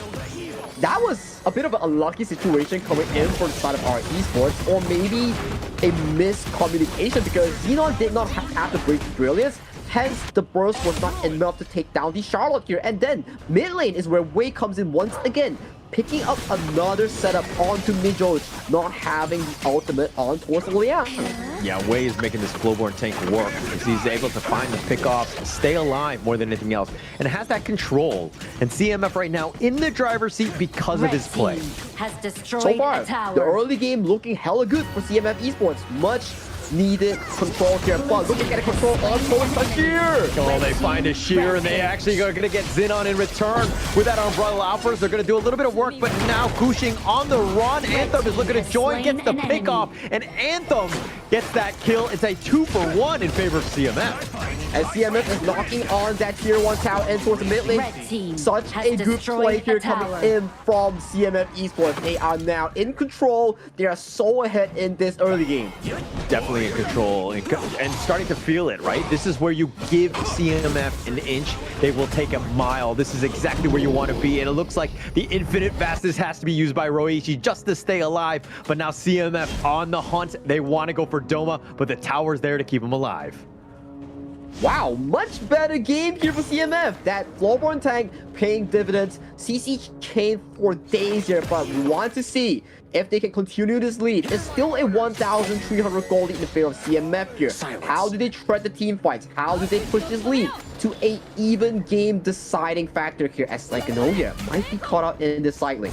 I mean, it's dark right now. They're looking to potentially jump in, but Josh has that. Oh, he's not able to get the catch. He did not have flash, and that was a very ambitious one. And Psychonoia staying alive, a lot of wasted time by R8. And you look at the gold here, right? 402 onto Wei.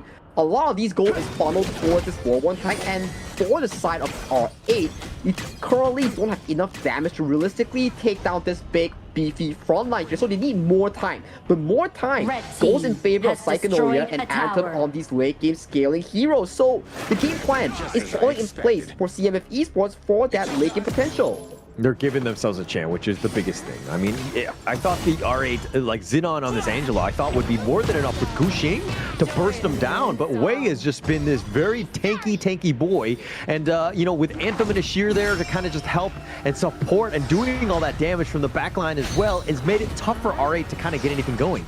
It's really tough for RA right now after this position, but the jungle, at the very least for RA Esports, is still allowing themselves to funnel the goal into Yoichi, into Gushing. So that is a bit of good news here. But look at the rotations here.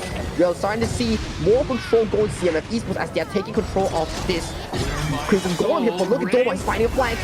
No, he's looking for the fang. The Razor Cavalry is just going to be used on the Psychonoia. Not too much value. He decides to go all in way, that is, and they're bouncing him around. And Doma was all by himself. I mean, he's the general of the army, but there was no army following up with him. Bounce house for days, Doma's locked in, Doma gets locked away, and he gets taken down. The horse is unable to do horse things, so that's a bit of a win for CMF as they continue to push this lead to a even bigger control for the Bangladesh squad here. Very well placed thus far. Yeah, Doma's like, hey, my horse and I were there. Where was the rest of you, right? I mean, even my horse is there and you can't be there with me? Like, do you remember how you tell me, Sagi, break a leg? This is exactly what it means by breaking a damn leg, because look at Wei. He's just going in. He's going all in and gets the pickoff, finds it on, and just like that, he's been down. Roichi has to take to the skies, and he will get back, but Gushing is going to be killed as well, and CMF making them pay with this Wei Flowborn tank. Such a good play here coming in from Wei here. The moment Judge goes to somebody, you will see Wei here disengaging for that person here. And so far, it's proving that it works so well. And we see Psychonoia going for the back line. Oh, finds Roichi. No dragon, no chance. Psychonoia on the back line doesn't really care. He's going to eat some tower shots, but it's all about the kills. The Blazing Brilliance is just tickling them at this stage. The Crystal is wide open. They have the minions that are crashing in. Wei is looking to end this game, and it looks like he's going to be picked up. But there's no minions. Oh, but they have enough. And CMF will take game 2 off that last hit. Below 10 minutes is CMF's game here. They did it decisively and they did it cleanly here. Much better game 2 performance coming from CMF. They make the game work so well in their favor. Dare I say, in a must-win game, CMF were able to strike back, ensure that they got themselves in the series, make it competitive, turn it into a best-of-3. They've done that. CMF with some great plays on that one, and that's, you know, props to them because they were able to close that one out too. Gotta say, they really proved us wrong. They played so well in all these laning phase. And Wei was that anchor in finding disengage and engage on that floorborne tank. We were thinking like, okay, this floorborne tank, does it really work? Does he find those angles? But it's as what we discussed during the pick and bans. It is for that early game tempo. It is for to cover his team when his team is lacking in that laning department. And it is proving to us that it worked out super duper well for CMS Wei. Yeah, they were able to just kind of exert dominance, right? Using that Wave Flowborn tank, completely catching everyone off guard, just isolating and just getting the pickoffs. And he was tanky enough where he could not be focused as well. R8 didn't seem like they really had any answers. I mean, the Liang was kind of underwhelming, wasn't able to get any sort of pickoffs with that level 4. It seemed like they were just mistiming it, or, you know, his flash was on cooldown. There was a lot of different things where they didn't get a true value out of the Liang pick. And so they paid with their lives. CMF took the fight to them and took this game. They took a game very cleanly out of our Esports, who just breezed through Scars yesterday. So this is something very deciding coming from CMF Esports, because if they take the series, they push their hopes of making it out of Group A to a much more reasonable level. Because before this, we were expecting, oh, it's gonna be easy for our Esports. It's just gonna be a walk in the park. But CMF not backing down, showing signs of life and vital for their hopes for their Group A spot. Yeah, they need everything at this point, you know, and dare I say life support on this from this series. They need to pull this one out. They need to figure out a way. CMF, though, find a way, and they're able to close it out. Again, if we're looking at some of the draft on this one, I mean, it seemed like it was more execution more than draft issues. What do you think, Sagi? I think it's a bit of both. For the side of CMF, they have the MVP player, which is Execution God, CMF Way on that Flowborn tank. He had a fantastic game, fantastic start, and then we start to see when you don't get your Liang going with those early pickoffs, it doesn't provide as much value compared to the Zhang Fei, because once the Flowborn tank goes in, there's always a disengage coming with the form of the Zhang Fei, with the form of the Charlotte here, so they couldn't really burst down their first target with the Angela and also the Liang. That leads to a draft difference here, which really led them to their demise. Yeah, and look, I mean, the control, but he's by himself. Where's the damage? Xenon is now showing up, but he gets killed as well. And the stuns that they have, you're talking about Tommen's Umbrella Outburst. He had that. Then you had Wei jumping in with those all-ins and just knocking people around. It was tough. And Doma, yeah, you had that nice little razor counter, but it's on a 1. Where's the rest of them? Gushing is like watching you die from afar. He's not able to help support. So the team, if they want to make some sort of initiation, they got to be on the same page. And this is the thing as well, you're talking about being on the same page, but for our Esports, there's always a 4v5, it's always a 3v5, and then things just fall apart for them, and then they just start losing control of the game, start losing even more of these team fights because of fighting at odd or irregular numbers, and that is how CMF capitalized on the mistakes and taking this game under 10 minutes. What a dominating performance. Dominating performance. I mean, just being able to come back, that speaks volumes. And this is why CMF Esports were here, right? They need to continue on that momentum. It seemed like their confidence was shaken up a bit in the rank week. They weren't able to kind of play the team that we wanted, but this seems to be the team on the rise. We're going to see if they can continue on with this, but after the break here.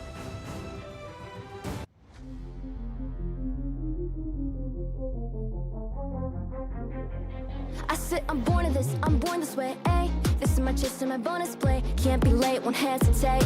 What do you say? Race to find my face, scars to find my skin. I can't convince them, can't please them unless that I'm the one that you hate. H to the E-R-O, doing it for real, locked on my goal. From the ashes, I roll the game. Flow with a rumble, make them crumble, make them run. Cause baby, it's go time. Knocking you down, how I rise. An inspiration, I know I'm the one who will fill them up, no lie, we gon' do it. Facing our fears, we don't think we just move it. No, we the best, and we don't gotta prove it. Somebody test me, I swear I'm gon' lose it. I got a sure fuse on this boom and illuminate. The truth within, another day, another win. You got the power to turn around. Inside a champion, take to be found. It's my war cry, oh, calling out for the game. This all time to hide, oh, won't you yell out my name when I sing on top of our lungs? Where I belong, it's my ride or die, oh, won't you yell out my let us begin. Crush the foe, look at me now, ready to go. Power within, we're standing tall.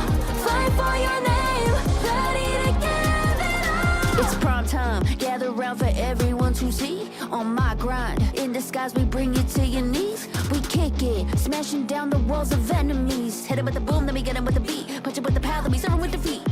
I ain't never missing a day, missing a night. I'm on my way, I'm holding my pride. Fill up the game, top of the show, we're not the same. Flaming the blame, same on the aim. When you reminisce on this battlefield It's on my silhouette that you see. We gon' do it. Facing up fears, we don't think we just move it. No, we the best, and we don't gotta prove it. Somebody test me, I swear I'm gon' lose it. I got a show fuse and it's booming, illuminate. The truth within, another day, another win. You got the power to turn around. Inside a champion, yet to be found. It's my time to fight. Oh, calling out for the game. There's no time to hide. Oh, won't you yell out my name when I sing on top of our where I belong. It's my battle die. Oh, won't you yell out my name? Let's begin. Crush the foe. Look at me now. Ready to go. Power within. We're standing tall. Fight for your name. Ready to give it all.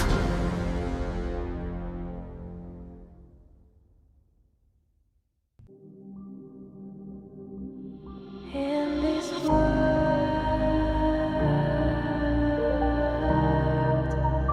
only ones in this world.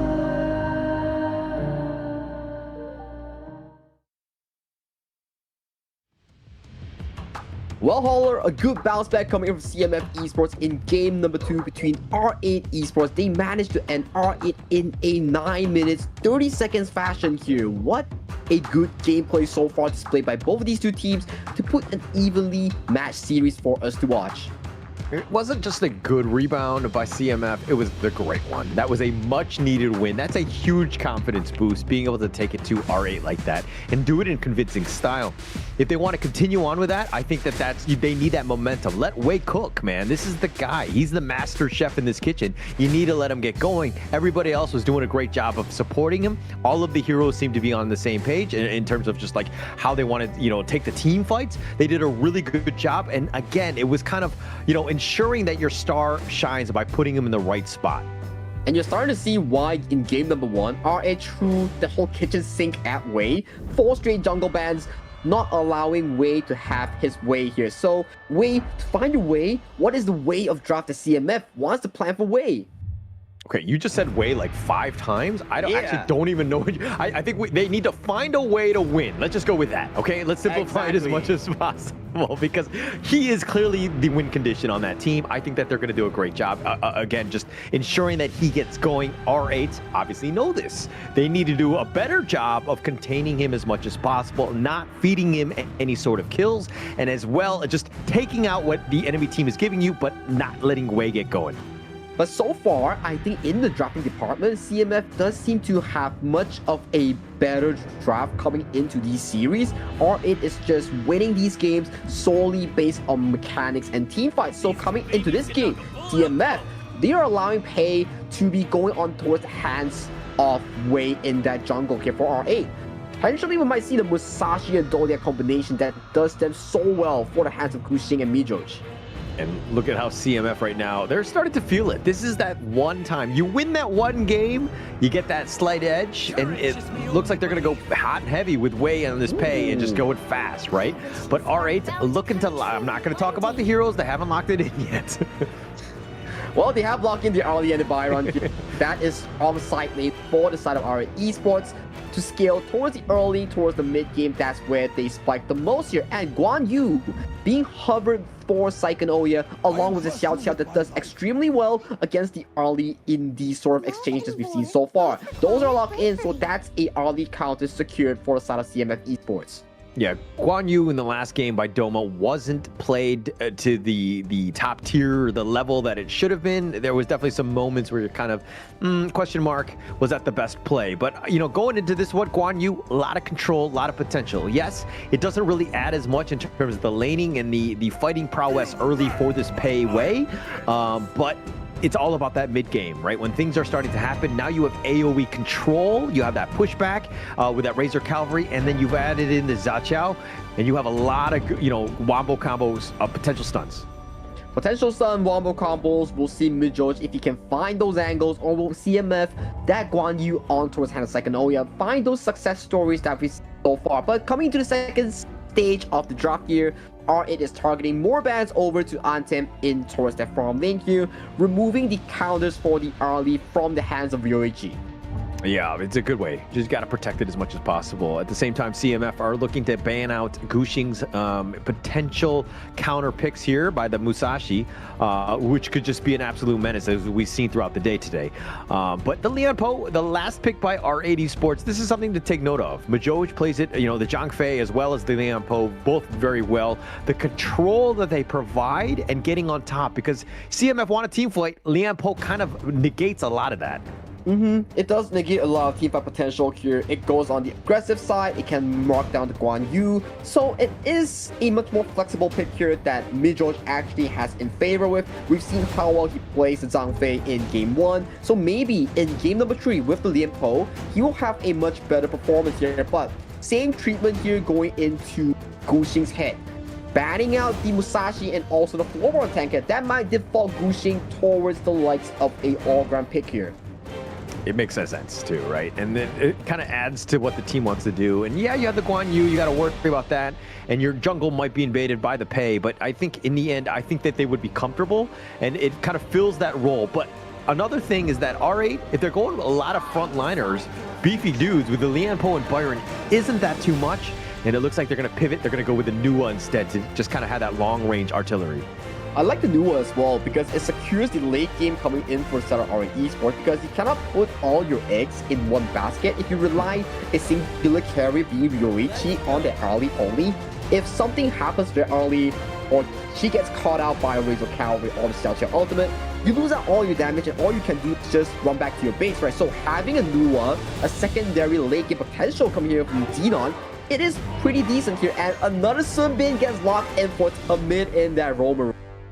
Well, if they're going to go for, you know, it's the perfect thing with the Guan Yu, right? You have that Razor Cavalry pushing them away right into a potential time lapse.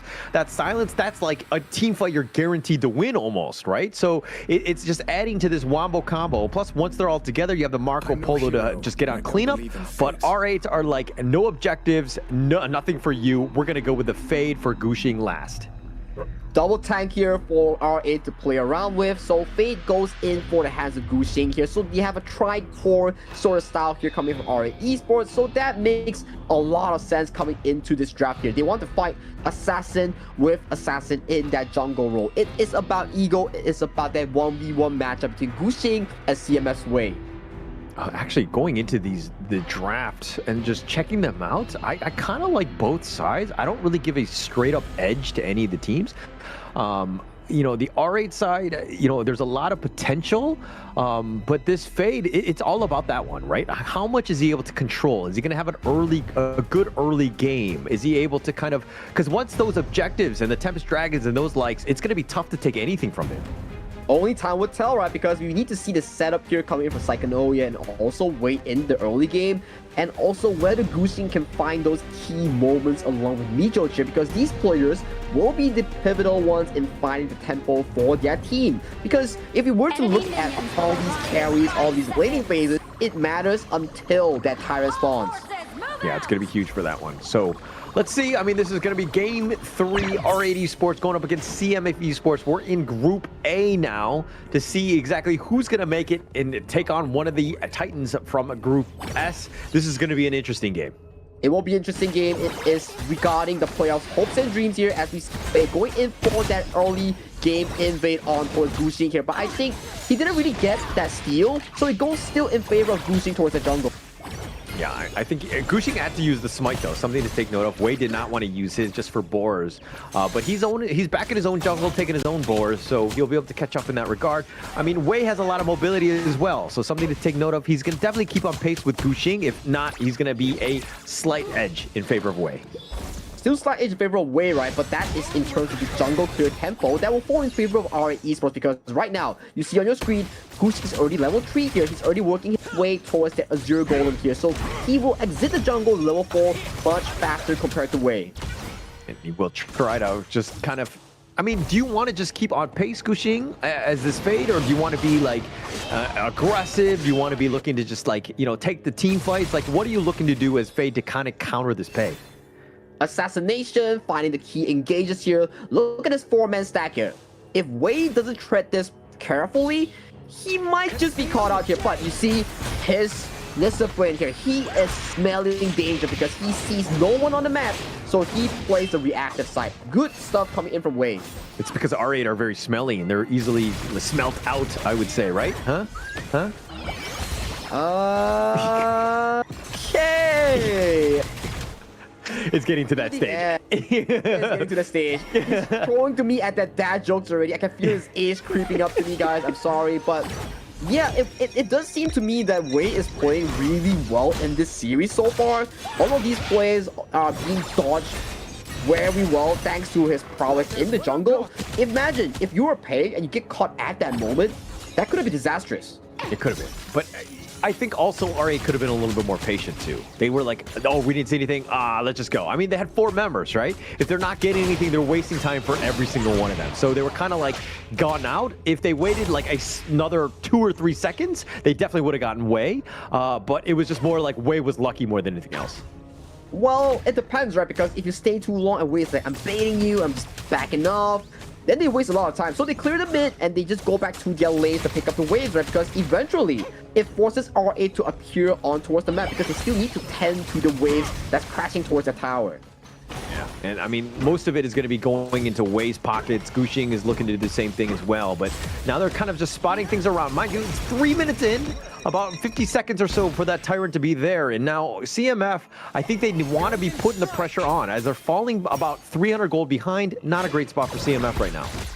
It's still decent, right? Not as worse as game number 1 where we see CMF explode towards the early game, but still, the concern is still there. What if they lose that Tyrant? What if they lose control all towards the jungle here? That is not what you want to see, especially where CMF, they always play around Wei's tempo here. If Wei were to fall behind, that may spell doom for CMF. Yeah, and they find him. Look, they get the knock up and they find Majo just prancing through the river. He's going to pay with his life, and first blood goes the way of Ashir. Very good catcher coming in for CMF Esports. That is what they need to supplement CMF's early lead with the pick here. More of these catches will definitely allow them to have that lead that they really need in that early game tempo. And now CMF looking to turn their attention on this Tyrant. Quickly bursts this down. Majo's is not going to get there in time, and there's really nothing R8 can do. First Tyrant goes the way of CMF. Very good early game coming for CMF. Punishing Majo from mispositioning, getting that Tyrant away with that contention. That is what you want to do. Avoid these fights. Get more scaling for Ashir because eventually Ashir on the Xiao Xiao will start to counter Yoichi here as more poke goes in towards Majo's face. Yeah, the Honey Sweet Breeze eaten up by Majo is taking a lot, but Ashir taking it as well, and the Annihilation, and he just gets smashed out from the mid lane. Beautiful Annihilation to snipe down Ashir here, not even making time for that flash to react to that play here. So good stuff for R8, punishing the over-aggressiveness here, but Doma might be next to fall. Yeah, force field suppression, keeping him alive. He doesn't have that flash, and it looks like the rotation from Psychonoia. They almost caught him out. Wei was waiting as well, but Doma just too tanky, especially with that force field suppression. That is a good thing about Byron, right? The force field suppression in that early game provides so much shield value here, but look at Gushing here. Might be catching up the mid. Oh, he's looking to die for this one. Tom is so low though, but Gushing is actually going to be the first to fall. The Fever Barrage is on point, doing a decent amount. He sacrifices his own life for that one, but they get with Joe's as well. Roichi is low, and the rest of R8 are going to just tuck tail and run. But look at the mid lane, though. Wei also gets a return kill on towards Doma under tower here. Things are going extremely well for CMF. For that R8, however, they are starting to lose control once again, just like game number 2.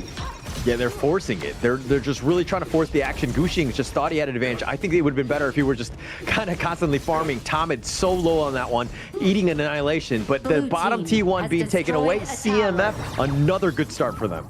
And you can see CMF will start to come online when Wei is in control. He's currently 1.3k up against Gushing in that jungle department, exactly where you want him to be. Where you definitely want to be. I mean, R8 doing a great job of just trying to slow the game down more than anything else. CMF have that lead, right? And they're just going to continue to just play with their food, but Ashir gets taken out in the mid lane. This mid lane has a lot of things going on, right? One moment you see Doma getting caught out. The next moment you see Ashir getting blown apart here. So definitely a point of contention here coming in from both of these two teams, as mid lane is the essence of every MOBA game. Yeah, and it looks like R8 right now. I mean, this is a moment. Ashir is down, and now Roichi in the top lane with that top T1. Doesn't want to lose that blue buff. That would have been close, but Wei smites it. Good spike coming in from Wayne. If not, it will go over to the side of Xenon here. However, Ryoichi might be caught out here. Oh, the silence, the time lapse, and now the emergence. They're trying to go and turn this around. Xenon is now going to be joining. They have the creation blocks. They find Tame, so they got the return one, but Ryoichi's already been killed. Triple kill going the way of Gushing, and it looks like he wants to potentially go for more, but no minions. They have to stop. Backline for backline, but that is a big kill here going in towards the side of Gushing here. You do not want Gushing to be getting kills on top of Wayne and traversing the gorge and getting all these farms here. This is a much better team fight that we need to see in that replay of what exactly happened to Anthem, to Ashir. Yeah, and checking out the replay here. I mean, looking to go in, it looked bad for R8s, and Ryoichi did get killed on this one, but with that nice little burst ram, the tremor smash as well, and now Gushing just on the back line doing some serious work, and Gushing gets picked off. You show a highlight reel of him, and he gets killed. It's just a battle between Gushing and also Wei here. Kills trading back and forth between these two members, and this is the concentrated matchup that we keep talking about. It is not about the other members. It is about who is playing better towards that jungle tempo. And so far, CMF is playing it so well, following Wei in all these attempts. They're definitely feeling it. I mean, getting Gushing in the Doge, absolutely huge for them. Now they're turning this into a bottom T2. CMF just invading the enemy jungle as well. They are looking to take the fight. The fight is so far so well for CMF here. Getting the towers, getting the jungle, getting a Tyrant as well. The second one going into their favor here. The control from our Esports is starting to slowly slip away into CMF's favor. Yeah, it's starting to. I mean, but the net worth, I mean, 1K up. It's not the most. R8 definitely have avenues of attack in terms of getting back in this one. But Ryoichi needs to stay alive. He's been pushed back with that heroic charge. The light step back, time lapse onto him. But now it looks like CMF on the retreat. Forced to retreat here, but allows Gushing in towards the mid lane to put some structural damage on that mid-tier 1 here. So mid-tier 1, exceptionally important here. Are a forced to rotate to really protect this tower here. And you're starting to see Ashir on that Xiao Qiao doing so much damage towards Doma here. This is also one of the late game carries here coming in for the side of CMF Esports. Oh, the rogue charge pushing him back. The nice little knockup on a Doma. The force field suppression. He's tanky, but now Wei comes in, gets the pick off, and finds Doma. Wei just doing a drive-by, picking a kill onto Doma here. Only half the flash and pure striker, but doesn't get to use it until the very last moment here. So a good pick off here once again from Ashir using that knockup. And now with the numbers advantage, CMF looking to just kind of put pressure on the outer lanes at this point. That mid T1 is still standing, so R8 right now doing a great job. But now Xenon, he's finding he's in a bad spot. Psychonoia looking to just run it down, not able to chase him. Gets the silence, and gets the heroic charge, finding Xenon. That's 10 minutes before the objective here. Losing Xenon, your mid lane primary damage dealers, not what you want to happen here. Losing tier 1 tower towards the mid lane.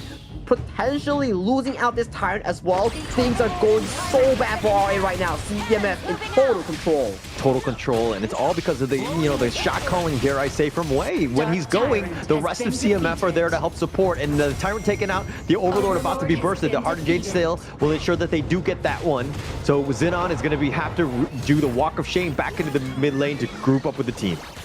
Oh, wow. Where did this CMF miss out from? They were not this dominant coming into week number 1, week number 2. All these teams are starting to evolve and adapt to their teams and players here so far. Blue team R8 was dominant against Scars yesterday, and today CMF starting to pick up games against that dominant of a force. What is going on here? Well, this is kind of why they're all in Group A, right? There were definitely some inconsistencies. They were making mistakes. And, both of these teams have been able to kind of expose those. CMF doing a great job, though, of exposing R8s. They need to defend this Crimson. Tomid still going up in front. The time lapse is going to be used. It looks like Psychonoia has to get the pushback, but pushes him into the Tyra. And now the Razor Cavalry's on point with that Fever Broad, doing some work, gets the double kill, and he's somehow still alive and gets the pick off on him. Enjoy 5 members. That's a team ace going the way of CMF. Team Ace goes over to CMF with a clean 5-4-0. One is left to kill for R8 here. CMF clean with it, and I think Ashir got taken down by one of the Vanguards here by accident. Yeah, look, the Vanguard, sometimes they hit hard, you know? You get caught out, you don't even dive up. Not to say that I've done this, so I don't want you to put me in that boat, but now CMF looking to just put the pressure on. They've taken the mid T2, looking to at least fix the outer lanes. Those Vanguards had provided a lot of space for R8, and fortunately for them, they didn't lose too much because of it.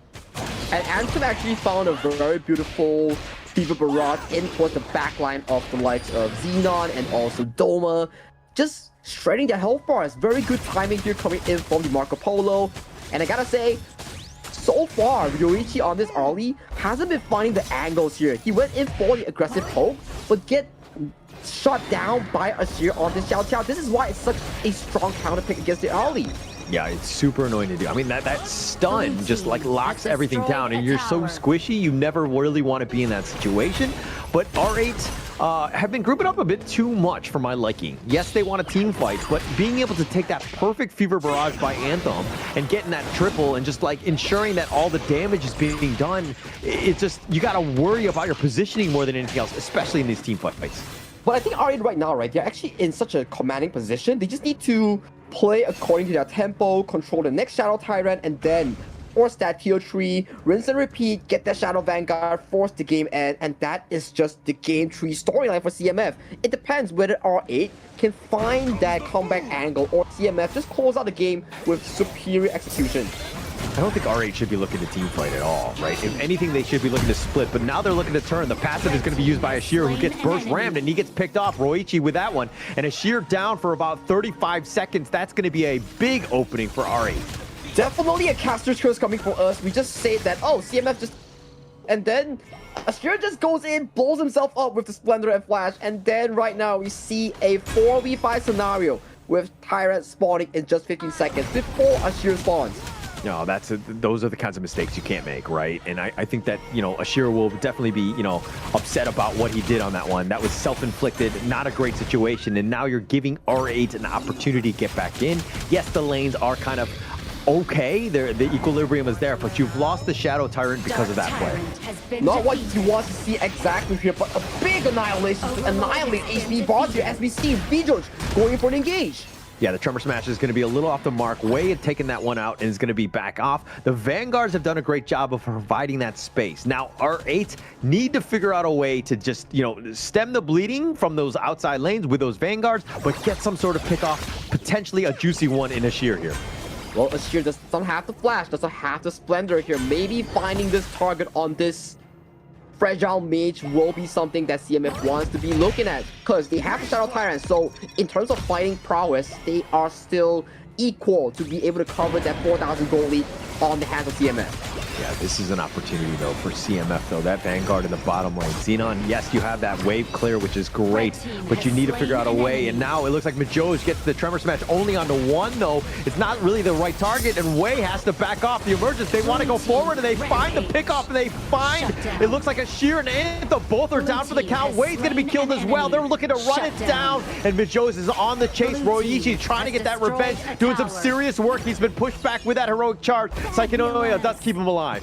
Once again, the reason why they won that team fight was due to the fact Ashir died at that Azure Golem, wasting the Flash, wasting the Splendor, allowing them to pick up that Shadow Tyrant here. But good news on the side of CMF. The Vanguards are doing work and almost taking down the second tier 3 coming in from the side of R8 Esports. But the game is back to an even state.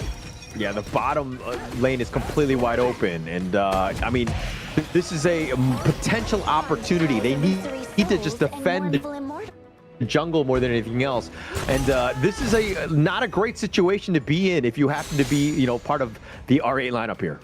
That seems to be the case here, but we have to think, right? The next upcoming fight will be going down back to an equal footing for both of these two teams, and then that's where we see who comes out on top in these exchanges, because before this, we were thinking, oh, Ashir was so dominant, limiting the early, but gets blown apart in that team fight, and then you start seeing the members of the side of CMF start to scatter without the likes of the mage of the Xiao Qiao.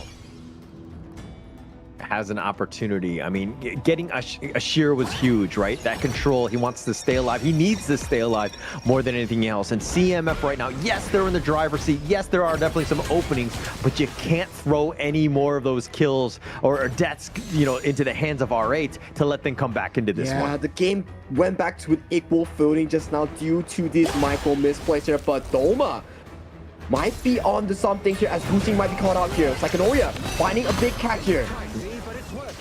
Yeah, big catch, but they're not able to get Gushing, the heroic charge, pushing him back, but Ashir has already been killed, and that's another mistake, and now CMF cannot continue this assault. They have to retreat yet again. No, deaths after deaths after deaths on this Xiao Qiao on the hands of Ashir. Not what you want to be happening right now. Control is slipping away from CMF right now. Things are looking really tough for CMF as of this point.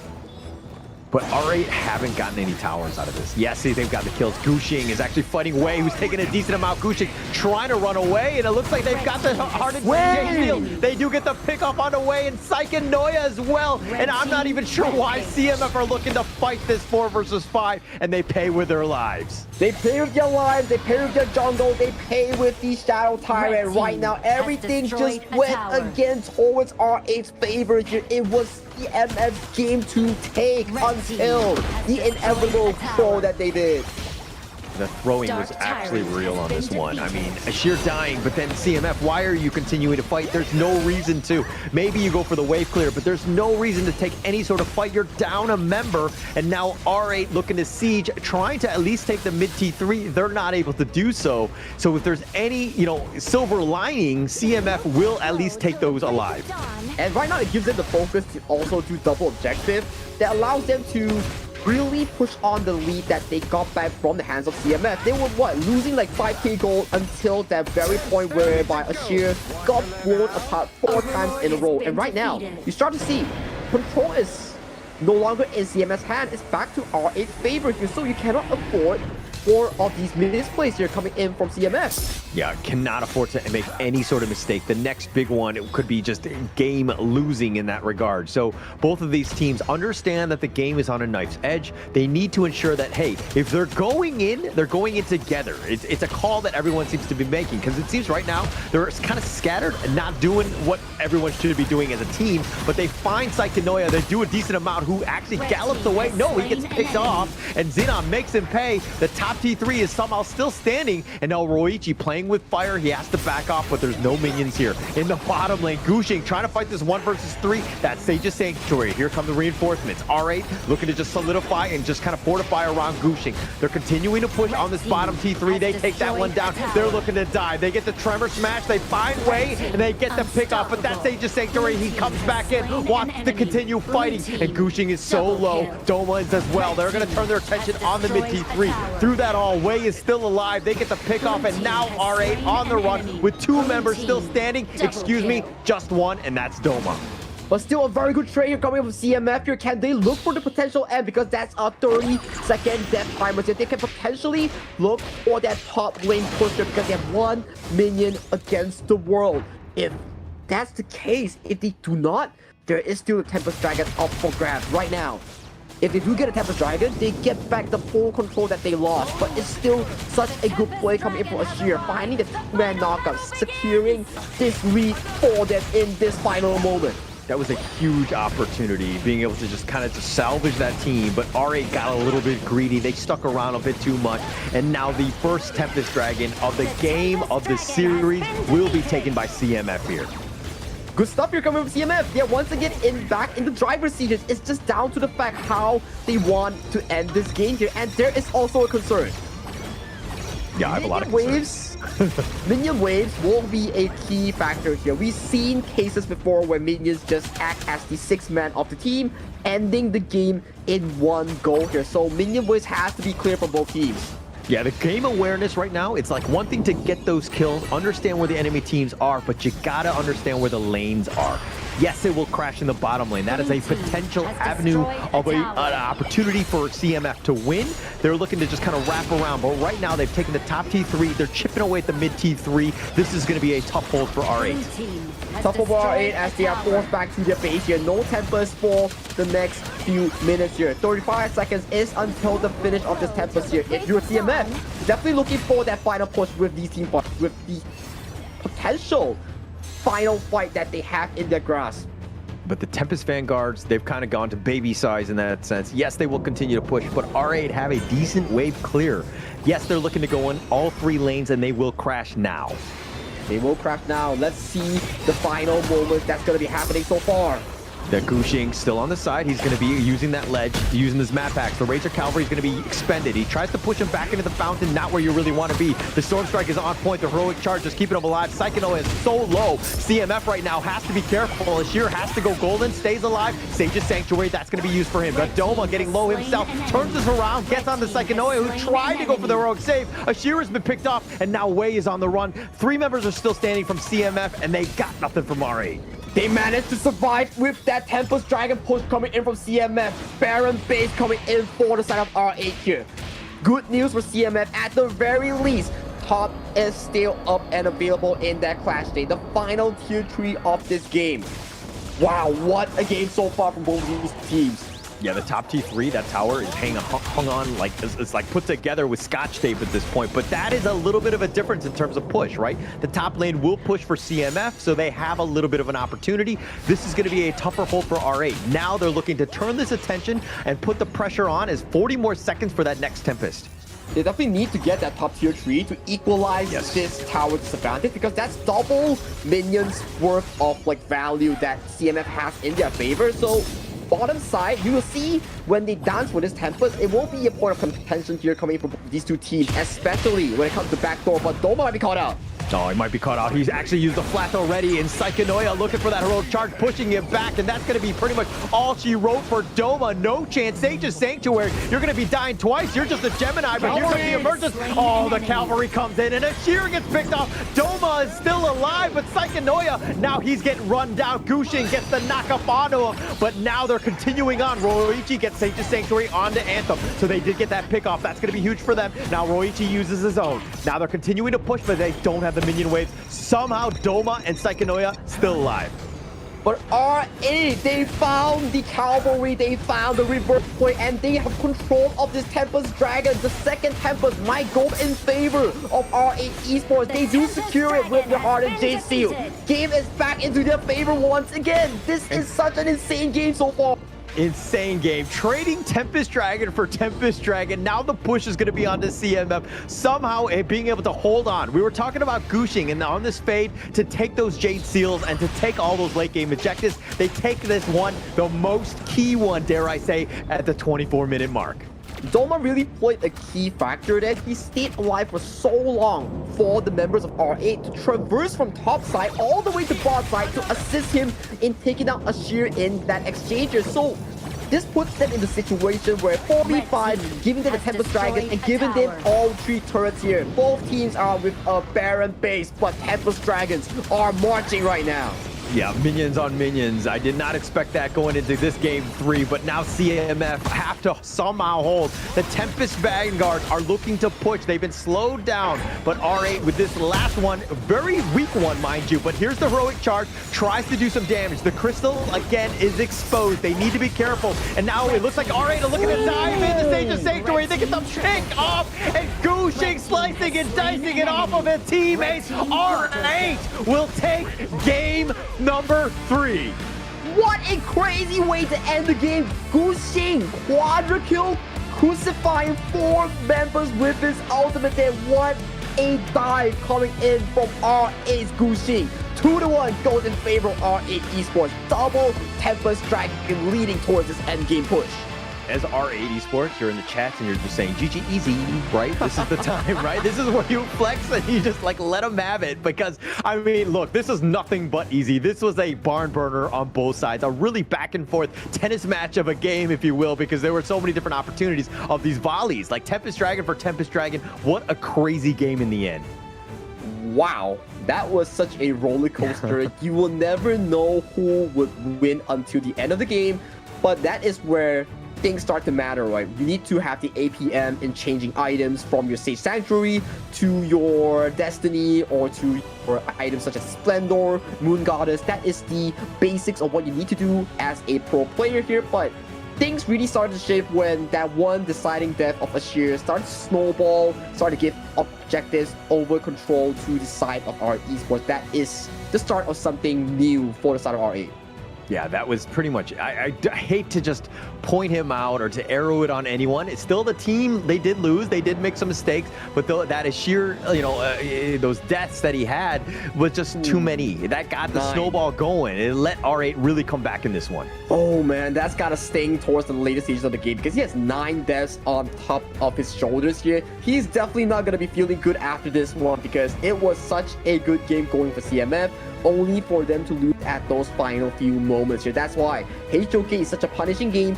You cannot have a single player fall in terms of tempo. It will really result into comebacks for the enemies, giving them room to breathe, giving them room to make comebacks like in these few moments. That one's going to be tough. That one's going to be a tough one, right? I mean, watching that game, that replay, and just the opportunities that they had. And yes, he had 109,000 damage. I mean, third on the team, excuse me. But like, he needs to stay alive more than anything else. They needed that stun come those team fights. And he was never really able to kind of do that because R8 Gushing and, Xenon constantly focus fired him whenever they could. And Xeno having a super good game on towards Nua, 200k damage dealt and only 48 damage taken. He was hitting Annihilation cross map, getting those snipes over the heads of Ashir, over the heads of a person like Second Oya. He was doing so much, but this is the crazy gold curve that we're seeing. It was all in blue for CMF Esports until that fateful moment whereby R8 just got back everything in control. This was like my blood pressure for this entire game. Right? Just all over the place. I don't know what's going on, but the MVP, Xenon, he was an absolute sniper with those annihilations, but he was 7, 4, and 16. Wow, stayed alive, did all that damage, 35%. This is exactly what you wanted from the mid lane. Only 9% damage taken out of a 24 to 25 minute game. Do you know how crazy that sounds? It means that he only died in the early game, and towards the late game, he was basically untouched and positioned perfectly in those team fights. But let's check out the replay here to break down things for everyone in the chat. Yeah, absolutely crazy game. I mean, just like the early game, I feel like it was really back and forth, even to kind of start. You were thinking that, Gushing was kind of getting going, but then they were kind of pushed back. CMF definitely had the lead, and there were like moments where you're like, CMF are going to close this game out. They're going to figure things out. But then just too many mistakes, right? You cannot let your team get back in this game. You cannot, and things really went south when Ashir died multiple times. You can see towards the end of the replay, it was just Ashir and him having the countdown off the screen here, and then it was just the comeback making for the side of R8 here. Yes, Ashir still had those big moments, but it wasn't enough to cover back all these misplays here. This was the one I feel that he really played well. Check out this team fight, right? So it went in favor for the side of R8 here. All the members were going down for side of CMF, and then we started to pivot towards this team fight, the final Baron-based defense that made it so important for R8 to keep their tournament of this BO5 alive. Yeah, but like even then, Ashir was in a bad spot. He used the Sage's Sanctuary just to stay alive, and that was the amazing play by Gushing, right? Oh, beautiful. Just on the back line, absolutely perfect here, and that game could not have been better in terms of just like a back and forth barn burner. What do we want to see, especially in the KME? I mean, this is the way the games are, right? You want to watch some great games? Tune into the KME. You want to see some terrible games? Check out the KMW.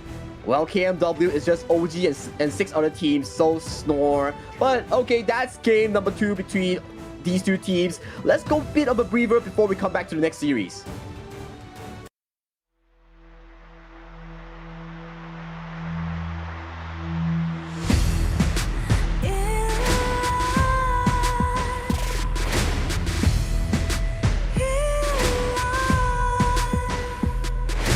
What's a life without its worth? Compromising with what hurts inside. When you let fear decide your fate, you don't choose which path to take alive. In life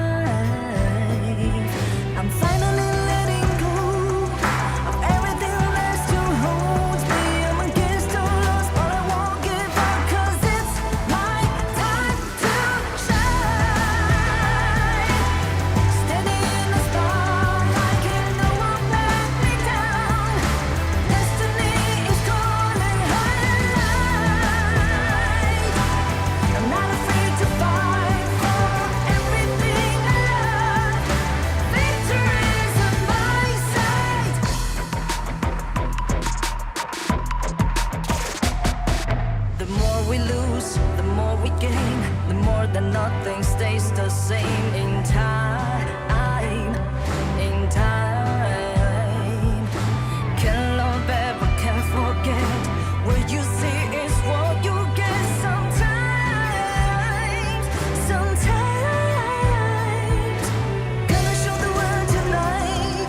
The light that shines inside us. We're against the odds, but we won't give up, 'cause it's our time to shine. Standing in the spotlight, can no one back us down. Destiny is calling high and light. We're not afraid to fight for everything we love. Victory's on our side. Takiki takiki takitao. Takiki takiki takitao. Takiki takiki takitao. Takiki takiki takitao.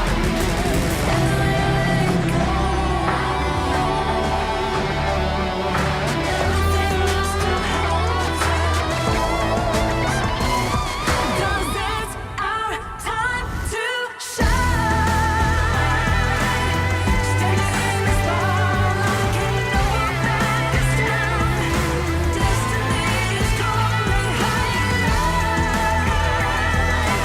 We're not afraid to fight for everything we love. Victory's on our side. It's our time to shine.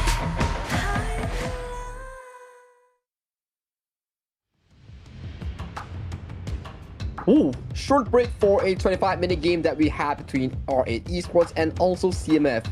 Things were looking like a roller coaster so far between the teams, but in the end, it fell in favor of R8, where they found the final push and found the game-winning seal. My name is Sagi, alongside Miss Holler. Any comments so far for that game? I mean, I think we're all kind of recovering, right? I don't know how the players are supposed to recover from that, especially CMF after that, like, dare I say, throne game where they had an opportunity to close it out. But that was a tough one if you're a CMF Esports fan. But R8 just finding ways to claw back into this game, in this series, just a really back and forth game. And that really stings the side of CMF, knowing for the fact that they went through the distance just to be met short in those final few moments. So they really need to fix up their mental, come into game number 4 with the global ban pick has started to kick into shape. 15 heroes on both teams are automatically banned away. Yeah, and I mean, going into this one, now global ban pick, I think that this is going to be interesting, right? To see exactly how these teams respond. More than anything else, like CMF, when you have a game lost like that, like, how do you recover? Like, what do you do? Because that's got to hit the mental psyche, right? Gotta hit the mental psyche, because when you go through such a long series, when you know you have to lead from the start to finish, maybe not the finish, but you know, 80% of the game, just to fell short in those final few moments, you gotta feel bad, especially Ashir. He was the one who found plays on Mijoj in those early moments. He was the one who set up his team for success, just to be met with, you know, those lacking moments in the end. He's gotta be feeling kind of bad here. So if you're his teammate, you gotta make sure his mental is in check for this game number 4, because this may lead to tournament elimination. Are you looking at, dare I say, kind of telling him now, be like, hey, Ashir, step up? Or is it more of just like, just forget about it? Like let's continue moving? Like, what is your thought process there? I think the main moment is also, okay, it works like this, right? Because you need to tell him like, okay, it's fine, we understand you just want to make plays, it's fine, it's cool, just play your best for the game number 4, we got your back, just go with it like how you used to, because you cannot tell him like, bro, don't feed, don't do this, don't do that. It will definitely kind of sting him, right? So you just gotta say, we trust you. Anything else, you do your review back at your base or at your house where you are set up and everything, you know, for that review session. Yeah, that makes the most sense, right? Just be positive about it, especially in the situation, right? You guys are like in the trenches together. Right now is not the time to be finger pointing more than anything else. But now we're in the game 4 draft here. Fatih, Musashi, and Yuhan, all meta picks, I would say, looking very strong already for R8. I'm loving R8's esports draft. They are drafting a very lone counter heavy composition that makes it very difficult for Anthem to play in that farm lane. So we have to see how CMF really formulates their draft in that 4th to 5 pick here, because we know out of 3 games, 15 heroes has been automatically banned, 3 junglers are defaulted out. So for Wei in the second stage, 2 junglers are banned out already here. Maybe more will be targeted towards him. Who is the... I mean, the Lady Jun, the moats kind of deal with Musashi if he's looking to dive you, but as a jungle pick, who are you looking for Wei in this second phase of the draft here? Wei for the second phase of the draft here, Monkey, one of the counters has been removed from the draft here. Wei has spent the Ogren, Wei has spent the Pay, he's also used the Floorborn tank here, and I believe R8 will also invest in one more ban against him, so his option seems to be quite limited. So I'm still thinking here, potentially the Yao. Okay. I'm just very underwhelmed by Yao at the end of the day. I just, like, I know it has potential. Theory crafting is great for him, and he has that, but like, I just feel like whenever you see him on the big stage, he really doesn't shine. He doesn't really kind of showcase his skills or, you know, really take over the game. I think it still remains like a undiscovered or experimented pick to the fullest, right? Because we've seen the strong regions like KPL, MKL, they bring it out, they fight the Lung or the Yuan using it. So you can go in for the poke and prod, back out with the return to dust, so it baits out their ultimate, right? So maybe that's something that the KME region is still experimenting for those big BO7 lineups. Interesting. Yeah, no, I mean, like, being able to pull it off, yeah, great. But, you know, when Musashi is duel to the death right on top of you, and then, yeah, you try to get yourself back in this one, but it looks like they're going to go a different direction. They're going to go, okay, they're pump faking. I'm not going to say anything until they lock it in, right? We don't know. We don't know what's going on right now. We don't know what's going on. They are just baiting us. They're just making a fool out of us. We're just like, okay, is this? But no, last minute swap. That's just CMF playing with us. Okay, the Dian Wei. All right. So you got a little bit of a bruiser who can kind of survive, dare I say, the duel to death. He's going to be able to just kind of consistently farm. This will be interesting. I don't think we've seen a Dian Wei in the KME fall thus far. I do need to check that.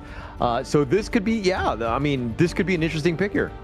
It could be interesting because he is one of those junglers in towards the pool that can remove CC from casting spells, right? So if you do to the death him, you can just CC removal, so he walks away safely from Gushing's Musashi here. So that's something for them to find out here. But R8, I think they just lock in the Hou-Yi and Gan MO here. So Dian Wei will play a pivotal role in blocking all these Burning Sun arrows from Dorichi because he has that innate CC removal. Yeah, it's going to be huge for him to just kind of set things up. He's going to be that frontliner. He will be scary. So now R8 need to find ways. I mean, they're going to use like the Musashi Fatih to potentially jump the backline, avoid the Dian Wei as much as possible, and get to the backline. Won't be an easy task ahead of them. It won't be an easy task. It will boil down to execution, but so far CMF in last game and game number 2, they have shown signs of improvement in their early to mid game. We just need to see whether they can repeat that success coming into this game number 4, because it is so pivotal for them to find that footing to make the series to a 2-2 for both teams. And this is, I mean, the R8s were probably thinking that they would just roll over, you know, CMF, and CMF right now have answered the call. They've definitely been, you know, tested. They've tried them, you know, that game 3 was not an easy one. They had to dig deep, but going into game 4 now, we see this draft. Who are you giving the edge to? The same thing I told you 3 games ago. I gotta say, it's still a 50-50, and I'm loving the Dian Wei pick so far coming in from Wei. I think this pick will make wonders happen for the side of CMF here. But in the end of the day, it is still a battle between junglers. Whoever gets control will have a smoother game for their team. This is game 4, R8 against CMF Esports. Yeah, Gushing, Wei, those are the main 2, the targets if we're looking at. But if we had to look at some other matchup, like who else needs to step up on both teams? Maybe the Romans here. We keep talking about all these Romans here. Whoever gets the advantage will find the opening for their team. But let's check out the fun fact real quick. Did you know that the mid laner and Roman dude, Xenon and Mijot, are actually twin brothers? Wow. Yeah. So yes, yeah. So I mean, they're twin brothers. They have that's why they have that chemistry. They're always on points. They're always like going in together. They're like one hive mind in that sense. They've always been great, and they've been playing together for quite some time. It's been an interesting ride for these two. that explains why they have these like naming things, right? It's like Xenon is like NON, and then Ninja is like JOJ. So it's like, you know, you see the naming pattern I'm trying to tell you? Okay. Yeah. I mean, we're gonna have to see exactly what they were thinking. Like, to be like, it'd be awesome to have a twin brother to just play, you know, Honor of Kings Esports like as like a pro player together. Like, that's amazing to have that. I just wish I had a brother in general, man. Sad face. Am I not your brother? Like, you don't consider me as a brother line in this caster field? I feel so betrayed right now. We're friends. We're acquaintances. Friend zone. God damn it. I'll call you, don't call me, all right? Oh man, I'm just someone you find when you're feeling low. I get. And not even when I'm lonely. I At the start of the stream. Yeah, this is why, right? I hope you still miss him. Not so much anymore. Meanwhile, Kin at the end of the corner here already banished the KMW. But this is RA versus CMF. Let's not talk about those two. Yeah. Actually, from what I know, he wasn't banned. He chose that life. Oh, right? He sacrificed us instead? Oh, man. Yeah. So, he's dead to me at this point, right? But here's the Burning Sun Arrow. It's gonna connect with those blades, and the Reforged blades make quick work of his shear.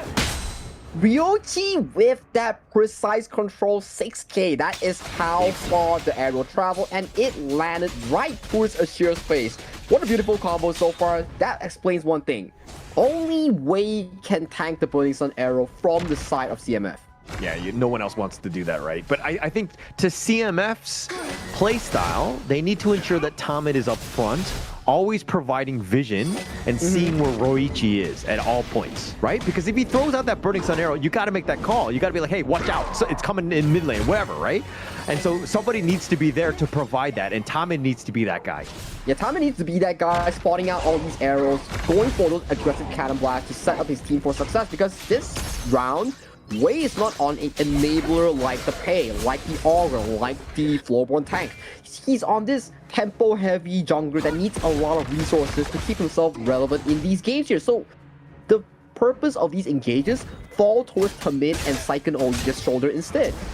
And I think CMF are going to do a great job of just ensuring that the Burning Sun arrow, okay, all right. It actually hit somebody else who was just walking right by. It happens to be Saiken Oya, who was just like taking a leisurely stroll, but apparently, you know, you got to watch out for the arrows as you cross the street. Man, these arrows just traversing towards the gorge like some random pigeon, and then you get hit by one. It's like, ah, my eyes. There's bird poop in my eyes. Actually, in some cultures, getting pooped on by a bird is actually a form of good luck. So it might be, but here we go. Gets the kill, the return one onto Xenon for those blades. Yeah, not a bit of a good luck here coming from Xenon, but that gives CMF control over this Tyrant that they need, because losing out your mid lane right before the objective, not what you want to happen as Wei go in. Yeah, look at Wei, just bloodthirsty as ever. I mean, he probably should have just started the Tyrant here, and now with everybody up from R8, it doesn't look like they're going to go for that steal. Majo's just scouting it out, but Gushing, no smite, he's going to be backing off. He's got to be backing off, but it does go over to the side of CMF here, even though that they lose out the early game here. But look at the ultimate here coming in. Yeah, the Burning Sun arrow yet again leads to another kill for R8. Roichi's like a sniper. He's hit like 3 of 3 arrows. 3 to 3 arrows so far, 2 of them led to a kill here, but Gushing going for the 1v1. Yeah, he's trying to just invade, right? You want to contest. You want to make Wei a little uncomfortable, especially since you have the numbers advantage, and now that Crimson Gold and Gold in the way of Gushing, just a little bit more farm. That buff is going to be huge for R8, though. It won't be huge, but look at the position coming in from Wei, though. He's looking to converge on towards his farm power to Ryoichi. Might be in trouble. Might be in trouble here, but they get the slam dunk. Wei is going to be here. The set sail does connect. The Burning Sun arrow will not. 2 members down from R8, and they happen to be the twins. Happen to be the twins, but look at this. They are trying to once again attack on towards his bottom side here. Getting 2 kills, getting 1 tower. They bail out, and they call it a worthy day for Harbors. It's almost like Demon Slayer, where you have to kill the demons at the same time, right? And that's how Xenon and Majosa have been killed. But no, that's not how it works in this game. But CMF doing a great job. I mean, those 2 kills are going to be huge in terms of just getting themselves back in this game. They've kind of fallen behind a bit. Wei needs a little bit more space and time. He does need a more space and time here, but they found those 2 kills on towards the Twin, so that makes it a lot more easy for him to come back towards that early game, right? Because he was losing buffs, he was losing control towards the jungle here, getting those 2 kills, great. It really relieves some pressure back towards his pocket, because right now, he's up about 200 gold against jungle opponent, which is Gushing in that jungle. Huge, huge. I mean, he's got 2 kills as well, so any sort of space. Wei needs to get going. He is, dare I say, your win condition. Anthem will definitely be there to help support that and ensuring that you can kind of close out games late game, but Wei is the guy that's going to set up the tone. And now R8 putting that pressure on. The arrow does connect, and that looks like it's going to be a dead Tomit. He did his job by scouting out that arrow as he used his head to block it. 4 out of 3 arrows so far. 3 out of 4 arrows so far, and it all led to a kill here. Ryoichi, he's not missing anytime soon. He's like an absolute sniper. He's been taking them all out. But R8, I mean, the towers are the big thing. They're looking to go for this Wei, looking to just die, gets the slam dunk, decides to go for this one. And yeah, I think that they're trying to continue on. They are trying to continue on, and then we are looking at much of a disengage coming in from both of these 2 teams here. It is something to note out of, as Wei does limp away with just a bit of a health for safety here, as we see this arrow landing on towards the side of RA Esports, and the Moses gets to lead away from the map. Yeah, and it looks like, I mean, we're going to see exactly what happens on this one, but a little bit of an issue for that one. Tried to go for the play and not able to get any sort of kills in that one. Yeah, it will be tough, right? Because imagine there's always an arrow, and then Xenon is like, okay, brother, I'm coming in with those snipes here immediately. Boom. If your name doesn't start with a W and ends with an EI, you just die towards the arrow and the Ganemo combo.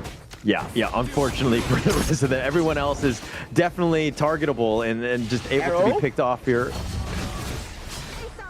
Oh, that's painful. My goodness. Like Anoya, he's like a semi-tank here. Has destroyed a tower. So far, I gotta say, Caller, mid lane is off limits here coming in for the side of CMF. Every time you just casually walk by, oh, a bird flies over. Oh, it's not a bird, it's actually just a birdie's on arrow. It's just taking you down left and right. And now Wei, I mean, his jungle is starting to get invaded, so a little bit less space for him to kind of get going. This is a little bit worrying if you're a CMF fan, right? Because you obviously need to get Wei going. He has not been able to kind of get that space. Yeah, space is not created. Space is allowed to do things like this, and Wei is going in. He's looking to go in for this one. He decides to get the slam dunk. Wei's been turned around, and it looks like Gushing with that duel of death has that control. Anthem has to go use his infinite fastest. He's going to be back, but now R8, all they've traded away was Doma for 3 members of CMF. That was 4v5, and RA still came out on top. That shows how far ahead they are in the network curve. Imagine your marksman is not even in the fight, just casually going out bursts on arrows, missing it completely, and you still came on top.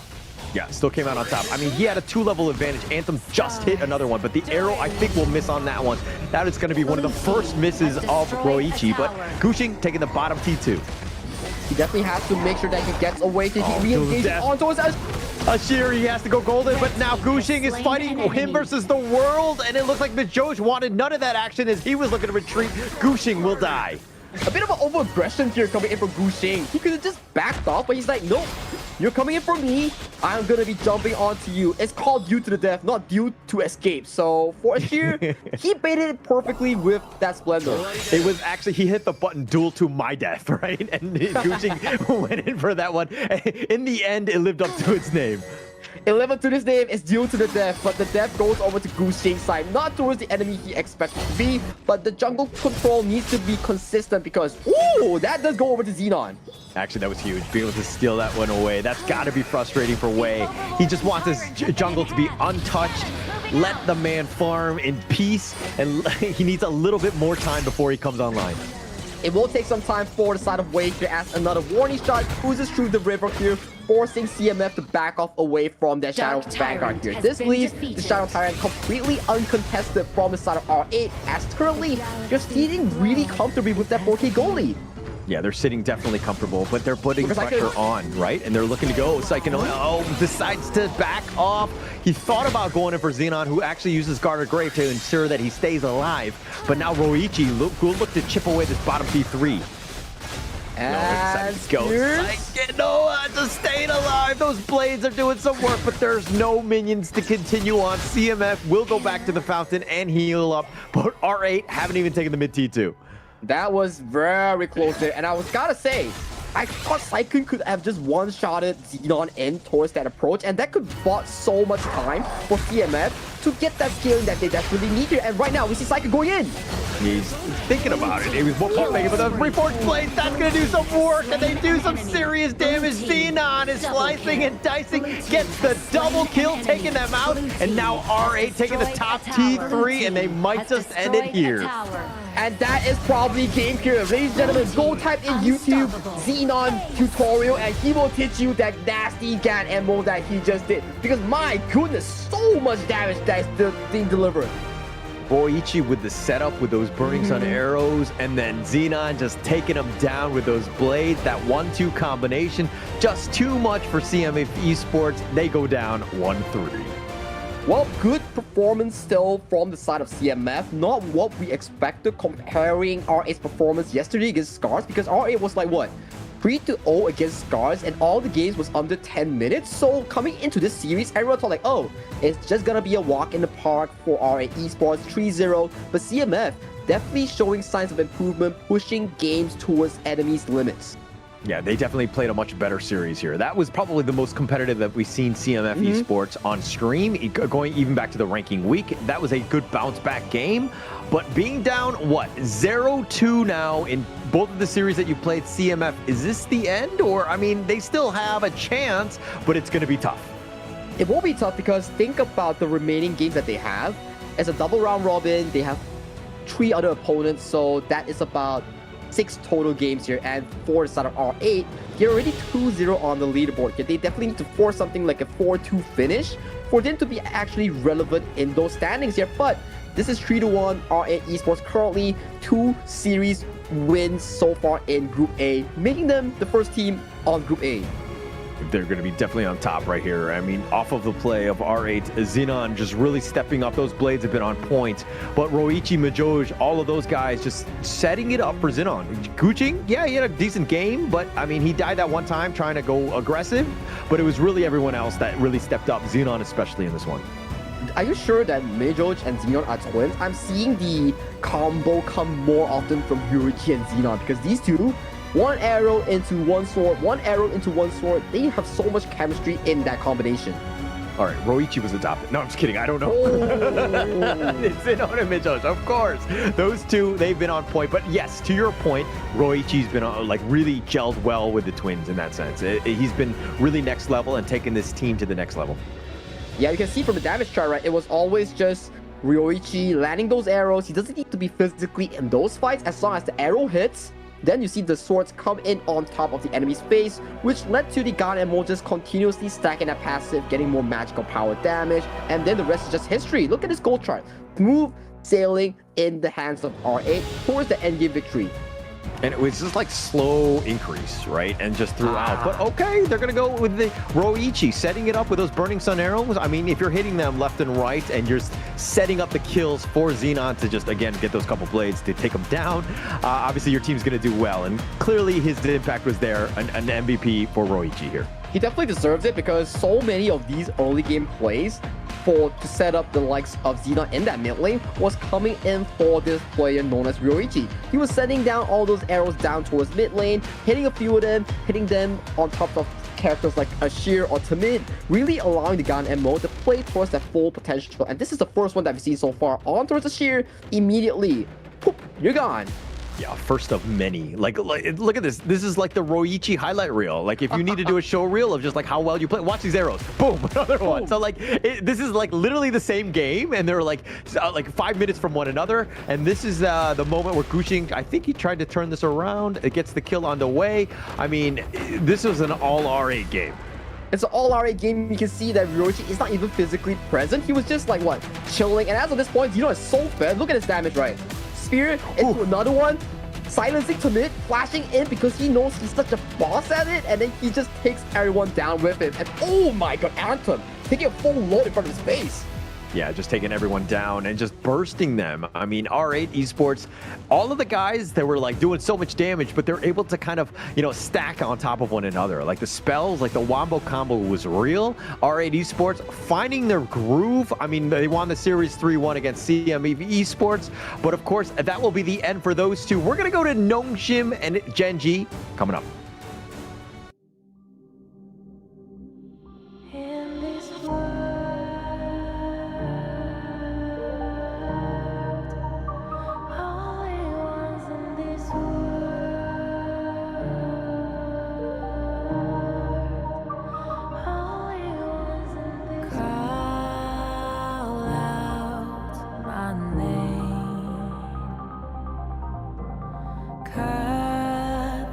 Sound of the rain.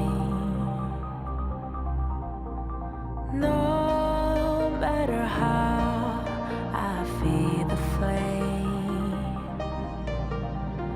you know I feel the darkness and the pain. All of the ways we tried to break free from the night, you know we made it out, we found the light. I fly so high, light up the skyline. Let's do it this time, like it's a whole new vibrant world.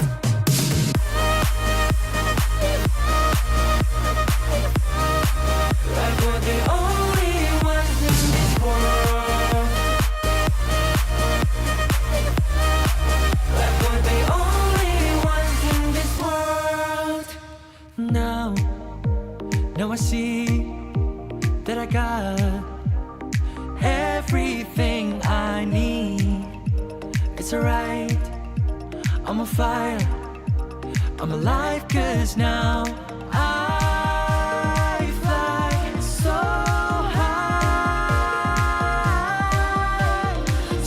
high, light up the skyline. Let's do it this time, like it's a whole new colorful world.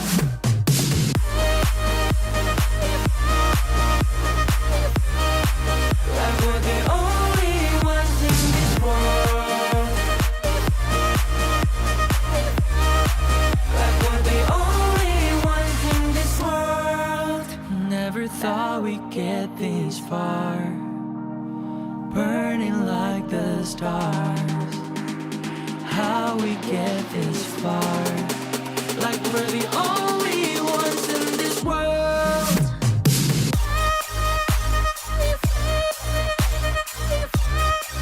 Like we're the only ones in this world. Like we're the only ones in this world.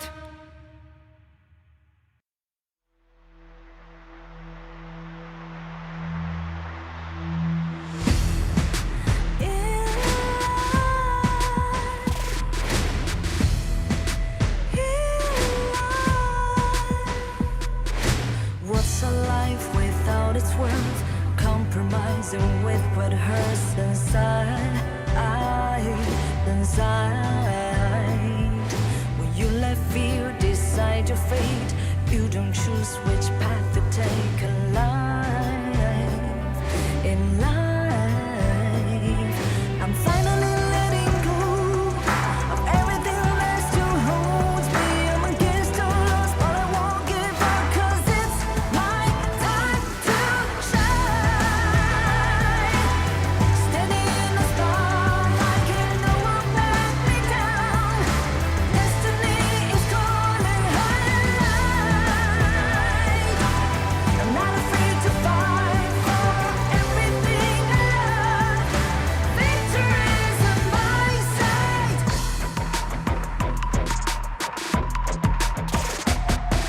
The more we lose, the more we gain. The more that nothing stays the same. In time,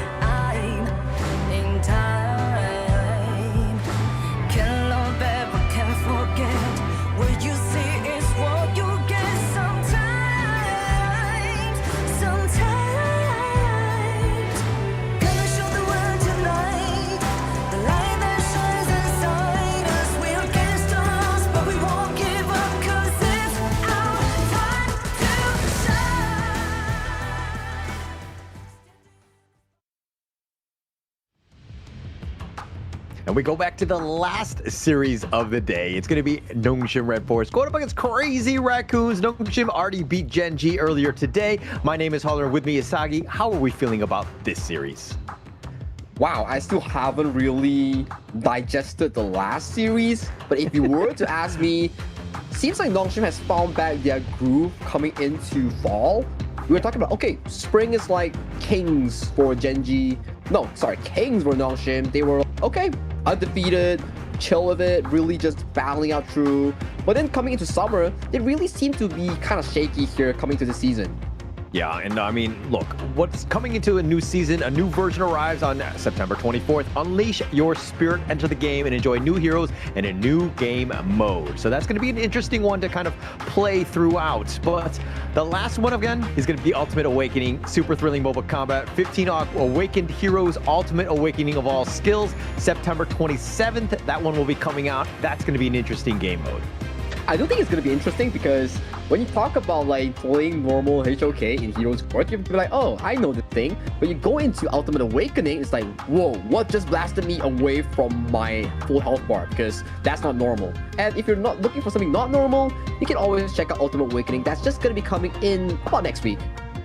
I'm excited to see it. I want to see how it is, especially give me a little bit of a break from the rank game as well to kind of just change things up in terms of just like tempo and like, just, casual play, I would say. But if we're going into this one, nothing is casual about this game or this series with either of these teams. Nongshim RedForce going up against Crazy Raccoon, who surprised us and jumped into Group S here. Yeah, Crazy Raccoons did pull off some miracle plays, especially they were one of the few teams to push Nongshim RedForce in that ranking week to a best of 3, almost taking the entire series away from them. But we're talking about a different form of Nongshim that's not the same compared to that ranking week. Currently, Nongshim, they just breezed through Gen.G. We thought it was going to be 5 games, but 3-1 Siri, Haku, Illusion, Kyung-Knight, and also Faye super duper on form in the survival week. They were very clean, right? I think that was the biggest thing. I mean, they played last night as well. So this is, two teams that have been kind of getting very familiar with one another. And you're kind of seeing Nongshim just stepping up a bit, understanding that the competition has gotten much better. So they need to improve as well. And they really stepped up today, at least in the earlier series today. Well, they did step up, right? Because we were seeing like, oh, game 1, it was all about the Dharma that's being shown off by the side of Gen.G's Wawa. But then game 2, game 3, and game 4, we're starting to see Siri take control of the game. We're starting to see Siri make all these crazy farm over the side of Monto. That's what makes Gen.G so strong. But also, that's why Nongshim is able to topple the fact that they make Clue and Wawa look like irrelevant in that series. So, can they replace or repeat that same success against the likes of the Raccoons? Will be an interesting factor because the Raccoons, the person you need to shut down will be Kong. They did shut them down once. Will it be second? We'll find out in a short moment.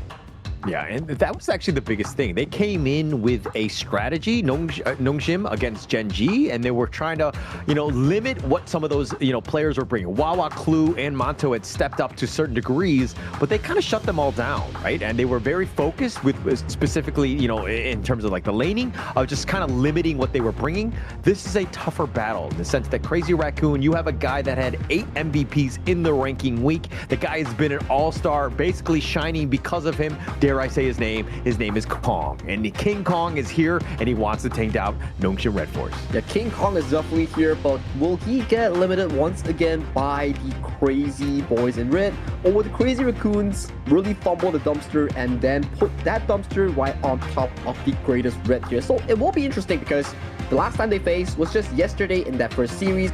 It was what? 3-0, and every game was so dominant coming in from Nongshim. But coming to today, I believe in storyline changes. I believe in terms of different teams being once again up and available. So for the Raccoons, maybe they found a different win condition aside from Kong.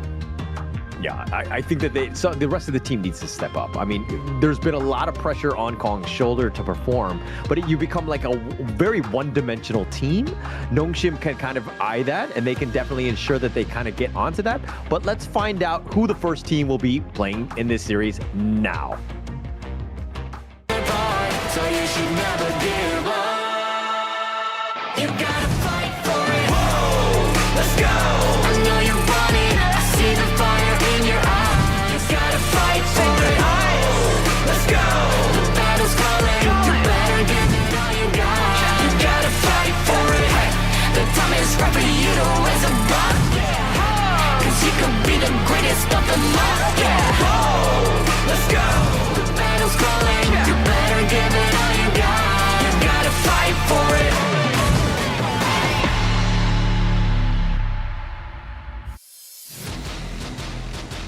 Nongshim RedForce, the greatest red. They're going to be made up of Kyung9, Haku, Illusion, Siri, and of course, Faye. This is a team that's starting to gel with one another. They've had definitely some success from the KME spring, carried over, dare I say, into the KME fall. This is a team that has high expectations going into this series here. I think it definitely has repeated success coming in from spring all the way to HOK S3, but going to KWC, going into the KME fall, they are starting to show signs of being able to be cracked and bleeding. But on their opposing is a crazy team known as the CR Nation.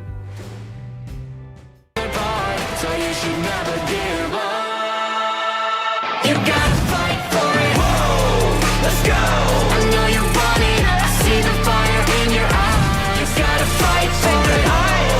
Let's go. The battle's calling. You better give it all you got. You gotta fight for it. The time is right for you to raise a bar. Cause you could be the greatest of them all. Let's go. The battle's calling. You better give it all you got. You gotta fight for it.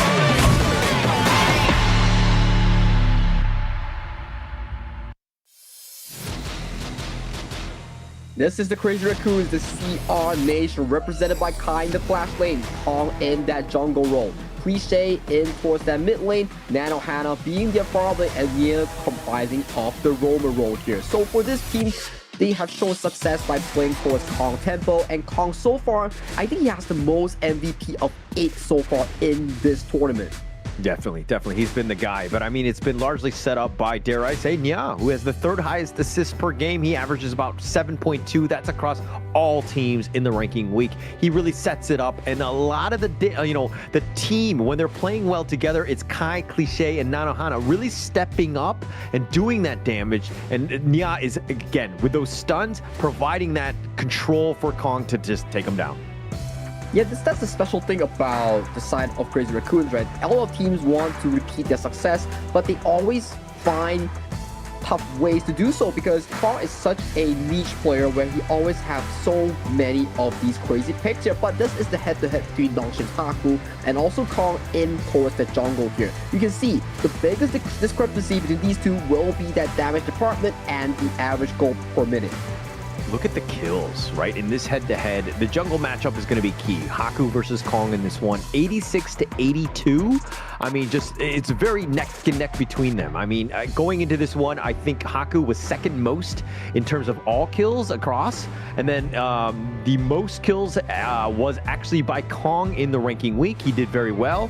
So there's a reason why Crazy Raccoons are top 3 here. They are top 3, but can they continue their dominance from the likes of the Falls ranking week? Because so far, their ways of playing has been challenged by the side of the Nongshim RedForce, and they are starting to see cracks as well. We are talking like, oh, Nongshim doesn't seem to be on the best of the forms here coming into fall due to that KW 2025, but look at Crazy Raccoons here. They're being investigated, they're being researched, and the first ban does fall onto Kong's signature fate.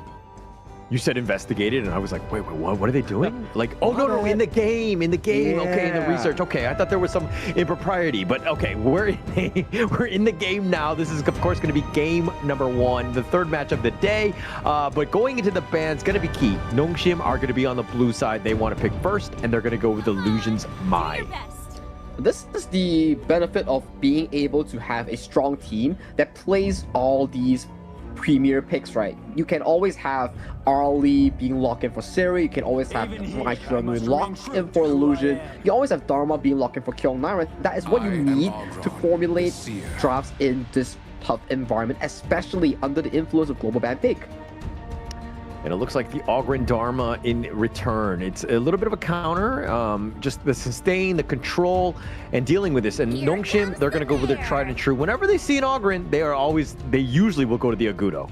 Yeah, the Agudo makes a lot of sense, right? Because you're limiting the Ogren's like zap of the laser. You're making sure that he stays in place and has to get rid of all the critters here. But you know who can get rid of the critters? It will be the Halo that being covered by Cliche in towards that mid lane. What's wrong with that?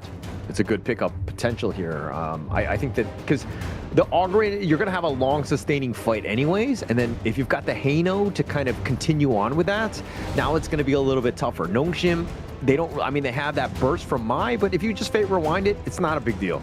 Yeah, it's not a big deal, but that is if he gets that moment to fate rewind, right? So potentially we might see Halo picking up that Purify towards the mid lane, but we're starting to see more of these lanes being banned away from Siri. Already the early, already the Gen.G, and also the long being locked away from Siri in that farm lane. A lot of different potential like farm laners being pushed away from Siri. Gonna be tougher. He's gonna have to be digging deep, so to speak. I mean, look at Crazy Raccoon with like 3 bans of the farm laner, very targeted, but at the same time, they don't have a farm laner themselves, so they're kind of like, oh, we've banned our own potential picks too. Knowing Nanohana is probably going for the full movement and series for that Shouyue to match with that Mozi and probably dodge around the Dharma CC. They'll be flying towards his place there. And you know, Nongshim does the over there like, okay, you were playing that game, I know what you want to play. Nanohana wants to go on that full marksman. Not gonna be happening. It's gonna be bad. So he's defaulted to that channel. So channel is special pick here, right? Because he's always served as the counter towards long and early here. So picking it in game number 1 result in this counter pick to be removed from the pool in the following games of the best of 5. Yeah, also, oh, it looks like, okay, they're pump faking quite a bit. But, I mean, yeah, to your point, though, they've also banned out the Lung and Arlie. So you know that at some point, those heroes will potentially be opened up. They've gone with the Chano Hin, as you rightly said. It is a great counter, but now they're like, hey, actually, we're kind of out of farm laners ourselves. We're going to have to pick the Chano now. I think that's why Nongshim's final ban on towards the global marksman puts CR's Nanohana in that position, because Nanohana has this tendency of only playing 3 marksmen, which is the Long, the global marksman, and also the... Let me brain a bit. Long, global marksman, also the Chano here. So being forced into that situation, you're kind of in a tough pickle here. But once again, Nerza being hovered for the side of Kill 9. He has found success with this pick in yesterday's first game of the series against Crazy Raccoon. This could be a potential. I mean, you get the jump in. I mean, you see the Fate Rewind, he gets them back, so the Neza can kind of just get that potential jump. Also, just saving your own backline if you need to go. But this is going to be an interesting pick with the Cayenne. Going to be last? No. Secure. We should not even be talking about heroes until they're locked. like you mentioned, they're just pump faking us. They're just like, you know, jigging us with all these picks. They're like, haha, they're caught again. I win. But it will be slightly harder towards the secure here by we know so far Nia loves to play the Zhangfei and the Lian Po here. So game 1 coming in with such a different approach. Maybe this is Crazy Raccoon waking up from their slumber from day number 1 here. So it will be interesting because this is a Raccoon that the style has yet to be seen before in the ranking week. I think it's more about just getting that stun locked in. Crazy Raccoons, like this is like you have your favorites. You definitely want to ensure that you put your best foot forward, but this is a long series, right? Losing game 1 is not the end of the world. So it might be that they're comfortable with just like this hero type. Yes, it has a stun. It has that Mulberry power, that AoE stun in that sense. So you have opportunities, but you don't need to pick your best heroes, especially now. Yeah, it's a best of 5. It's a long stretch, like we mentioned. If you do put all your cards onto this table in game number 1, you will be putting yourself in a tough situation if you lose out that game with expensive picks. So it's the same story for both these two teams. For Raccoon specifically, their picks are not so expensive per se compared to the Nongshim lineup. Definitely not as expensive, which kind of, you know, it's an interesting way to play this one, especially in the global ban. You don't want to... You want to win games, but you don't want to give up your best heroes. You need to find that balance, especially when it's there. But you might just lose 3 games in a row. That's another problem that you might have as well. Well, this is a world in esports where the strong takes over the weak here, so it'll be one of these situations, but it won't be Nongshim RedForce go head-to-head once against Crazy Raccoon in the second round robin of the series here. But all this wouldn't be possible without our prize sponsor. Realme is the official gaming phone. The Realme 15 Pro, built for performance, made for gaming, smooth, cool, and reliable, just the way esports demands. Ready to level up? Get yours now and feel the difference. Definitely will feel the difference. Haku here starting to feel the difference, looking to go for that invade to start things off, getting a little cheeky. Saw some of the rotations. This is what research and investigating the other teams, like you were talking about earlier, this can add to a huge advantage for them. It could be a huge advantage. Like Colin's like, haha, I got your wipe. But Haku's like, sure, take him. I will just take your Crimson buff and I'll be back towards my jungle. So you're one buff down in an early game where Kong needs to be strong and relevant. And right now, he's already at a disadvantage at just what, 1 minute into the game? Yeah, it's not great to be starting off like that. I mean, it's a little bit of risk. I mean, Nongshim sometimes, like, when you're looking to go for those jungle invades, you sometimes do pay with your lives, like they did against Gen.G. But in this case, they get away scot-free. Crazy Raccoon, I think they need to just kind of add a little bit more CCTV to their own jungle. Yeah, CCTV, some surveillance cameras in the form of Nia or potentially Cliché to really spot out the pesky Haku running into a jungle and taking it as a favor for himself. Yeah, he shouldn't be just free farming in that regard, but Kong has to level up in that sense, so he's continuing to farm without the buffs. Not as, you know, easy to do, so to speak. But okay, let's talk a little bit about this bottom lane. Siri, we've talked about, but with Nanohana going up on this one, I mean, we've seen Nanohana, there are moments of brilliance, but there's some lowlights as well. He's been, dare I say, a little inconsistent at times.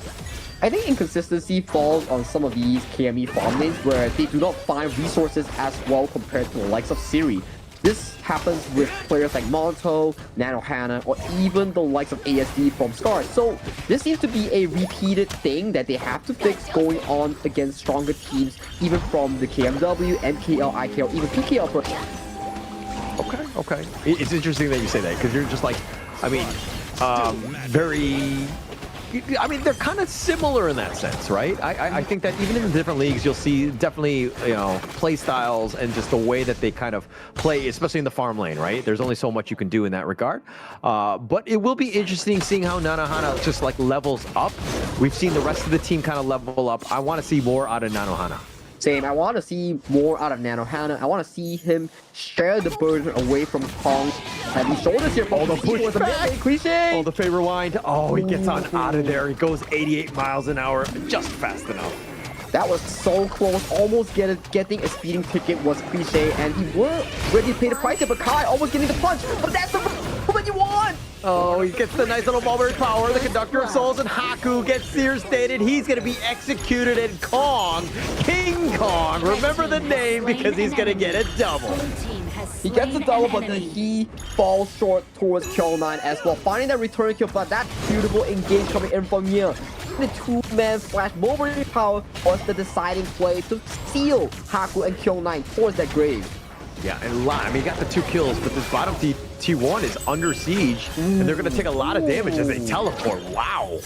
But still, it's a Secure. Secure's healing in the early game is so darn it's full thanks to that Bush ultimate coming in from Nia. Yeah, a lot of damage. I mean, the healing, it can be super annoying from Nia. He needs to ensure that he just keeps Nanohana topped up at all costs. The Spike Tail's looking to be taken away from by Crazy Raccoon here. He's going to just work around it. It's been leashed, and it's going to play with our souls in that sense of just kind of, you know, taking up a lot more time than it should. Yep, and we see Blink Health Bars coming in for the side of Nia here. So he have to back up just slightly here, charge at the path to really heal himself up here, as we see Haku taking control of this Tyrant here for this moment. Yeah, but Kong is nearby. And this is a 50-50. This is awkward, but it looks like they're going to give it up. Nongshim just takes that out. They want the Azure Golem more than anything else by Crazy Raccoon. Well, you have the first happening of Kong losing out that Crimson Golem, so the Zero Golem does go into favor of the side of the Raccoon as a consolation prize to at least secure Kong's farming tempo in towards this early game that he desperately needs. Yeah, he definitely needs that, right? I mean, Ogren is the guy, especially when Kong is piloting him. You got to ensure that he gets everything. So right now, Nia is looking to just babysit, ensure that Kong gets all the space and time in the world. Cliché will just push the wave here, but might be a little bit at risk here by Illusion potentially jumping in. No, they're not going to continue. Now they're not going to continue. There's no members here coming in for the side of Crazy Raccoon. But Nia, looking for an assistant here on towards Kai here. Is incredibly low in this class lane. They have 4 members of Crazy Raccoon. This is a pretty big commitment, but they're going to look to take this top T1. They will take this down, and they're going to chip that away, but the bottom T2 under siege. It is under siege, and we're seeing Cliché quickly teleport towards that bottom lane to salvage whatever he can off this tower here. And it's still in full health. It's still a 1-to-1 exchange so far in towards the jungle. Oh, Furball, the Ruinjin. They're looking to go for the truth, but the Illusion actually has to flash away. Kai's a little bit low. Kong is as low as well. He's going to get picked off, and Illusion gets the Cachusa and slices him down. That fast slap towards Kong's face, and he is eliminated from that river here. Good exchange here so far coming in for RedForce. You see Illusion sacrificing the burst damage, going in for that venomous stuff to limit the healing coming in from the likes of Cliche, Nia, or even Kong on these pictures. So it's a very good itemization in for this Maestro Nui. Really smart here. I mean, you get that chip off, you do any sort of damage, you're going to limit that healing. And with, you know, again, the Hano and the, you know, Ogrin, this is a tough spot for them. But now Nongshim looking to invade, doesn't actually find Cliche, isn't able to get the pullback. The Cannon Blast will connect. They're going to hide under the tower. They will be fine. But Illusion is so aggressive with this Maestro Nui, always looking for these aggressive plays, forcing the enemies to react to him, or not, they will get punished in the form of jungle exchange. So far, Haku has already counted 2 bucks away from Kong in this short time span. Yeah, taking things away, and this is what you want to see. This is why Illusion is so deadly on the mine. Kong is potentially just going over the wall with that path of passing. Siri's going to eat that. He's going to hide at this moment. But again, Illusion patiently waiting in the wings. Patiently waiting in the wings. He's just scouting out vision, allowing Haku to further take these forces without any worry here. You need vision on the enemy team for these side lanes to really push up the front. Going up in front, but Crazy Raccoon securing their own red buff at this point. And now it's all about Kong and just how he just gets all this farm. Let the man just, you know, devour everything. Let him be your carry. Yeah, let him be your carry, let Nanohana, let Kong soak up all the experience and gold. That is what you need to do. And this is why we prize Siri so much in that farm lane. You can see every little game we see him play in the KME, always leading in gold about 1.5k to almost 2,000 over his opponent. Actually, that's a huge number at this stage, right? I mean, it's 7 minutes in and being up about almost 2k. That's that speaks volumes about his play and his ability to find, farm, and extract it across the map. Exactly, right? You need farm as a farm laner to hit that item breakpoint, especially the Daybreaker at 10 to 11 minutes. That's where you start dealing extremely high damage against the likes of tank like Kong, against the likes of Kyung9, for example. If let's say you're Nanohana, you don't have Daybreaker until like 12 to 13 minutes, you're starting to feel a bit of the low damage with Nanohana. Ooh, that's dangerous. Oh, Illusion missed the Kachusen. That could have started some serious work onto him. But now they find Cliche. He's going to just have to leap of fate back onto his tower. You know, this Hano is going to be kind of annoying. His wave clear is good in that regard. Nongshim needs to kind of... They can't put too much pressure on the mid lane because, again, the waves have just been cleared. Waves have just been cleared. And you can see, you start starting to see, like, when you have gold on the marksman, Kai is just like, oh, the rolling rates are so annoying. I'm getting pulled down extremely hard. I gotta burn a flash to avoid dying here. So, gold per minute is so important for marksman. That's something you need to learn as a farm lane player. Yeah, and it's not always about the kills, right? It's being able to do damage. Now he feels a little like, at risk. Faye, speaking of which, Siri needs to back away. He rolling raids gets back to safety at this point, and Crazy Raccoon will hold, but again, just space created elsewhere, and it looks like the top T wanted to take it down. And this comes from the side of Illusion and Faye, just throwing Cannon Blast, Kachusen, and then Millie is like, oh man, so much spells on towards my face, I can't hit it if I rotate. This mid tower is gonna go down. And this is why Crazy Raccoon need to figure out a way to kind of close that gap. It's going to be tougher for them. Kai, I mean, yeah, you have the flash truth, but kind of, you know, assuming that he's not just hiding in a bush, being able to ambush, it's going to be very linear in terms of where they want to strike from. So, Nongshim, as long as you kind of keep everything at bay and at arm's reach, dare I say, and keep things in front of you, I think that they're going to see everything coming. They will see everything coming, and that is what makes them so dominant as a team, right? They always play calculative Honor of Kings. They don't go for these aggressive trades if they do not have vision. That's what makes Nongshim so darn well. Right now, they see 4 members in the mid lane. Oh, they're pushed back. They find Kai, and it's just way too much. Kyung9 and Illusion, the mobility plus the damage, way too much for Kai in the top lane. Yeah, way too much, and you see towards the middle side, even though that they're winning in terms of items, they're just playing slow, playing chill, making sure that they have enough space to really counteract against this play here. And right now, is a 4-5 for the side of the Raccoon here. What is the call here coming from Nongshim? Yeah, Siri, the Conductor of Souls on to 3, but Kong taking most of the damage, and here comes Illusion with the nice little Ru engine, finds Nya, and it looks like they want to go for more. They want to at least go for Kong. They're not able to find it. Kyung9 going all in for this one. He's going to be traded away. The Scepters of Fate are starting to stack coming in from Cliche here. Damage is racking for this Hano here. So that is still a 1-to-1 exchange so far coming in for the Raccoon.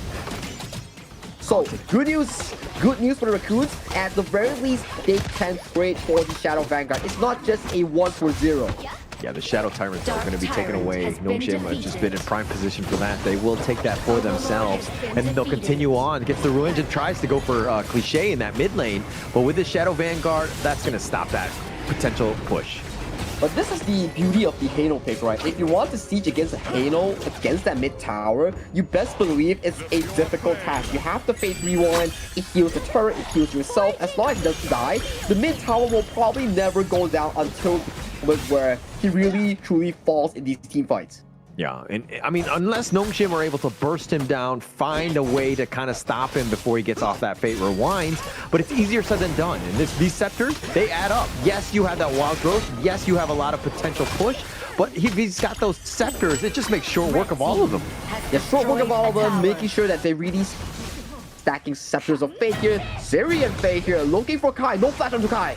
Yeah, Kai, he's already used it. The Skyfall coming from downtown, and they ensure that they get that kill. Kai has been cut down yet again. Siri finds him. Siri does find him, and that is a key kill, especially in moments like this where you are looking at a 4v5 up front, and this tower may not be for long. Yeah, it won't be for long. I mean, yeah, you have the Fate Rewind. It comes back, but at very little life, and Siri will take that down yet again. I'm actually not even sure how the gold works on that double kill on the tower.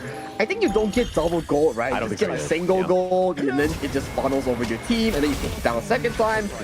I'll probably do some research after this when I go back, and we can probably fact check on that, so let you know on the next stream. So for now, Nongshim is currently up ahead about 2,000 gold, but still manageable for the Raccoons. It's not the end of the... It's not the end of the world until Kong dies. That's the biggest thing, right? As long as he's fine, Kai can die. I mean, it's not great, and you definitely don't want to be dying. But, oh, speaking of which, Nadohana gets picked off. Siri gets killed as well, and that's the shutdown. You do not want to funnel gold into Kong, but he takes that one, and he's going to continue to chase, and he wants to protect his own jungle, but he actually has to get rid of all of these members of Nongshim. Kyung9 has been pushed away. And this is the key problem coming into Nongshim's draft, right? Once they lose Siri, they lose out such a big chunk of DPS coming out from their team composition here. That is why, if Siri plays overly aggressive, even if it's to trade against Nadohana, it's not worth it because Siri holds so much of the gold coming in from Nongshim that if he dies, it automatically puts them in a bad position. Interesting, right? Because of the fact that, like, you know, it's a farm lane for farm lane, you're thinking, we're equal. Plus, Nadohana died earlier, but to your point, Siri is way more farmed, right? And plus, you're giving that gold into Kong, which is not where you want to be if you're a Nongshim fan.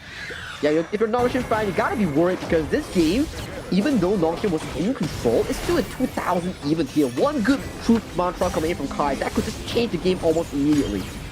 Could change everything. The truth mantra, then you've got that mulberry power from Nya.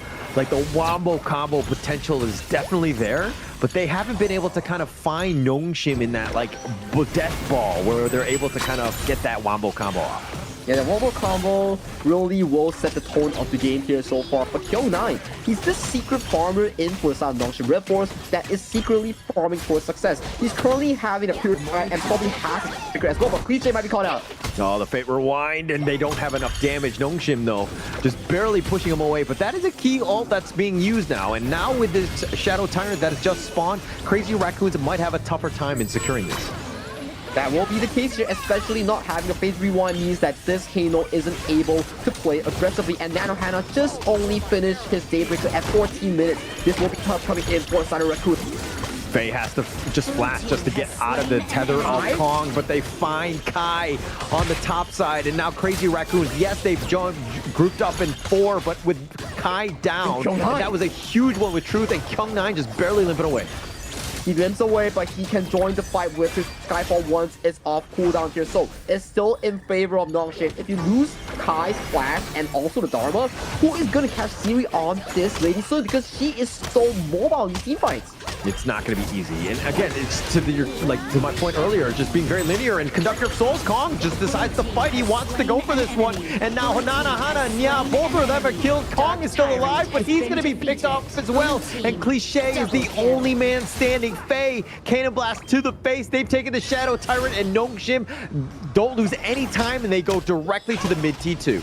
And it's a 3v1 towards the mid lane here against Kai without Flasher. As long as Series plays towards the arm's reach, this might just be a game coming in from the side of Nongshim RedForce. 25 seconds before Kong is back. That is an eternity at this stage. Nongshim looking to go in. They find Kai. They want the pick off. He gets to the fountain. He's barely there, but the crystal, and it looks like Nongshim with the box just pushing him away. They will take game one.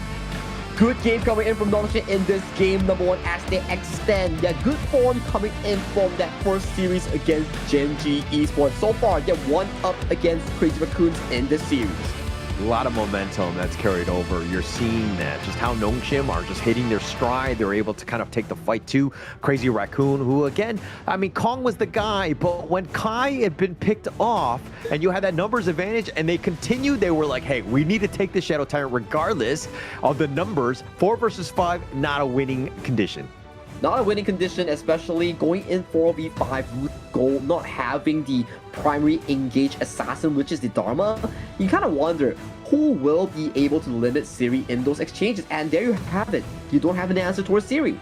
Yeah, you don't have an answer, right? I mean, that was the biggest thing. There's no jump. There's no, way to get kind of into that. And that's kind of why the Nongshim draft just really played well. Like, understanding that, hey, if they don't have a jump and we're able to keep Siri safe in the back, they have no answers for us. Yeah, they have no answers for us, and this revisits back to the question you asked me just now. What does it take to win against Nongshim? Check out the goal discrepancy from Nano Hannah and also Siri. That's 5,000, oh no, 4,000 gold away from these two players. That just make a lot of changes, right? Because when we talk about marksman, you always think about the Daybreaker. If you have no Daybreaker, you cannot fight against tanks in this game. And you don't have Daybreaker, which leads to Nano Hannah not doing enough damage, take down the likes of Haku, even Kyung-Nai in these team fights. Just too much. I mean, he was definitely behind. 5K is like huge, right? Absolutely huge. Right, to kind of come back from that. And to your point, without those items, you really don't do any damage. So the rest of the team really needed to have picked it up. Kai was kind of getting caught out. He was split pushing. I understand that as a clash laner, you definitely want to create a little bit of space. But, when you got paid, you just kind of died, and then you're putting your team in a bad situation. This is what happens in the gold graph, completely in favor of Nongshim. But still, it's still an acceptable gold graph in towards the late stages of the game. It was always at the 2,000, 3,000. The game is still shakeable between these two teams, but in the end, it is what the final fight looks like, and the MVP goes over to Illusion. He was setting up so much of these plays, especially on towards the Gorge, like the members of Nano Hannah, Cliché, and especially on the Kai.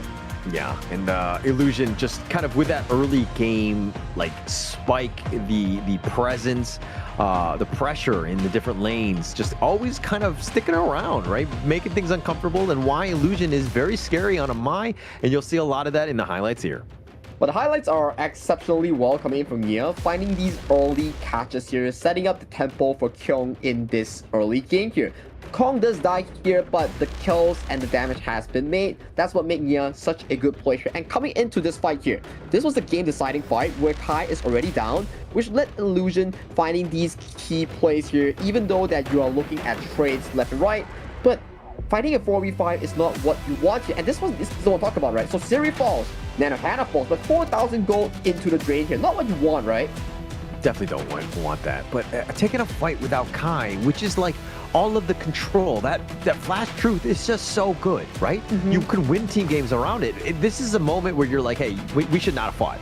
There's no reason to fight anything 4 versus 5, and especially when we're behind, right? That's a very difficult fight to get into. Everything needs to work out perfectly, and Nongshim were able to out-tank it and just out-survive it because you didn't really have any control. You have no control, and you don't have any flanks coming in from Kai, the Dharma that you put first pick on, but that's game number 1 between Nongshim and also the... Let's go to a break before it comes to game number 2.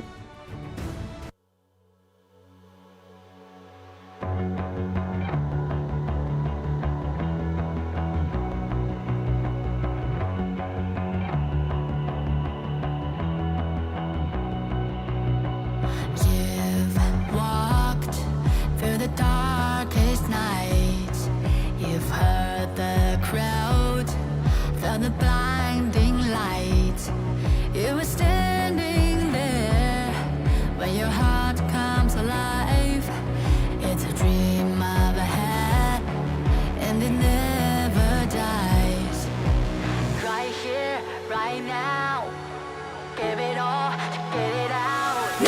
surrender. I fight and never fail. I am a contender. A challenge I can feel. The smallest lies become the brightest enemies relentlessly. And even if you fall, you gave it everything to be a king.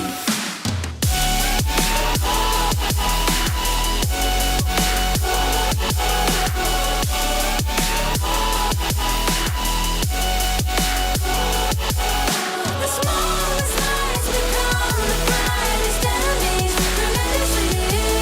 And even if you fall, you gave it everything to be a king. You carved your way with a sharp attack. You watched it all burn, and you never looked back. There will come a day when your fears will rise. You protect your crown, so it never dies. Never a surrender. I fight and never fail. I am a contender. A challenge I can feel. The smallest lies become the brightest enemies relentlessly. And even if you fall, you gave it everything to be a king. On my way, on my way. Find my way, find my way. On my way, on my way. Dream my way, dream my way. Never a surrender. I fight and never fail. I'm a contender. And challenge I can feel. The smallest lies become the brightest enemies relentlessly. And even if you fall, you gave it everything to be a king.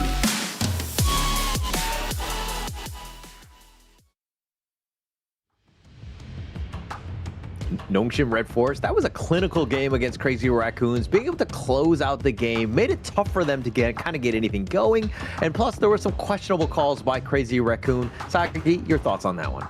My thoughts is that they didn't really respect the overall 5v5. They really needed the likes of Kong and also Kai to find those crazy engages, especially when Kong is on the front line. It puts a lot of these responsibilities on players like Nano Hannah and also Kai in finding those crucial engages. But so far, with the priority of putting Dharma as the first pick, we're not seeing the value of this player on Dharma finding those successful angles, especially on members like Siri. I don't mean to point out onto Kai. I do like him as a player, but it just seems like he hasn't been the Kai of old. It's been very weird because he actually had the second most deaths in the ranking week with 36. That's a lot, especially when you're a top 3 team. I understand that he's been split pushing quite a bit, but even in that last game, he got caught out too many times, and then now your team is fighting 4 versus 5. You're not putting your team in a position to win. That is something that we need to fix, especially right now they're in Group S. They always have games against Gen.G and also the likes of Nongshim RedForce. So even if they lose out all of their games, they still qualify to that playoffs here. So the best they can do is to fix their current issues, allowing them to really win out more of these games here. Because you have this issue whereby if RLE is open and you're unable to first pick it, that's already something to be taken note of. Yeah. And actually going into that last game's draft, they were trying to attack Siri, but in the end, I think they hurt Nanohana more than anything else, as they took away a lot of the farm laners, like the Loong, the Arlie, like a lot of good choices, right? So it's going to be an interesting one going into this draft to see how they, decide to go. I think this falls into the one thing whereby they wanted to ban all the farm lanes that Siri are comfortable in, but in the end, they shot themselves in the foot and they led to Nongshim be like, oh, you're that guy that likes to play Concert, you, Loong, and also the 4 marksman. So let's just ban it away. And it just caused within that trouble that forced Nanohana to play that channel here. And right now, without a channel, you're defaulted to the Gen.G against the Loong matchup, which is still decently fine. It's decent, but it's not like a best case scenario, right? I think that you'll have to just kind of fall back excuse me, to whatever you want. But Nongshim here, going with their tried and true. We kind of saw this same style of team makeup with this Yixing, with those boards, and the Guan Yu with those Razor Cavalries. This is a tough one because it pushes everybody around. And if you get isolated, you get caught out, you're going to have a bad time. This is what we call the bounce house, right? Especially you're against the likes of Gen.G and Byron. You're not the best in terms of the mobility department, so you won't be much more required to be careful against the likes of a Yixing board or Guan Yu pushing you around like a ping pong ball. Yeah, and that's the biggest thing, right? Nobody wants to be like sent around like a pinball, right? That's the biggest thing, and you want to just stay alive more than anything else. But Crazy Raccoons, they need to find some way to kind of initiate. They need to do it so that, again, they do it safely. Not easy to do, especially when Kyung9 is just, you know, on the flanks looking for that perfect Razor Cavalry. I think that's the case, right? So you need Kai on this Byron to always be on the lookout for Kyung9. So the Clash Lane's job is either to flank the enemy or to mark the enemy Clash Lane to prevent flanks from happening, right? So that will be a pivotal job here coming into this second game of the series, because losing out this game puts you into a position whereby you one step again to lose out that BO5. You don't want it to happen. You definitely don't want that to happen. You got to stay alive. You need that vision, and I think that they've provided that vision by this Fei Leon Po. The guy has been an all-star in terms of just being that frontliner, being that forward scout, and he's generally speaking stays alive because Leon Po is just so tanky. But vision is key in this game. Being able to understand where you need to jump in, when to jump in, is going to be key in this one.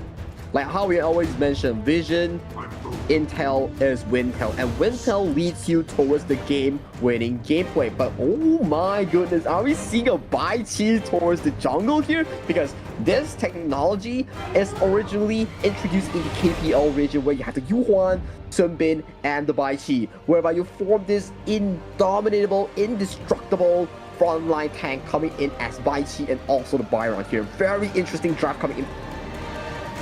When in doubt, I mean, this is the time, right? And it looks like the Flowborn may... Hang on, wait, what? How are they doing? Okay, no, they're not doing that. Okay, I was going to say, how does this work? They already have a mid laner, but now they're going to go with a Menki, which makes a little bit more sense to potentially counter out this Bai Chi that you're talking about from that jungle. But adding that in with the Sun Bin, right? You see that the potential team fight, where are they going to happen? The pushback from the Razor Cavalry from the Guan Yu.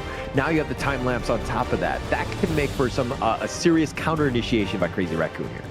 And the Raccoons actually drafted into a very interesting draft that forced Nongshim to change that monkey last pick into a Nakoruru, because if you rely all those damage output from alone, you will find that this Sun Bin, Bai Chi, and also Byron and Yuhuan combination will lead to a point where the Long isn't able to hit all these front lines and take them down. So drafting a Nakoruru to replenish the damage department is a smart move here coming in from Nongshim RedForce. Very good drafting here coming in from both teams.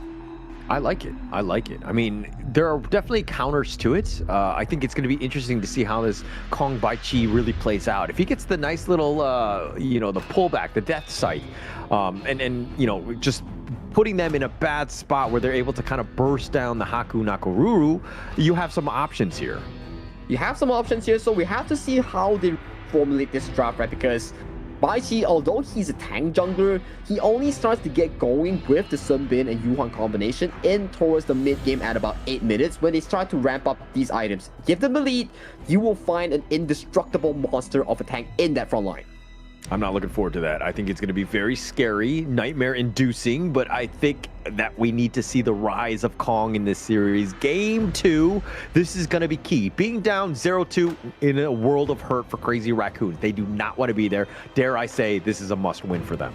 This is a must-win for them, but it still really lowers down the pressure that they have, because fortunately, their efforts coming in from week 1 was a real darn well job. So right now in Group S, they don't have to worry for dropping out like in the Group A. They can still play, they can still learn, and still take some games away from these top tier teams while trying compositions like the Bai Chi and Swimming combination here. So it's the props of them for being able to land that spot in Group S.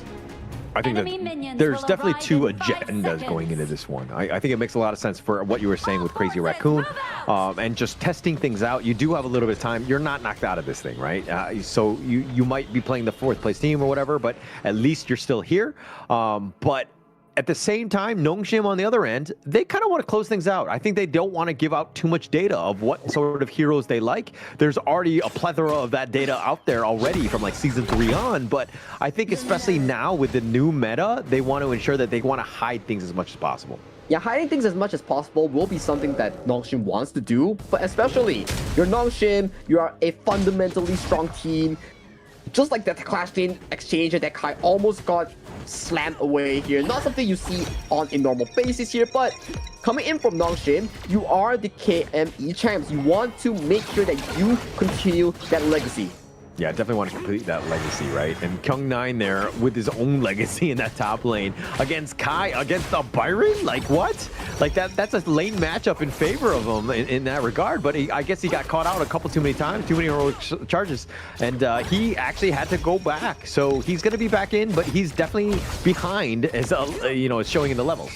Yeah, not the best approacher coming in from the side of Crazy Raccoon's Kai. Something for them to figure out in some of these games, right? So one thing that you need to learn as a Clash laner or farm laner is to freeze the wave, which really limits your opponent to overextend in lanes, really walk out for these minion waves. Because imagine, Kai has to walk into the tower to take that minion.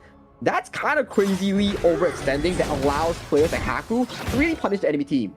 Yeah, very smart there by Kyung9. I mean, the freezing the waves, if he doesn't get those two minions, he's missing out as well. So it's like damned if you do, damned if you don't kind of thing. But, you know, Nongshim understanding these are the small advantages that really kind of snowball in the game. And they already have like a 600 gold lead. The 600 gold lead just solely by winning lanes, solely by sharing resources. That's what makes Nongshim RedForce such a fundamentally strong team to be feared about. So right now, if you are Nongshim, just continuing this dominance, this laning phase, it will secure you a very comfortable mid game that you need all this long. Yeah, it's definitely going to help out, and I think that that's the biggest thing. We've seen just Siri doing very well today. He's the farm laner that's going to be consistent, that's going to be able to carry you to those victories. So giving him sort of space, going to be a great time. Illusion here trying to do so, but he's not going to really find anything. You're not going to find anything here, so he is forced to back away or just to act as a living ward. So it gives you more of the opportunity for Siri on this lane to play much more aggressive. And then the mid farm funnels over to Haku's pocket here. So these are the two carries that you as a mid lane needs to be focusing on. Kai gets pushed in, and that might be first blood. Yeah, he's going to give up first blood, but he's just going to run it down. I mean, as a hit and run, do we need to call 911? Well, do we need to call 911? No, we need to call the ambulance because they need help here. Well, I was going to say call the police first because Kyung9, I think we just saw, you know, a hit and run by onto this one. But Kai just getting run down under the tower of all things and letting the tower do it. But Kyung9 pays with his life. They get the revenge tour in that top lane. Yeah, top lane is done, and right now more focus comes towards the bottom lane where I see so much pressure coming in from Nongshim. Just a blink of an eye, but towards the top side, Kyung9 does get exchanged back in the one-to-one exchange as we see the replay on what exactly happened. Razor Calvin push Kai, and Kai does not have the flash to that level 1 exchange. After this point, you're like, oh, bounce, get bounced, get bounced, and he gets sent towards the grave. Yeah, unfortunately for Kai, that's a feels bad man, like in that top lane. But now the Tyrants, this is going to be the key one, right? Nongshim are like moving around. They're not going to give this up for free to Kong. It actually gets tethered back into its lair though. It does get turned back to the lair hill, but both of these two Crash Lanes has arrived for this objective. But once again, back to the question: you are the assassin jungler. Prioritize your buffs first, so giving away this camp towards the side of Crazy Raccoons is reasonable side of Nongshim. Yeah, I think that they're going to be okay with that. I mean, Haku was nowhere nearby. You were talking about the red buff being picked up. Probably more key for him. Haku needs to just get his farm. I think on the other end, Kong, yeah, he's going to get his farm, but he's definitely more about that control setup for like the Kai, Nanohana to really just kind of pounce on the potential death side pull. That's what you're looking for, right? Because if you are the Nongshim RedForce, you don't want to fight the enemy team when they are in their priority, right? You want to make sure that, okay, Haku, get your Starbreaker, you get your items like the Siegebreaker, then we're looking for these fights. But right now, don't seem to be in a comfortable position to fight. And look at the mid lane. Oh, they're looking to go. The board has been set up. The mid T1 hasn't just been barely taken out the Tremor Smash, but now Crazy Raccoon on the run. Kyung9 is joined, but not able to get any sort of catch. Haku's not able to find anything as well. Crazy Raccoons take the mid T1 and they get out safely. But look at Series' position here. He might be looking for a potential gank on towards the likes of Nanohana, but he does back off and he does get more structural damage on towards the bottom side here. But that is the potential coming in from Nia and also Kong on these picks. You see how much healing that's provided by these two? That's just crazy. But Illusion finishing up that item, Venom Staff, does provide the healing reduction that Nongshim RedForce needs to really limit the enemy's approach here, especially on the Raccoon. A lot to go through, right? A lot of sustain from Crazy Raccoon, and they're going to give up the top T1. I mean, essentially, they traded away the mid T1 for that, but Faye, he's going to be walked on. The time flux right on this one. Finding Faye, and they're taking liberties. They find Kong. He's stuck inside the board. The Tremor Smash is on to 2, but now Kong solo. Here comes Haku with a heroic save. Gets the kill. Gets the kill, and that is the setup coming in from Illusion and also Faker. If you get locked in and not able to wait for the next rotation coming in from Nia or Cliche, you are in a very difficult position even though you are such a big monster tanker. And right now, jungle is a buffet for Haku to take in more gold funnel sword to Haku. That's more damage to be dealt on such a strong tank. Yeah, Haku taking everything from that. I mean, he's been just like largely off the map. He's been quiet because he's just farming. He's 5.3, highest in the game right now because of that. And Kong, you're on the Bai Chi, which is interesting. Yeah, you have a lot of control as a tank-style jungler, but you're going to fall off. You're not as able to farm as quickly as Haku is on Snakaruru. Well, we'll have to see, right? Because I am so interested in how they play these late game team fights. Time Flux, this thing, is a miracle worker. If you time it correctly, Siri, Haku won't be a big problem here. So, the hidden carry in this team composition is actually the Sunbin in the late game. It's going to be huge if they're able to get some sort of catch. And plus, when they all have time flux and they're running at you, that's scary, man. That's like zombies coming at you, right? So I think that, Nongshim are going to be a little bit wary on that one. But right now, Nongshim, with this small lead, it's about 1K or so, but this is the time to put a little bit of pressure on the map. A little bit of pressure needs to be put on the map, especially against the likes of these teams here, because we're starting to see Time Flux, Time Bombs being trolled randomly in towards the bush as they are desperately looking for vision as the engage goes through. Oh, the nice little burst ram. He's looking to turn this, and now the Razor Cavalry, and Faye is still alive. Haku is doing some damage, finds Nanohana as well as Kai, and they've turned this around. And now Crazy Raccoon, they have 2 members that are still standing, but Nongshim looking on the prowl, not looking to give up at this stage. What a beautiful team fight coming through for Sam Nongshim.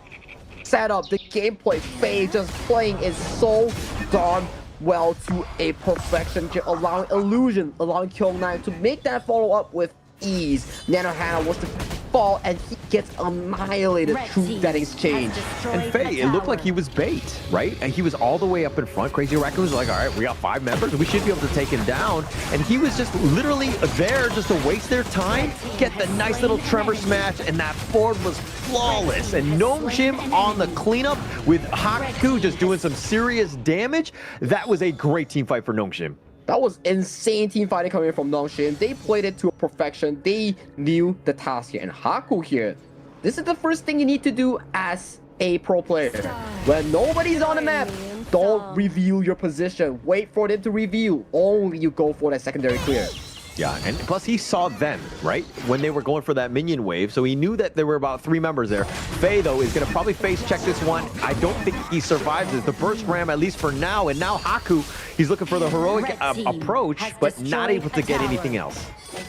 Well, good vision score can come in from Faye. That's how you spot the enemy. That's how you the vision game for your teammate. Imagine that was Haku. Even Siri walking into that board, that could have been huge for Crazy Raccoon. Yeah, Faye doing a great job, and this is why he's great on the Lian Po. It's all about that vision, being that tanky frontliner, and it provides so much. Kai fighting 1 versus 1, but here come the reinforcements. Haku in not a great spot, the time lapse, and it looks like Haku is dove way too deep. There's no way that they get help out. Nongshim now on the retreat. They have only 4 members. Good catch here coming in for that Crazy Raccoon, punishing Haku, being overly aggressive, going in for that 1v1 under tower against Kai here. Not the best target you want to be facing because we know for a fact Kai on this Byron, so tanky, so much shielding. So that really makes sense to me that why Kai can stall until the members of Crazy Raccoons to come in for that Razor Cavalry save. Yeah, and diving into the bottom T2, that was very, very, like, ambitious more than anything else. Haku trying to get that pick off, but they're looking to go. The Razor Cavalry with that Tremor Smash on it too with the Infinite Fastness right on top. They have the pick off. They find Nanohana as well as Nya. They'll turn this and they'll continue on, but Siri trades his life away. They've gotten Cliche. Nongshim not able to get anything else. 3-for-1 exchange in favor of the Nongshim RedForce right now. They sacrifice Siri. They do get 3 kills in favor as a return, and right now they set their sights on towards the Shadow Tyrant. Right now they are once again in control here. This is thanks to Kyung9 and also Faye finding that perfect initiation, allowing them to get control of this objective. These two players are very scary, right? Kyung9 with that Razor Cavalry, Faye with that Tremor Smash. But Siri, I don't like it when I see Lungs go aggressive with the Infinite Vastness. I think that you need to use it as a get out of jail free, very defensively, just to stay alive more than anything else. He was still in position to do the damage, and that AoE is kind of mitigating, especially when you have skills that you can still cycle. I think this comes to a point whereby how you want to use it, right? It can always be used aggressively, but check out the replay here. Razor Cavalry into the stun, into the bounce hunt coming in from Faye. After this point, Siri's in a decent position until Kong landed that ultimate on towards him. And right now, back towards life, Kai is really pushed into Oblivion as well. Yeah, he's going to be in the afterlife. Again, split pushing, and this is why Kai kind of dies a lot. He tries to force it, create a little bit of space, but now they're down a member in 25 seconds. Kind of a long time at this stage. Yeah, kind of long time, right, for Kai here. So definitely something to look out for. Ooh, nice dodge here coming in from Kong. I mean, on the side of Haku, dodging away from Kong's ultimate here, so that's going to be a cooldown down for the next few upcoming moments. We are seeing more of these plays here coming in for South Nongshim as they are trying to break these tier 3s alive. Will not be easy. The wave clear is real from Crazy Raccoon, and yes, they're crashing in the mid and the bottom, but I mean, unless they completely get out of position, they're going to try to go on to Kong, but not the greatest of targets. They turn this around, they get the death size, they pull him back, but he's going to go to the skies and the Tremor Smash before he dies, and now they're continuing on Siri, trying to do the damage on to Kong, who's out tanking this, but Siri's actually already been picked off, and Haku is now looking to join, and they'll flash away, and he stays alive, and now they've turned this. They've got 4 members for only Kong. That is a big win here coming in for the side of Crazy Raccoons, and this is the potential of the buy seed in towards the jungle here. If you do not take him down, combination, the blinking potential of that Sunbin comes into effect, and right now you're starting to see damage is the inconsistency factor for the side of Nongshim. This tanky boy off the side of Baishi is so solid. So solid, so difficult and annoying to deal with, right? But it seemed like at multiple times there were moments where they're like, hey, he's in a bad spot. Actually, Siri was fine. They don't need to keep going for this one, but they continue to fight. They tried to go for this one, and Kong is just taking so much damage that, like, literally bought the rest of the team. Nanohana is just free-firing on the back line, and now this Overlord going to be picked up by Crazy Raccoon. That was a big misposition mistake here coming in from Siri. He landed into 4 people in towards that lane, which really caused him to have this bad position that led into the demise of Nongshim, because we keep talking about, okay, Haku needs to stay alive. If not, no one can take down Kong on this objective. He's such a big raid boss here. He's like a Shadow Vanguard. So you need Siri to keep alive at all times. He needs to stay on the back line. He needs to stay safe. He went to the skies, and I thought, okay, that was a good disengage. Everybody needs to get out. Nobody had died, but they continue to fight. They were over-aggressive. Infinite Fastness, he's probably going to look to go aggressive. He's going to go in reverse. Oh, no, he's going to go all the way deep. He wants to go. He gets the pick off, but he only gets it on the... Yeah, he's traded his life away for a roamer. That is not the same thing, but the fight does break. Oh, as we have the horse coming in. Big push is coming in for the side of Kyoma, as he is the savior that Nongshim RedForce needs. 5-man ace only for Siri. Yeah, and picking it off, and then you're like, hey, actually, we don't need Siri, but we need the top T3 to do the damage. And they were able to pick them up because the Razor Cavalry was so good by Kyung9, putting them under the tower. Ooh, that was nuts coming in from these teams. That is something that you don't see on a regular day here. Kyung9 coming in as savior here. Siri's positioning, not the cleanest in this game number 2 here, but so far has been working out. But let's check out the replay here as he wants to break over. Kong's ultimate has been done fantastically by Siri. He goes in for the redive here, but the perfectly timed stun coming in from Cliche seals the fate of Siri. However, kill 9. Finding that backline push into the floor, man. Razor Cavalry, that is such a beautiful play here coming in from Kill 9. If Kyung 9 does that first, and then Siri was still alive, just hiding on that top T3, right? He stays alive, they get even more. I mean, they got the team ace, but Siri, he needs to stay alive more than anything else. I hate to constantly just arrow in on him, but these Infinite Vastness are killing me, man. And they're killing him because they're going into the heart of the enemy team. It will be very difficult coming in from Siri because he needs to play carefully on his positioning here. One more death like that could spell doom here, because the next time that happens and Kong doesn't die, we will be unlocking a lot of damage in taking down this big tank. Yeah, agreed. And I think that this is the thing where it's like, okay, how many mistakes can you make, right? If Nongshim survive that, if they get the team ace, but all 5 members are alive, they might have turned that into some sort of objective in some fashion. But without him, they're lacking quite a bit, right? And now they need to kind of group up. It's back to a 5-on-5. Not a great spot, especially since you had that bit of an edge. That edge will be something that have to be treading the needle properly. Siri goes in for that bit of a poke here on middle tower. A few of those will probably see the demise of this mid turret here, but definitely a much more closer game compared to game number 1 so far here, Holler. Yeah, definitely. And you're seeing kind of how the Bai Chi has kind of thrown a spanner in the works. I mean, it's been annoying. He's been very tanky, and he's been able to reposition people. So this is a situation. It's like, yeah, you have the Razor Cavalry. Yeah, you have the Tremor Smash. But if I'm able to pull Siri away and use that Infinite Vastness early, I have a huge window of opportunity in this team fight. Yeah, that's very well said here. So Siri making it out alive will be a key factor here coming from Nongshim RedForce. He is the sole DPS unit here that Nongshim has for their team. If he goes for those crazy backline flanks, even though if Nano Hannah does fall, I don't think that's still worth in for the side of crazy.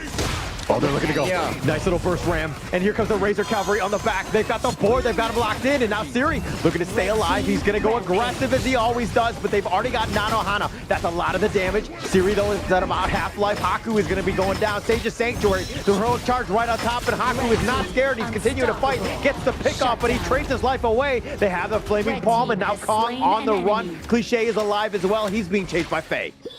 But right now, look at the cavalry coming in from South Nongshim RedForce here. They do not want Cliche to come out of alive here. 3 members chasing on towards this low mid here. Cliche has the ultimate here. Can he output his 1-3? I mean, this is a 1 versus 3. This is an impossible ask, I would say. They have just so much damage, and they're going to kite him away. Taking liberties, Illusion snipes him out. But still, Cliche bought a lot of time coming in for the side of the Crazy Raccoon squad, so it doesn't end with one push coming in from Nongshim RedForce. You saw how difficult those fights were. It is not the easiest of the task. Kong is still, what, 4 HP after the entire fight? You can see how icy is once it scales over to the late game. And this could go to that late game of a Tempest Dragon, potentially there for about 2 more minutes. I mean, Kong has been that nuisance. He's level 15. You know, at this stage, he's been very tanky, and they don't really have any answers. I mean, they need Siri to do that damage, but he needs to stay alive. He needs to have that focus, but there's a lot of the other members of Crazy Raccoons that have made Siri's life very difficult. Oh yeah, very difficult, especially Siri always has to use the Infinite Vast to get out safely, find those re-engages. So far, both of these two teams, they are in a very 50-50 spot. The taunt. Look at Faye! Oh, he's looking to just back off. Faye is just going to barely limp away on that one. He was very aggressive, but you saw how Kyung 9 was looking to go for the wraparound, but instead they're just going to take the Shadow Tyrant instead, but they're going to take their time. They're going to take their time because all these Shadow Vanguards are currently crashing in towards the Raccoon's base here, so on the Primal Bond, it may not be the easiest of the task to do so, but look at the position. They're looking for something to be smelling out these smelly Raccoons. Oh, okay, all right. I mean, that seemed very pointed right there, calling them smelly and all, but raccoons. Okay, maybe they're nice-smelling raccoons. I don't know. Okay, we were calling them crazy, and I already feel bad. But I mean, that is their team name. But smelly, that's a whole nother level. Fine. I apologize for my rudeness. Sorry in advance. But Tyrant does go over to South Nongshim RedForce. We're 30 seconds away from another Tempest Dragon game here, Hauler. So it's just, I think it's a Nongshim special. Yeah, I think it is. I think they just want to see, hey, if we extend this game, we go to another Tempest Dragon. That would be fun to watch, right? That will be fun to watch because not every day you will be looking for such a long game, right? To the Tempest, every little mistake that you make will be amplified to the max because that may cost you the game-losing push. And right now we see Nongshim RedForce all camping around this Tempest Dragon, just chilling in the river. Chilling in the bushes more than anything else, right? Nobody's been spotted out. Faye all the way to the forefront. He's like giving intel. He spots it out because obviously the minion waves give that vision, but they're deciding to go. Nice little first for him on the 3, and here comes the Razor Cavalry. The fort has been set up. They've got him locked in, and he's stuck inside. Haku is doing some serious work, but the Unending Sorrow keeping him alive. Nanohana is going to be right back up. The Infinite Fastness has to be used. He uses that defensively, but Nanohana is not left for long. He's going to be killed. Haku is on the run. He's trying to stay alive, and Crazy Raccoons with 4 members, though. It looks like they will at least try to take this Azure Golem. But you see how difficult it is to even fight Crazy Raccoons in this stage. Scaling that Sunbin in towards the late game is what seems to be so special about this team composition. That time flux allows that 15% rewind, making Nongshim suffer in these games. So far, I gotta say, Sunbin playing a pivotal role, and Kai may be caught up. Might be caught out. So they're taking liberties with that pushback, but they're not going to get anything more. The Tempest Dragon is going to be potentially started here, but again, look where Kyung9 is. Nanohana is just up.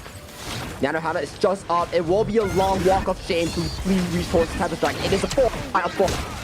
They find Kong. They're deciding to go for this one. And nice little knock-up again. They've got the tiny little board. They do have him locked in. They're taking liberties. They have the Sage of Sanctuary on the Cliché. That could be huge for him. He's trying to get away, but they've taken out Siri. Haku has been picked off at least one time, and that's the second. Kyung9 has been killed as well. And Crazy Raccoon somehow coming back from this one, and now they want to go down for Illusion. And Kong has been this menace. The flash away, trying to push him, trying to slow him down, but I think it's going to be the end for Illusion. He has that passive, and he will die, but Nya gets picked up by the tower. 30 seconds before Siri and Haku come back alive. Can Faye buy enough time to stall for the double carries come alive because he desperately needs to, but Faye does fall down. 10 seconds. Timer currently for Nongshim kill for Haku and Siri. What is it? Will it be the game-winning push? It looks like it's going to be the game-winning push. Yes, Siri is up, but the minion waves is so slow. It's been slow. The Infinite Fastness, one last time to go aggressive, but it's not going to be enough. And Crazy Raccoons will take game 2. They are crazy with it, and they get the comeback win. That Bai Chi and the Sunbin combination pay dividends in countering this low extremely hard. Yeah, extremely hard. That was just a really well played. I mean, the Bai Chi, again, it was just not enough damage. No real way to chink into that armor. It was just way too tough at that point, and Crazy Raccoon made them pay, right? That team fight of just, yeah, things did not look good, but they were like, actually, late game, we're going to be fine. Yeah, late game we're gonna be fine, and that was the thing we discussed about during the pre-game draft. When you have the Sunbin, it's never about the early game. It's about the late game potential where using the time flux, getting back the HP that you lost from burst damage, especially the flaming palms coming in from the low, will be a bit of a not big factor, especially these heroes does not have enough DPS to realistically take down giants like Kong on the Bai Chi, like Kai on the Byron. Siri needed to have stayed alive. Again, those Infinite Masters were killing me, man. Going aggressive like that. Like the AoE damage from that dragon is not a whole lot, right? You're not going to be able to do that. You do more damage if you just kite them, stay from afar, right? But I ain't no pro player. I don't know what's going on, right, in that sense, but he's 4-4-9. Died the most, I mean, tied with Haku, who is literally trying to carry you this one with 11-4-3 on his side. But the Crazy Raccoons, yes, like their KDA's not great, but it's all about the victory and getting those objectives.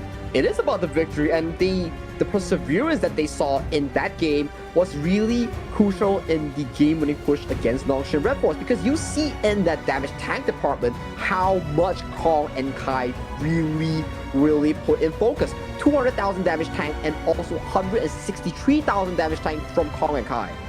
Yeah, they had that opportunity. I mean, the damage just is on point, right? Damage taken by Kong, 211,000, absolutely just a beast. And wow, look at this gold graph all over the place. You think that it's there, but the tiny little blue in the end is the only thing that matters. That was just enough for Crazy Raccoons to pull out this one. It's enough. It's not about how much gold you have. It's about being able to end games. And not being able to end games was the demise of the side of Nongshim RedForce. And of course, MVP goes over to Kong with a 339 KDA on Baichi with a 32% damage taken. What a monster of a stat. Monster of a stat, just tanking so much. But the control, the dead side, right? Always pulling them away and just kind of controlling them. It's, yeah, you have your board, yeah, you have a Rage of Cavalry, but if I pull everyone to me and to us, we have all the damage that we need. So this is why you're seeing the true power of this Baichi here. Yeah, true power of the Baichi here. So this still is the mid game where team fights go in favor of Kyung9, goes in favor of Faye, finding the perfect wombo combo. But this is the start of Siri finding these not so great engages in and sacrificing himself, and this was the turning point for the Raccoons. Siri gets engaged on, forced the Infinite Fastest away, but look at his landing here. He landed right into the hearts, forced the flash to go back, but lands into the warm embrace of Cliche Yuan. Yeah, I mean, if he flashed over that wall, it might have been better. This is the situation where you're like, oh, okay, now Crazy Raccoons are throwing a bit. I mean, look at how Siri going diving deep. It gets that pick off onto Nyat. Not great considering he died there. But here comes the heroic, charge, so to speak, by Kyung9 all the way from the back end with that Razor Cavalry, putting them in under the tower. And that's pretty much a tough situation for Crazy Raccoon as they lost that team fight. Yeah, they lost that team fight, and these are one of those moments that Siri actually played towards his hero strength, even though he got engaged by Kong. Infinite Fastest towards Sky, goes down for the reposition, still gets to play the game very safely, right? So these are the moments where we actually needs to be that DPS that we keep talking about. But we'll check back later on what exactly happened in that last team fight, because I believe Kai single-handedly removed Siri from the game because he did not have Infinite Fastest at the good point. Look at this. So Siri goes in, trades with Kai, but gets singled out by Kai in this exchange. No flash, no Infinite Fastest. This long is no different from a minion.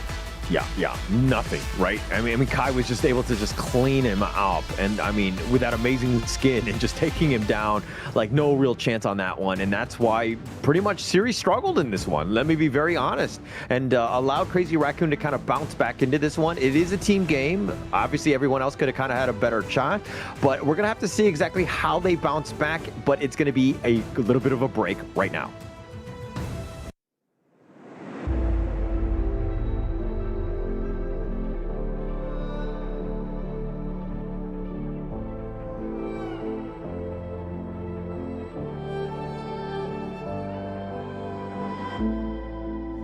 Strangers to the fallout, it's what got us here.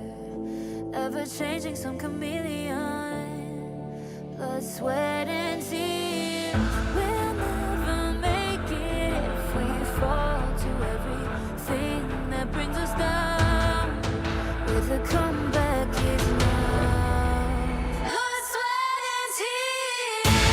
Fight for what we want. Doesn't matter the cost. Every day, put in work. Blood, sweat, and tears. Nothing comes overnight. Strength in numbers start to line. We don't bow to fear. Blood, sweat, and tears.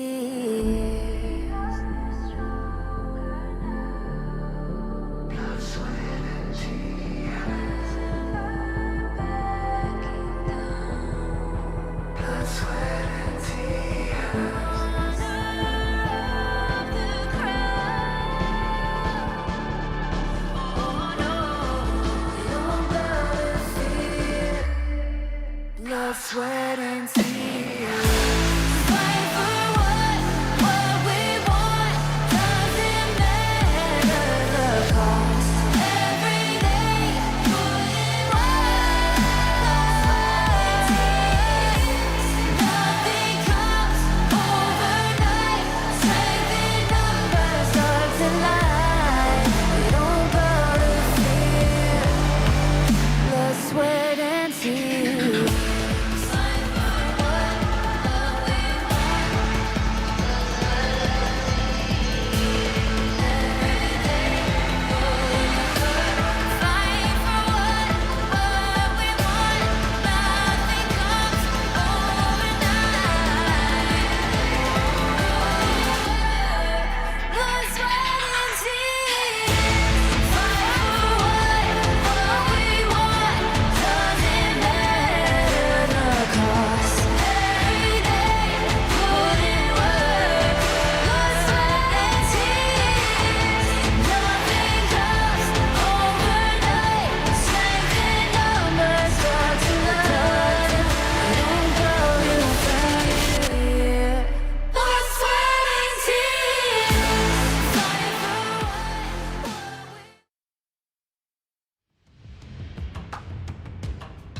Crazy Raccoon with another victory and another MVP going the way of Kong on that Bai Chi. Really showed up on Nongshim. Sagi, again, we're, a best of 3 essentially at this stage. Your thoughts on this one here?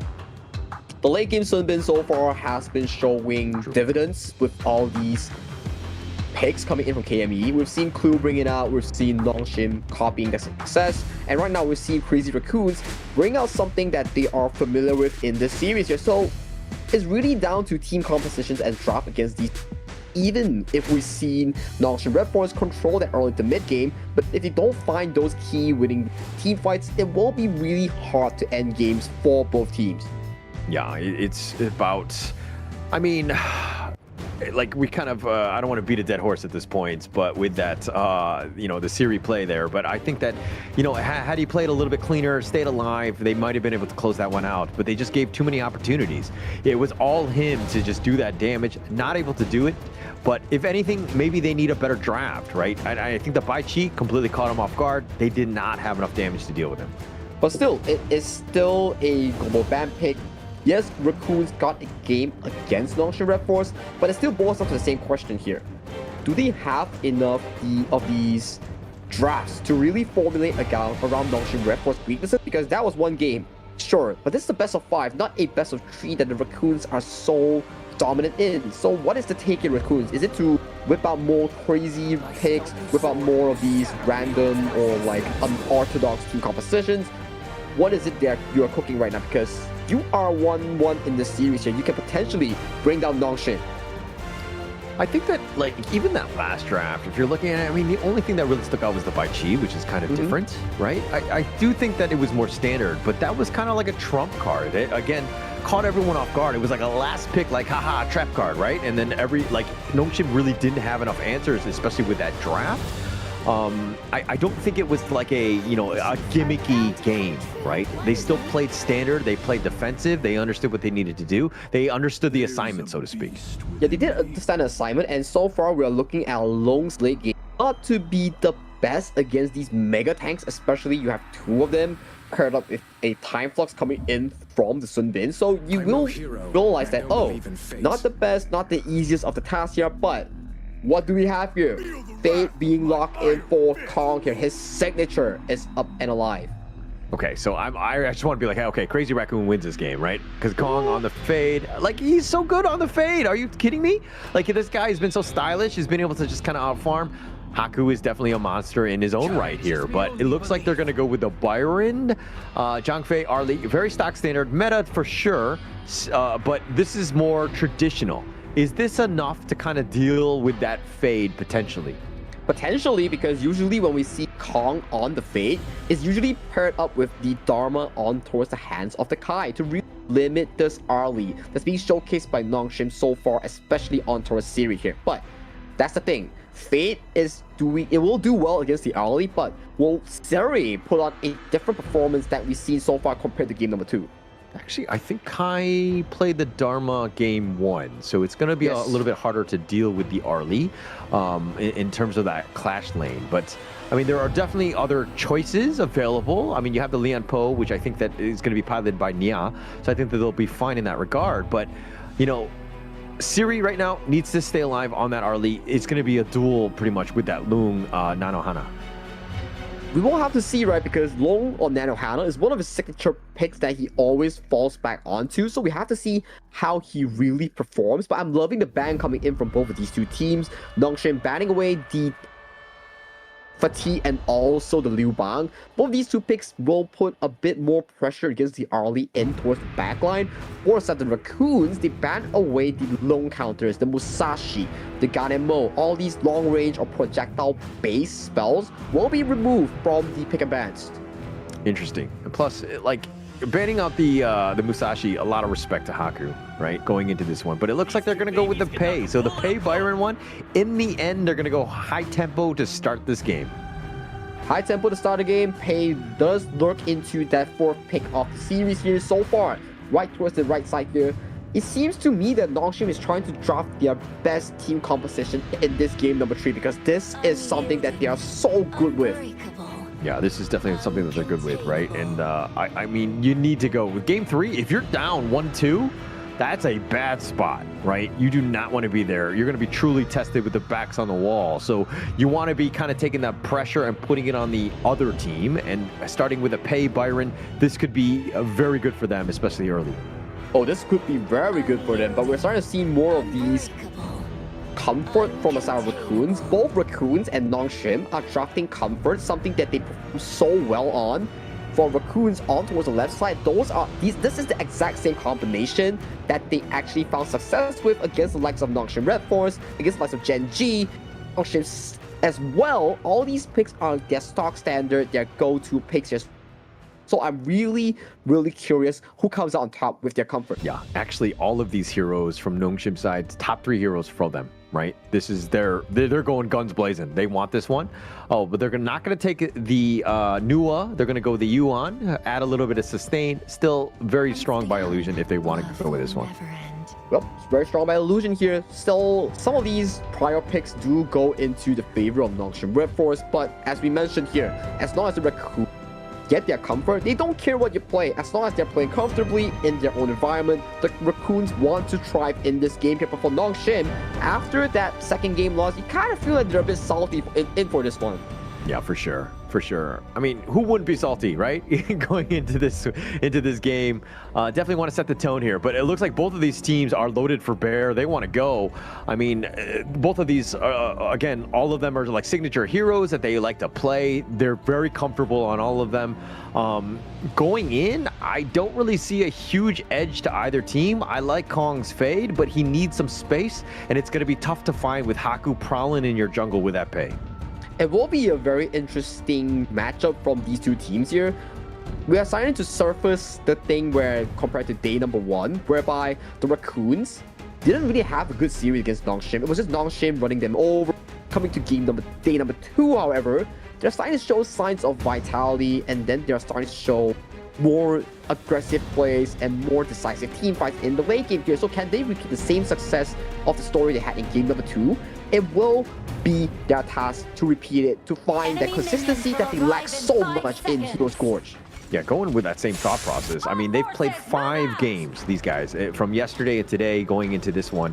And Crazy Raccoons were able to take only that one with that by cheat, right? So if they're going to play a little bit stock standard, Nongshim have gotten the best of Crazy Raccoon. But this is going to be an interesting one because we're going to find out exactly how good this Kong fade is.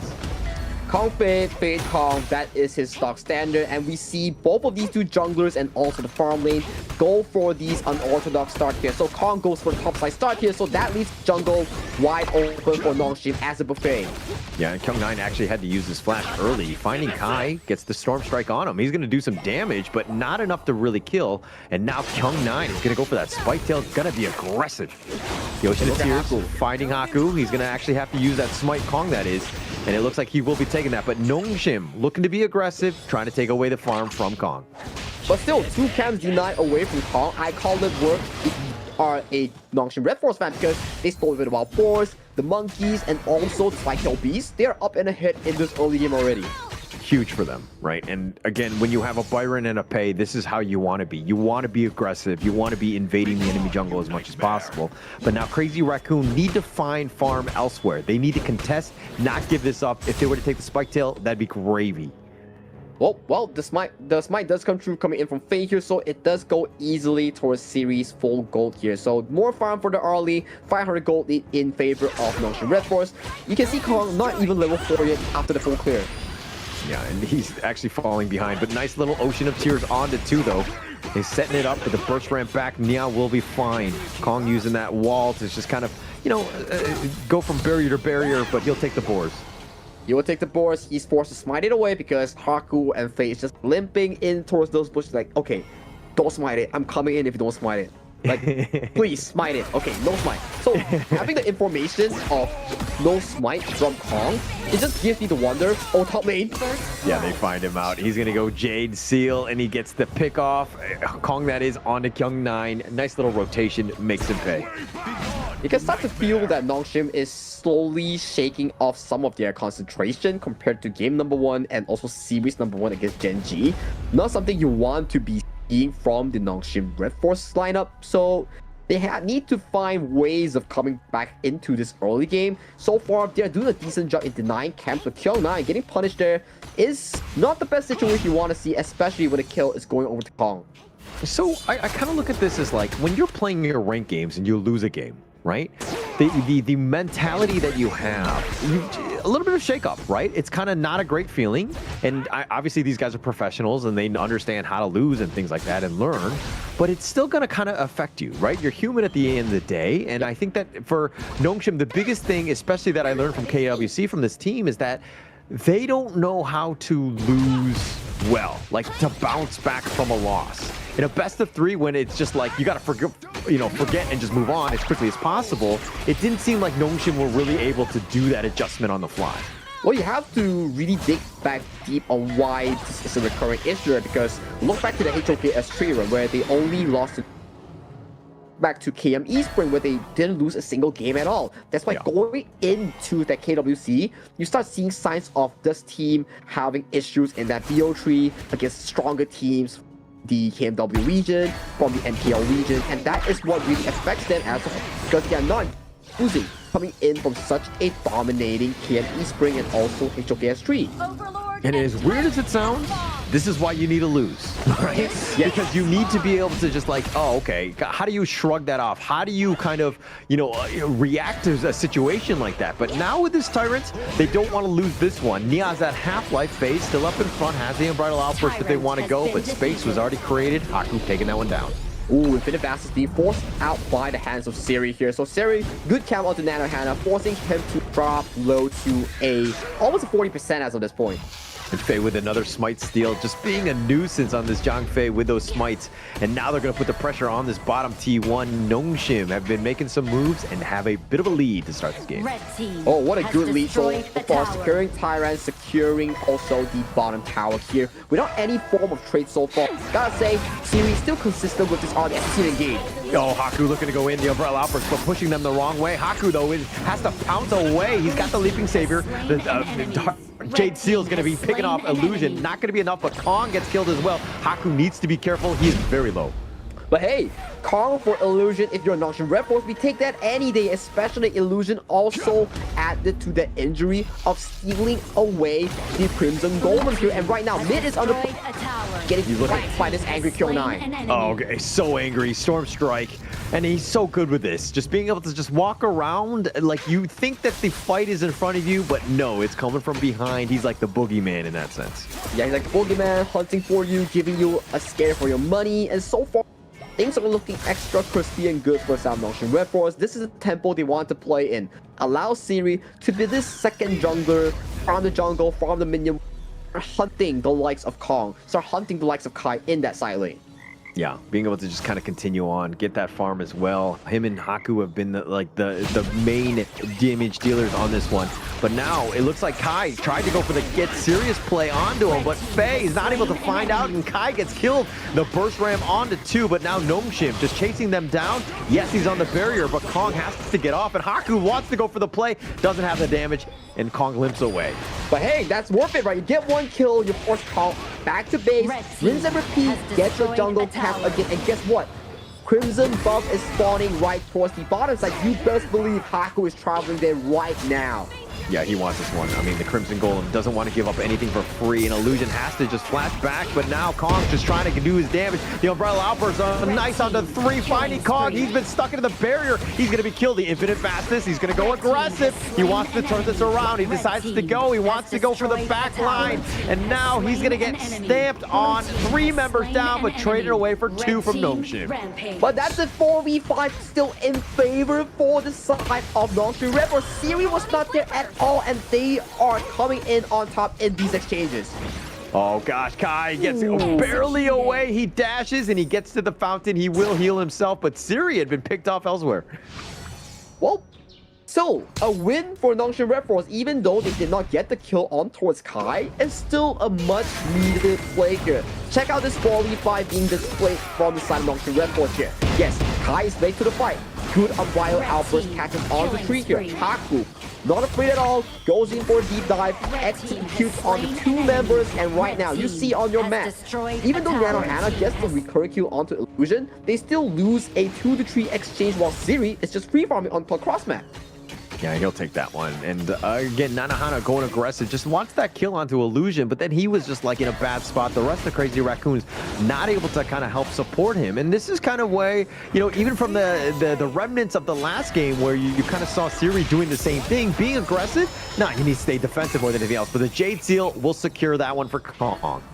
And so far, we thought this was like a 10-minute game already, going to the Shadow Barriers. It's just 8 minutes and 4,000 gold lead already. The immense by Nongshim RedForce. So dominant in this game. Yeah, definitely dominant in this one. I mean, up about 3K. Now they're putting the pressure on this mid T1. They have to be backed off because Faye looking for that flank, and they do take the mid T1. They do take the mid T1, they go for the Tyrant, and then rinse and repeat. What is spawning? It will be that Crimson Golem. Yeah, and now the Tyrant is going to be picked up here. And looks like they're going to take that one away essentially for free, but the Crimson Golem is going to be the big target.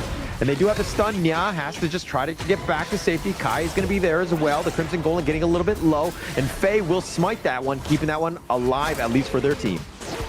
Still a win is a win. As long as it doesn't go towards Crazy Raccoon, whoever gets it will be great for the side of Nongshim RedForce. More resource denied from the hands of Kong means more win for the side of Nongshim RedForce. You can also see Haku going for that tank build on this pay. It just shows how much respect he has against Kong on that phase. Yeah, he needs to be able to fight in 1 versus 1. He can't be a glass cannon. He needs to understand his role on the team. He will be focused quite a bit by Kong, which again, you know, he has that damage, has that potential burst. He needs to stay alive more than anything else.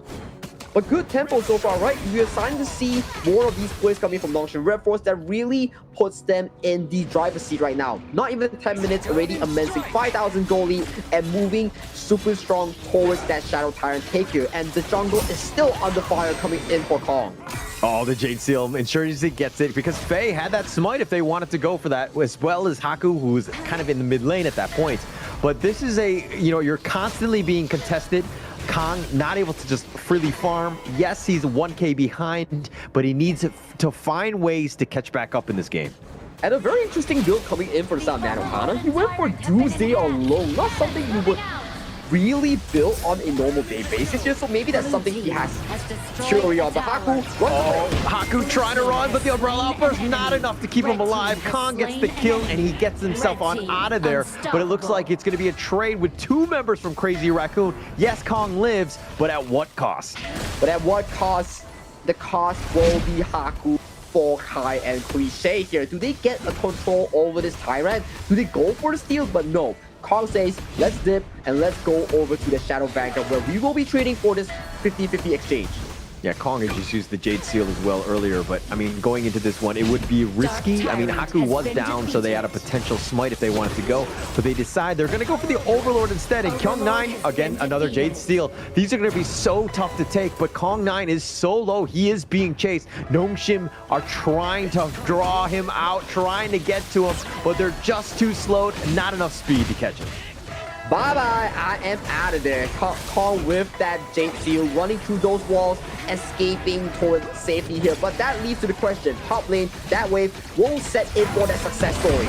Oh, the Umbrella Outburst is going to be used. They've taken the top T3, which is going to be huge for them. They have the freeze on him. And now the Infinite Fast is Nanohana looking, circling for his prey, but Cliche has already been killed. He's going to U-turn, realizing that he's a very low, but now the mid T3 about to be taken down by Nongshim. Ooh, top tier 3, mid tier 3, that is a price to pay, and it is a big one. 8,000 gold in favor of Nongshim RedForce. They just need to clear out that bottom Vanguard. They can continue this reign of terror. Yeah, but I mean, the Shadow Vanguard is there. That's going to be a bit of a problem. Nongshim, I mean, have to just deal with that. The bottom T2 taking a decent amount, but Nongshim with that, essentially those kills and opening up of the map into the sense of this mid T3 in the top one, it's going to be huge for them. That's a lot of push coming forward. Oh, that will be a lot of push and a lot of waves that you have to handle as a Crazy Raccoon lineup here. And Faye, once again, stealing away another Crimson buff here from the hands of Nanohana here. I think if you're Nanohana, you're like, man, where will I get my Crimson buff this game? Well, you need to like aggressively go for Faye. I mean, he was just kind of sticking around and finding him, and it looks like Kai, he wants to fight, but he gets serious, but he's gonna get picked off. The Umbrella Outburst finding Kong, the stampede on him, and that might have been a disaster, and Kai had opened it up, and the Tremor Smash used in return, just covering the retreat. Nyaza on the run, but now Nongshim on the prowl, wants to go. They don't have the minions, so that's a bit of a problem, but they find Nya. That's going to be a big one for them. Now they have the mid lane that's going to be pushing. Can Cliché and Nanahana somehow hold? The Flaming Palm is going to be used on him. He tries to use his passive. Cliché is going to get under the tower, but the Crystal is going to be under siege, and it's going to go down. Nongshim take game 3. Easy peasy for Nongshim RedForce in this game number 3 as they show class in all these rotations here. Not sure what Nanohana was trying to do with that Doomsday build, but Tron Arrow coming into this series here very well equipped by MS to really secure that game-winning lead. And it comes back to that Kai, that one, like he should have ran. There was an opportunity where he could have, but then he decided, hey, let's go. The team wasn't there. I mean, Kong was behind me, got a little serious, and then Kong was like, oh crap, are we going? And then he was in a bad spot. Then he got caught out, and that was pretty much all she wrote. It's like literally one team fight, you lose. Yeah, one team fight, you lose. He wanted to try for that full burst on towards Siri, but Siri still had a Parasol at back. So going back, baiting the likes of Kai into an all-in, which left him to really dry on the ground. Yeah, no real chance on that one. I mean, there were moments where Crazy Raccoon could have done well. I thought he would be fine with Fade. Just like extend the game, slow, just wave clear, don't look for any sort of picks, and then just take all the big objectives. Because how can they Jade Seal, you know, outduel you when you have Jade Seal, right? So you're just able to just take those fights, and then you eventually get back in that game, especially since you have a Loom. But unfortunately, that was not the case, and Nongshim just were able to prevail in this one. I'm not really a fan of the Nanohana build on that Long. Doomsday into the Shadow Ripper. It removes the identity of Long being this burst marksman, looking for the targets like Haku and Siri or even Illusion. So maybe it's a trial and error coming from Nanohana, but probably didn't work out as he expected in this case. Yeah, and the damage is showing that, right? I mean, 44,000, like, pretty minimal. Kai and Nya are a little bit lower than him, but still, it's you needed to have helped support, right? If you're looking on the other end, Siri on this Arlie, obviously Arlie's going to do a decent amount of damage, but Siri with 70k, the most in the you know, on the side of Nongshim there, so you know, completely carrying at this point. They're completely carrying, proving to the point that you give him gold, he's gonna deliver in terms of that DPS department, and this is all red, the greatest red in your screen. It's just a smooth sailing curve all the way towards Nongshim's RedForce draft. Yeah, just completely in control, Nongshim. This is when they're the scariest, so to speak. And it might have been like, hey, they got frustrated, impatient that is, and why they decided to push it. But the MVP in this one, Kyung9, 5-1-5. He was on point with those Storm Strikes. He was really on point. He was finding those flanks, finding those key engages, and he was always on the front end looking for active plays in when the side of Haku or also Siri are on these carries. And that's why he's such a valuable player in Nongshim's RedForce team lineup. Yeah, definitely one of the best, right? And you always need to kind of understand where he's going to be. And we're going to check out some of these highlights to see some of them because he was making moves, right? And nice little Tremor Smash here. Just the Jade Seals were on point. But the disengage and when to go back in, it seemed like Crazy Raccoons, most of the fights were dictated by Nongshim. It was dictated by Nongshim even in this 4v5 scenario. Siri is just like chilling in Clash lane, not wanting to rotate for this buff. In a 4v5 situation, Nongshim still made it on top and getting those kills that they really need to seal the deal for the game. It could have went south at all costs here, but still, it was Nongshim finding those key moments. And it was just the tiny ones. That was all you really needed, you know, just to kind of turn this around. And I mean, once one member died, and this is not the end, but Kai, does he get killed? Yeah, he decides to turn around. And then Kong is like, okay, what do we do? With the Umbrella Outburst, perfectly slowing him down with that Stampede, and Kong just got completely caught out because Kai decides to go, right? That was just not the right call there.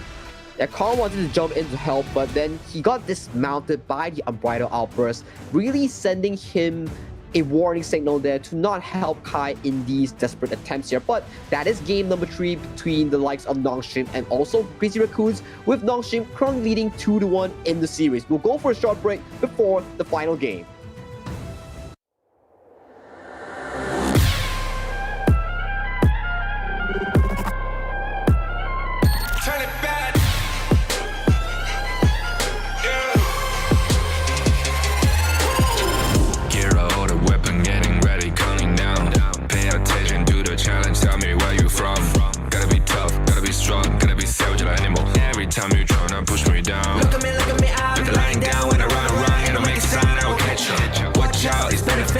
mercy. Look at me, I'll be rising. Carry the season, you got a damn, gonna wibble. You never hesitate for another moment, but my bone is golden.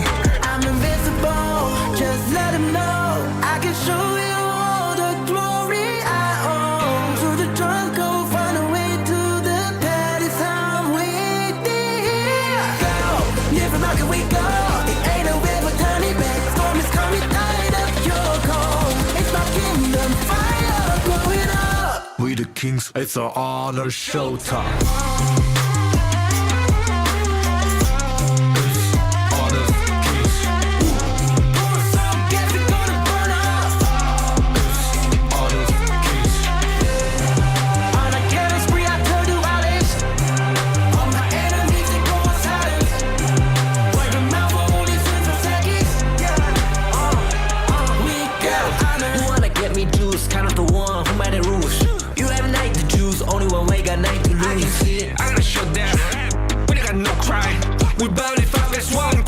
You can G. First blood, double trouble, then I take a pen, I kill. All you do is sweat and look at me stay with the rain. Say. I've triggered my soul down. For my pace. We the champions screaming, I'm invincible. Just let them know I can show you all the glory I own. Through the jungle, find a way to the palace. I'm waiting. Go, live rock and we go. It ain't a river, tiny bed. Storm is coming, tide up your cold. It's my kingdom, fire blowing up. We the kings, it's our honor showtime.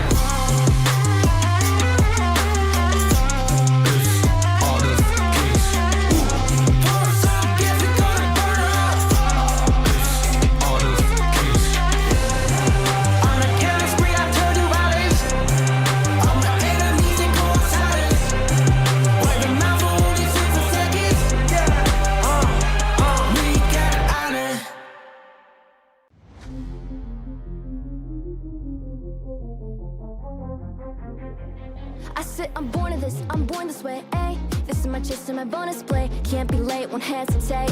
What do you say? Race to find my face, scars to find my skin. I can't convince them, can't please them unless that I'm the one.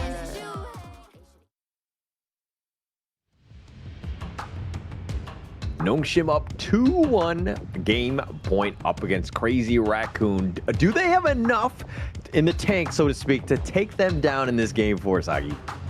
I think as the series progresses into a game 4, you are starting to see some of these hero pool lacking coming in from some of the CR members, which really puts them in a disadvantage, even though, yes, Kong is splendid, excellent in these games, but who is the other member that's gonna pick up the slack that Kong isn't able to cover in all sorts of directions here? There's something that needs to be done in this situation.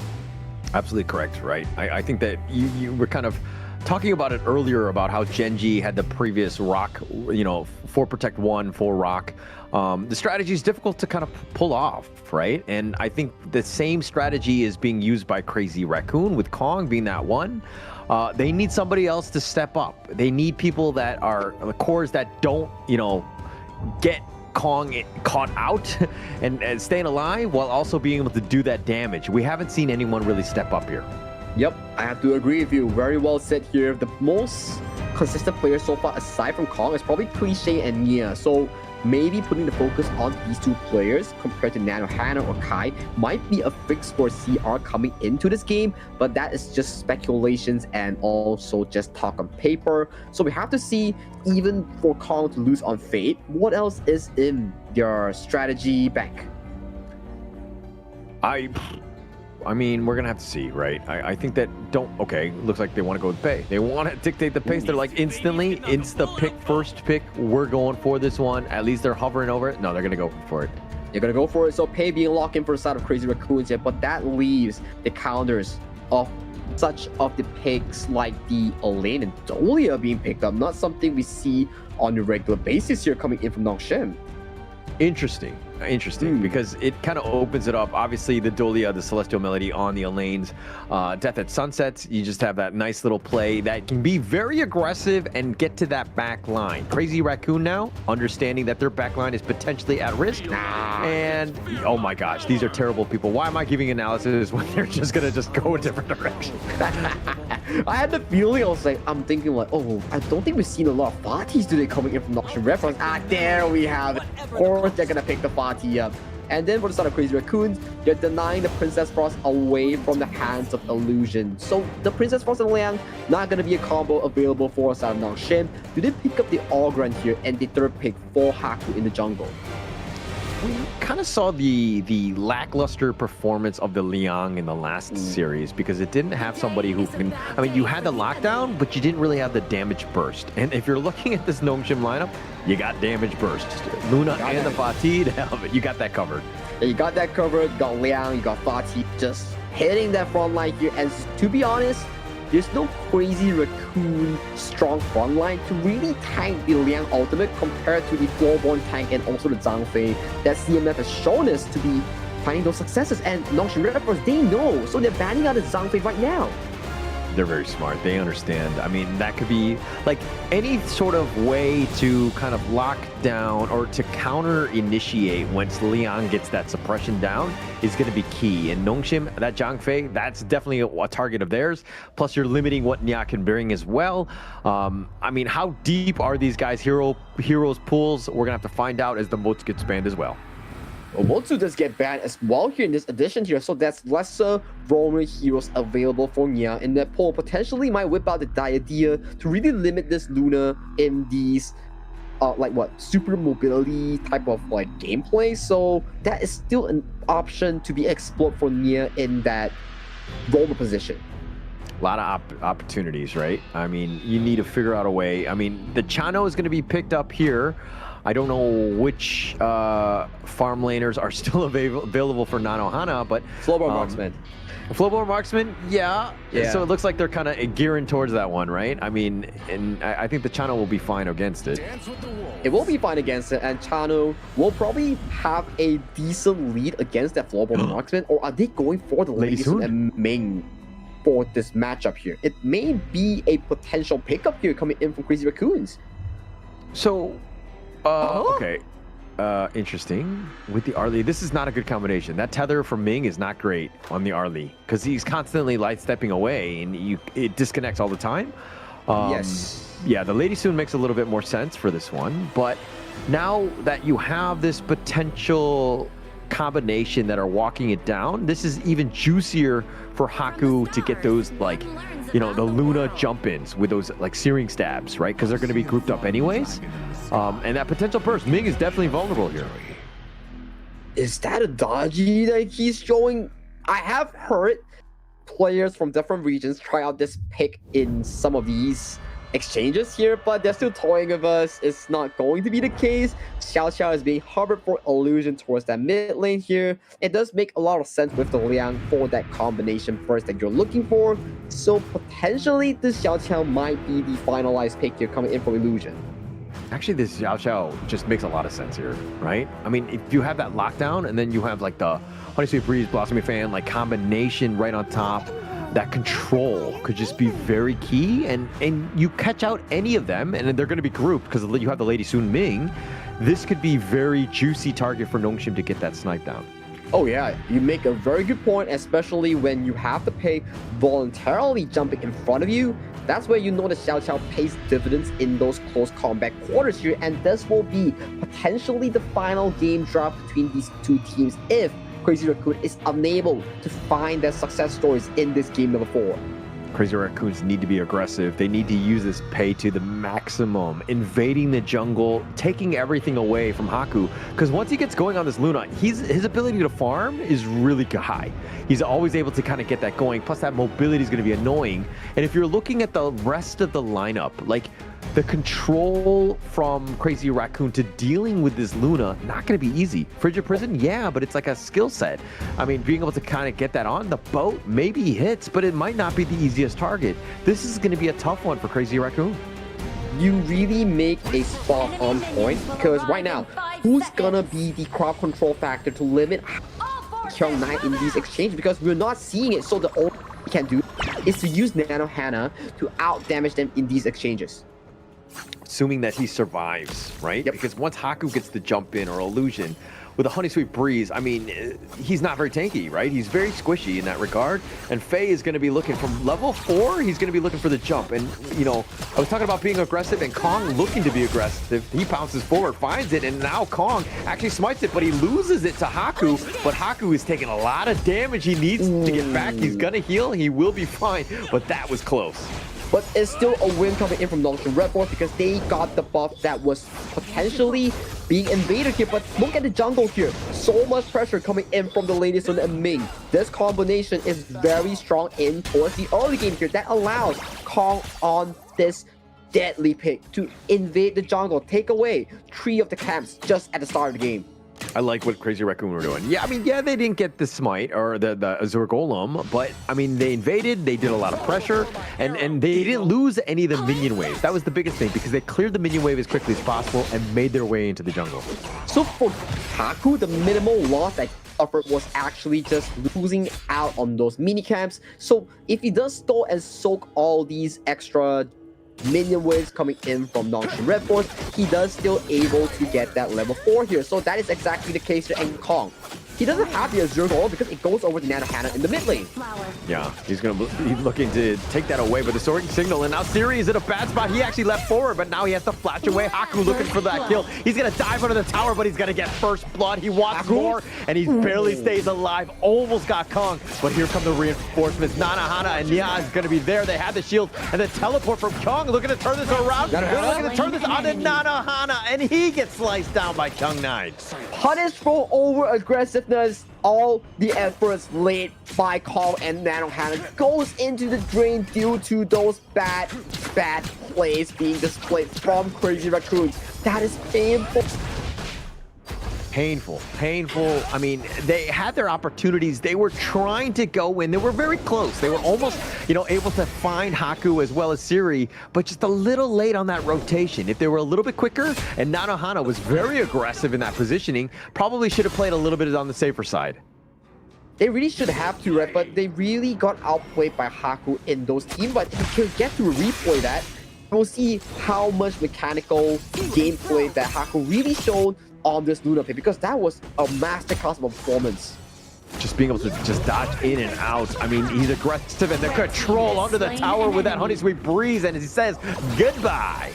Goodbye is the name of the game coming in from Illusion. Another drive-by here. He set up Nano Hana, he set up Kai, and right now, 0-3 already in that early game for Nongshim RedForce. Nongshim started to feel it, doing some great rotations and getting conversions out of that, right? That's the biggest thing, is that when you rotate, sometimes you don't get kills, which is a feels bad, man, but you're getting something, and that's going to be huge for the rise of Nongshim, especially since that member's down. They're not getting XP or any sort of gold.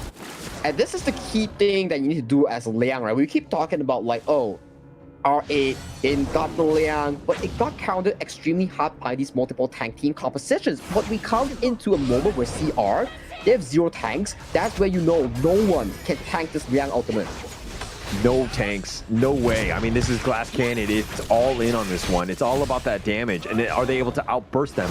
And Nongshim waiting in the wings. They're deciding to go. They have that tether though, but they've been spotted out. They've been spotted out, and the Tyrant has spawned for both of these two teams here, but I think the focus here coming in from Nongshim RedForce, they seem to be wanting to contest this.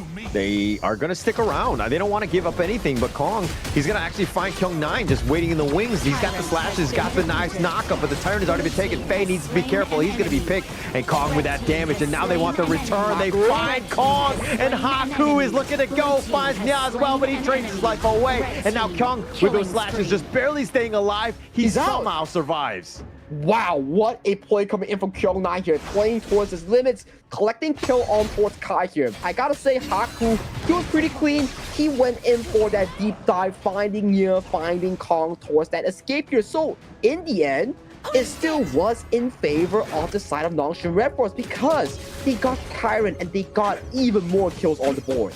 I mean, 3-2, they'll be happy with that, but the Tyrant was the big one. But checking out this replay, like, there was a moment where, like, look, Kyung-9, look, somehow surviving. Yeah, he gets knocked around, But now here come the reinforcements, and Haku with this play all the way gets a nice little 3-man pull, finding Nya. Yes, he trades his life away, but he got 2 in the process. Got 2 in the process, and Kyo9 limps away just so happily, saving himself from further danger here. But that Frost just spot out Illusion and Faye camping towards that brush. So right now, game is about a bit even, but just a slight lead towards Nongshim. RedForce, but look at the top side though, Kyo9.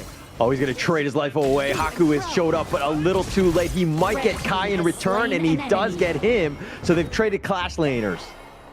The jungle assassins, this is the matchup we're talking about. Whoever gets going, that is the main gig of this game here. But Seri going aggressive, spotting out Cliche in that exchanger. So that is vision provided for this channel. Using those traps to kind of provide that vision. But crazy Raccoons with 4 members. They want to go, and Siri's going to be spotted out, trying to get out, but no, it's too little too late at that point. And the Tiger prowls, catches down, and cuts down the Wolf. That is a bit of a overextension here coming in from Siri, just casually walking towards the bush and then taking too long to clear the wave, right? He's like, okay, I need this ballista, but it caused him to be like, oh, okay, the enemy's here. I'm just gonna die, you know, I'm just gonna die.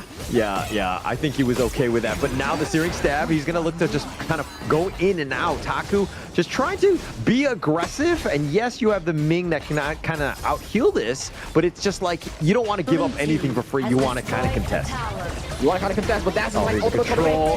They find Kong, they get the pick off, and that's a perfect recovery, a kill for Nongshim to get back into this one. Huge, and taking down Kong.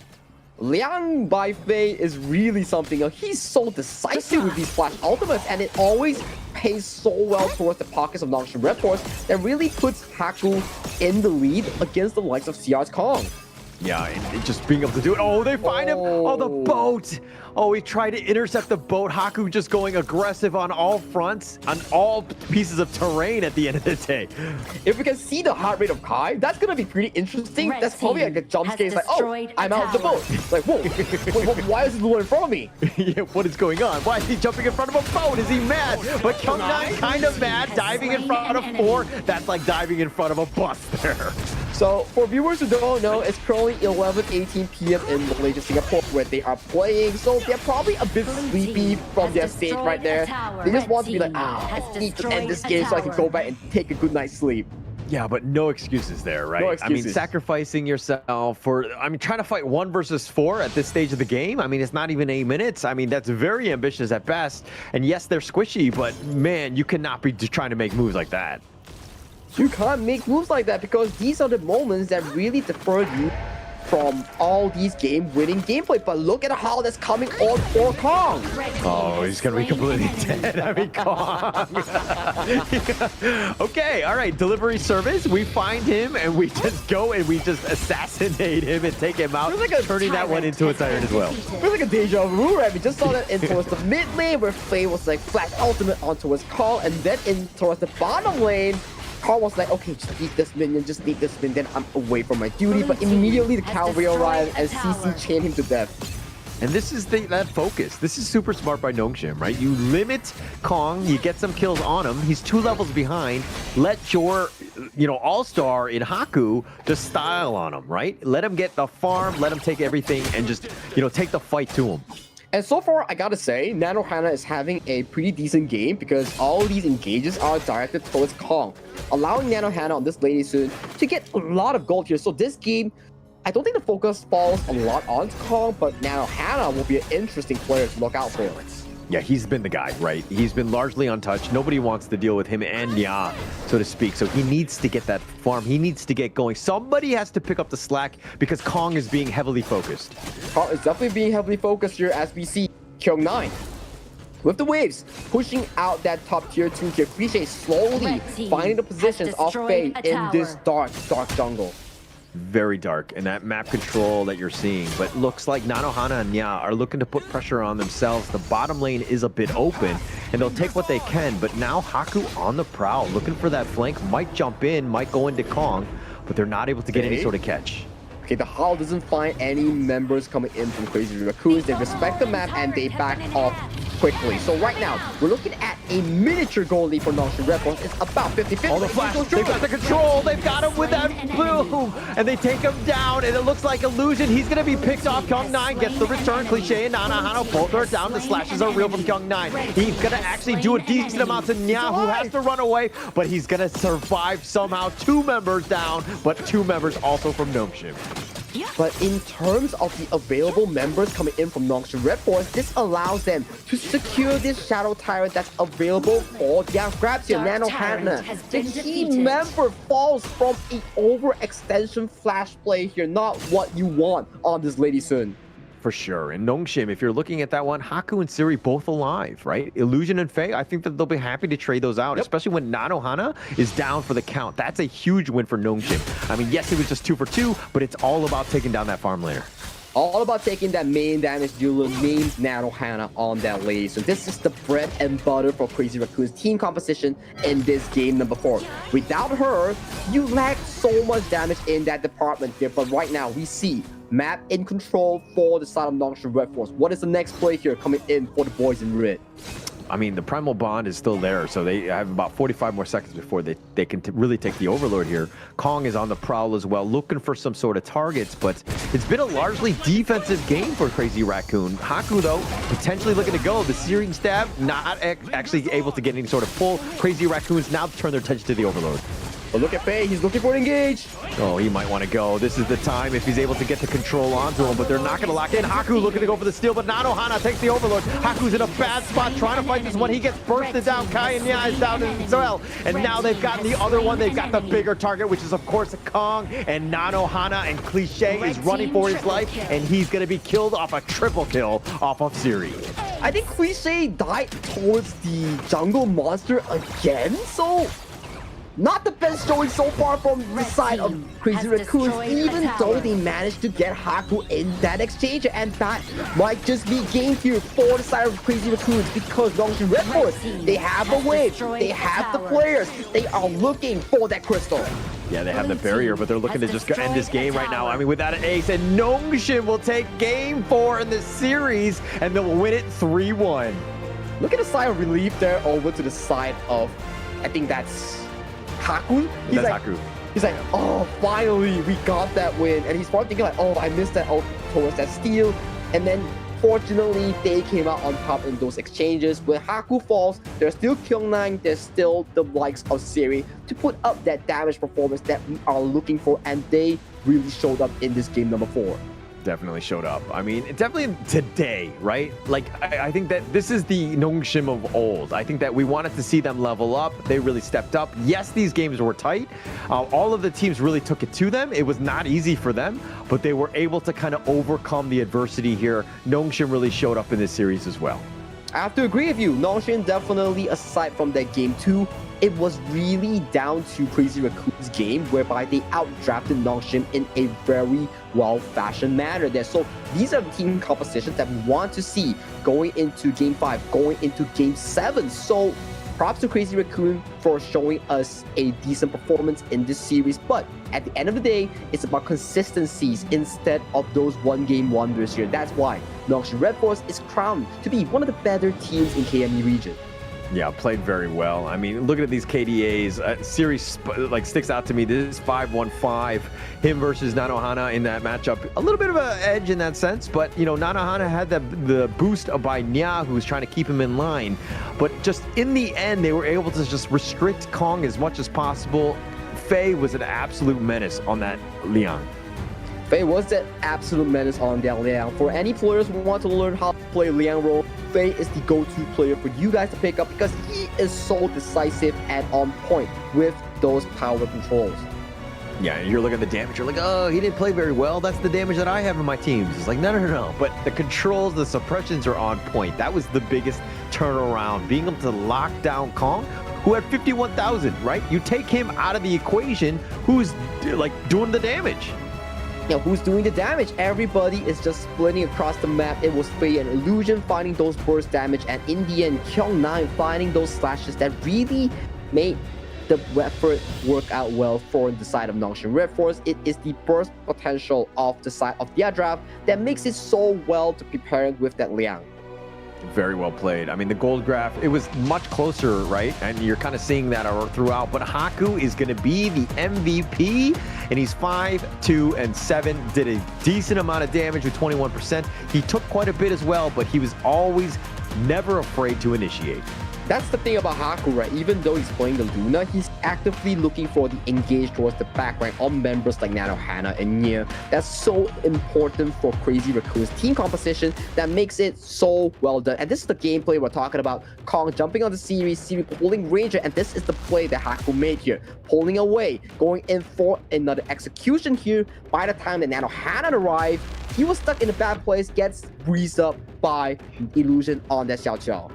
Oh, just the way that they played it, the mechanically, right? I mean, it was very scary, and Kyung9 barely surviving as well. Faye sacrifices his life for the greater good. Haku tries to make that play, gets the jump in, gets a double, trades away his life. But the biggest thing is that Kong was killed, and that was a huge win. And somehow Kyung9 just limping away from that one. Yeah, somehow just limping away from that one. You can see in these replays, Haku is just styling onto Kai, even though it's in a 1v2 situation. And this was really what made the big difference, right? Ultimate landing onto Cliche. And look at Nano Hannah going in for that flash engage on towards Illusion. But Illusion's like, sure, trade me. You are a laser mate. Without that combination, you don't really work out in this situation. Even in the 4v5 scenario where Haku missed out the ultimate refresh, as of this point, you don't have enough frontline to really funnel this Lady Sun for that success play you're thinking about. I wonder if Crazy Raccoon had like a Zhang Fei instead of like a Ming. It was bad away. Yeah, no, I know that, I know. But if they had that to just stop the Liang from those controls, because Fei was on point, but you need to keep Kong alive more than anything else. If he had that Zhang Fei to just like, you know, that Umbrella Outburst to kind of save him, they would have had a much better time. This could have been a completely different game, and it really came back to that ban in the draft. I think it also went down to the draft whereby they had an angle of picking up that Zhang Fei in the third and second pick because it was a 1-2 pick coming in from the side of the Nongshim RedForce draft. So they kind of had a direction where they could have countered it with a Zhang Fei, which they didn't really invest the pick to do so. So it's probably down to drafting or experimenting different picks that they are not so used to in drafts. Yeah. I think that this is all going to be just like experience, the learnings and everything, and trying to take it to him. I mean, none of the games were like complete blowouts. They definitely had their opportunities. It was just like the minor mistakes here and there where they're like sacrificing themselves or getting out of position. There were definitely some moments that were kind of questionable, but those are the mistakes they need to show up, and they'll be a much stronger team moving forward. I have to agree with you. I think the limit for Crazy Raccoons is not limited here. I do believe that players like Cliche, Mia, and also Nano Hannah and Kai, they have much more room to grow to be really paired up with Kong for a much more successful storyline here. This is the same story that we've seen so far from Gen.G Esports with the first edition of Rock, where they always rely on Rock to carry here. So give them more time. Maybe they might evolve into a stronger team. Yeah, they're not out of this one, right? I mean, that's the biggest takeaway. They still have games against Gen.G. There's a plenty of opportunities. Plus, they're Group S. They're not eliminated. They could be trying. I mean, they could understand that, hey, we don't need to be first place now, right? We need to be first place when it matters, which is going to be the very end come playoffs. I think that this team is like taking their licks, and they're going to like learn from these things and be well prepared going into next week, which is going to be huge for them. And that's a very well said statement, right? Because they are, in the end, in Group S. They don't have to worry about not making it to playoffs. They are guaranteed 4th place in the region of KME. But unfortunately, the Group A teams, the likes of CMF, A-Star, RA, and also the likes of Scars, not so fortunate for them because they failed at the ranking weeks, which will result them in only one team progress to that playoffs here. But today's matches end in a 3-1 fashion all around for these teams. Yeah, and all of them in favor of Nongshim when they played 3-1 throughout against Gen.G and Crazy Raccoons, and R80 Sports over CMF 3-1. That was also a great series as well. Very close going to the end. It could have gone the distance, but just in the end, R8 were too strong. But going back, one last update in terms of the survival week. Nongshim coming out very strong, 3-0, and yet they still had that one final game against Gen.G. They need to play that. They'll be playing that one off stream tomorrow to see exactly those results. But Gen.G right now, 0-1. They need to play some games against Crazy Raccoon to see how the Group S is going to do. Oh yeah, they are 2 games away from really finding themselves either above the Crazy Raccoons or below the Crazy Raccoons. So that's something for them to figure out. But for tomorrow's schedule, it will be a KJL Fiesta as we have Scars against CMF, Crazy Raccoons against Gen.G, and lastly, Scars against A-Star. So for KJL fans, you do not want to miss tomorrow. Yeah, you're going to see every single one of your teams in every one of those games tomorrow. It's going to be exciting. I will be there with Blam. Sagi's going to take a day off, and then he'll be back on Sunday. So he'll be there to kind of finalize the survival week. But we've just had a great time. Thank you so much, Sagi. We had like 12 games today. That was pretty much all she wrote at the end of the day. We had a great one. We will be signing out. My name is Holler. This is with Sagi. Thank you so much. We'll see you guys next time. Bye-bye.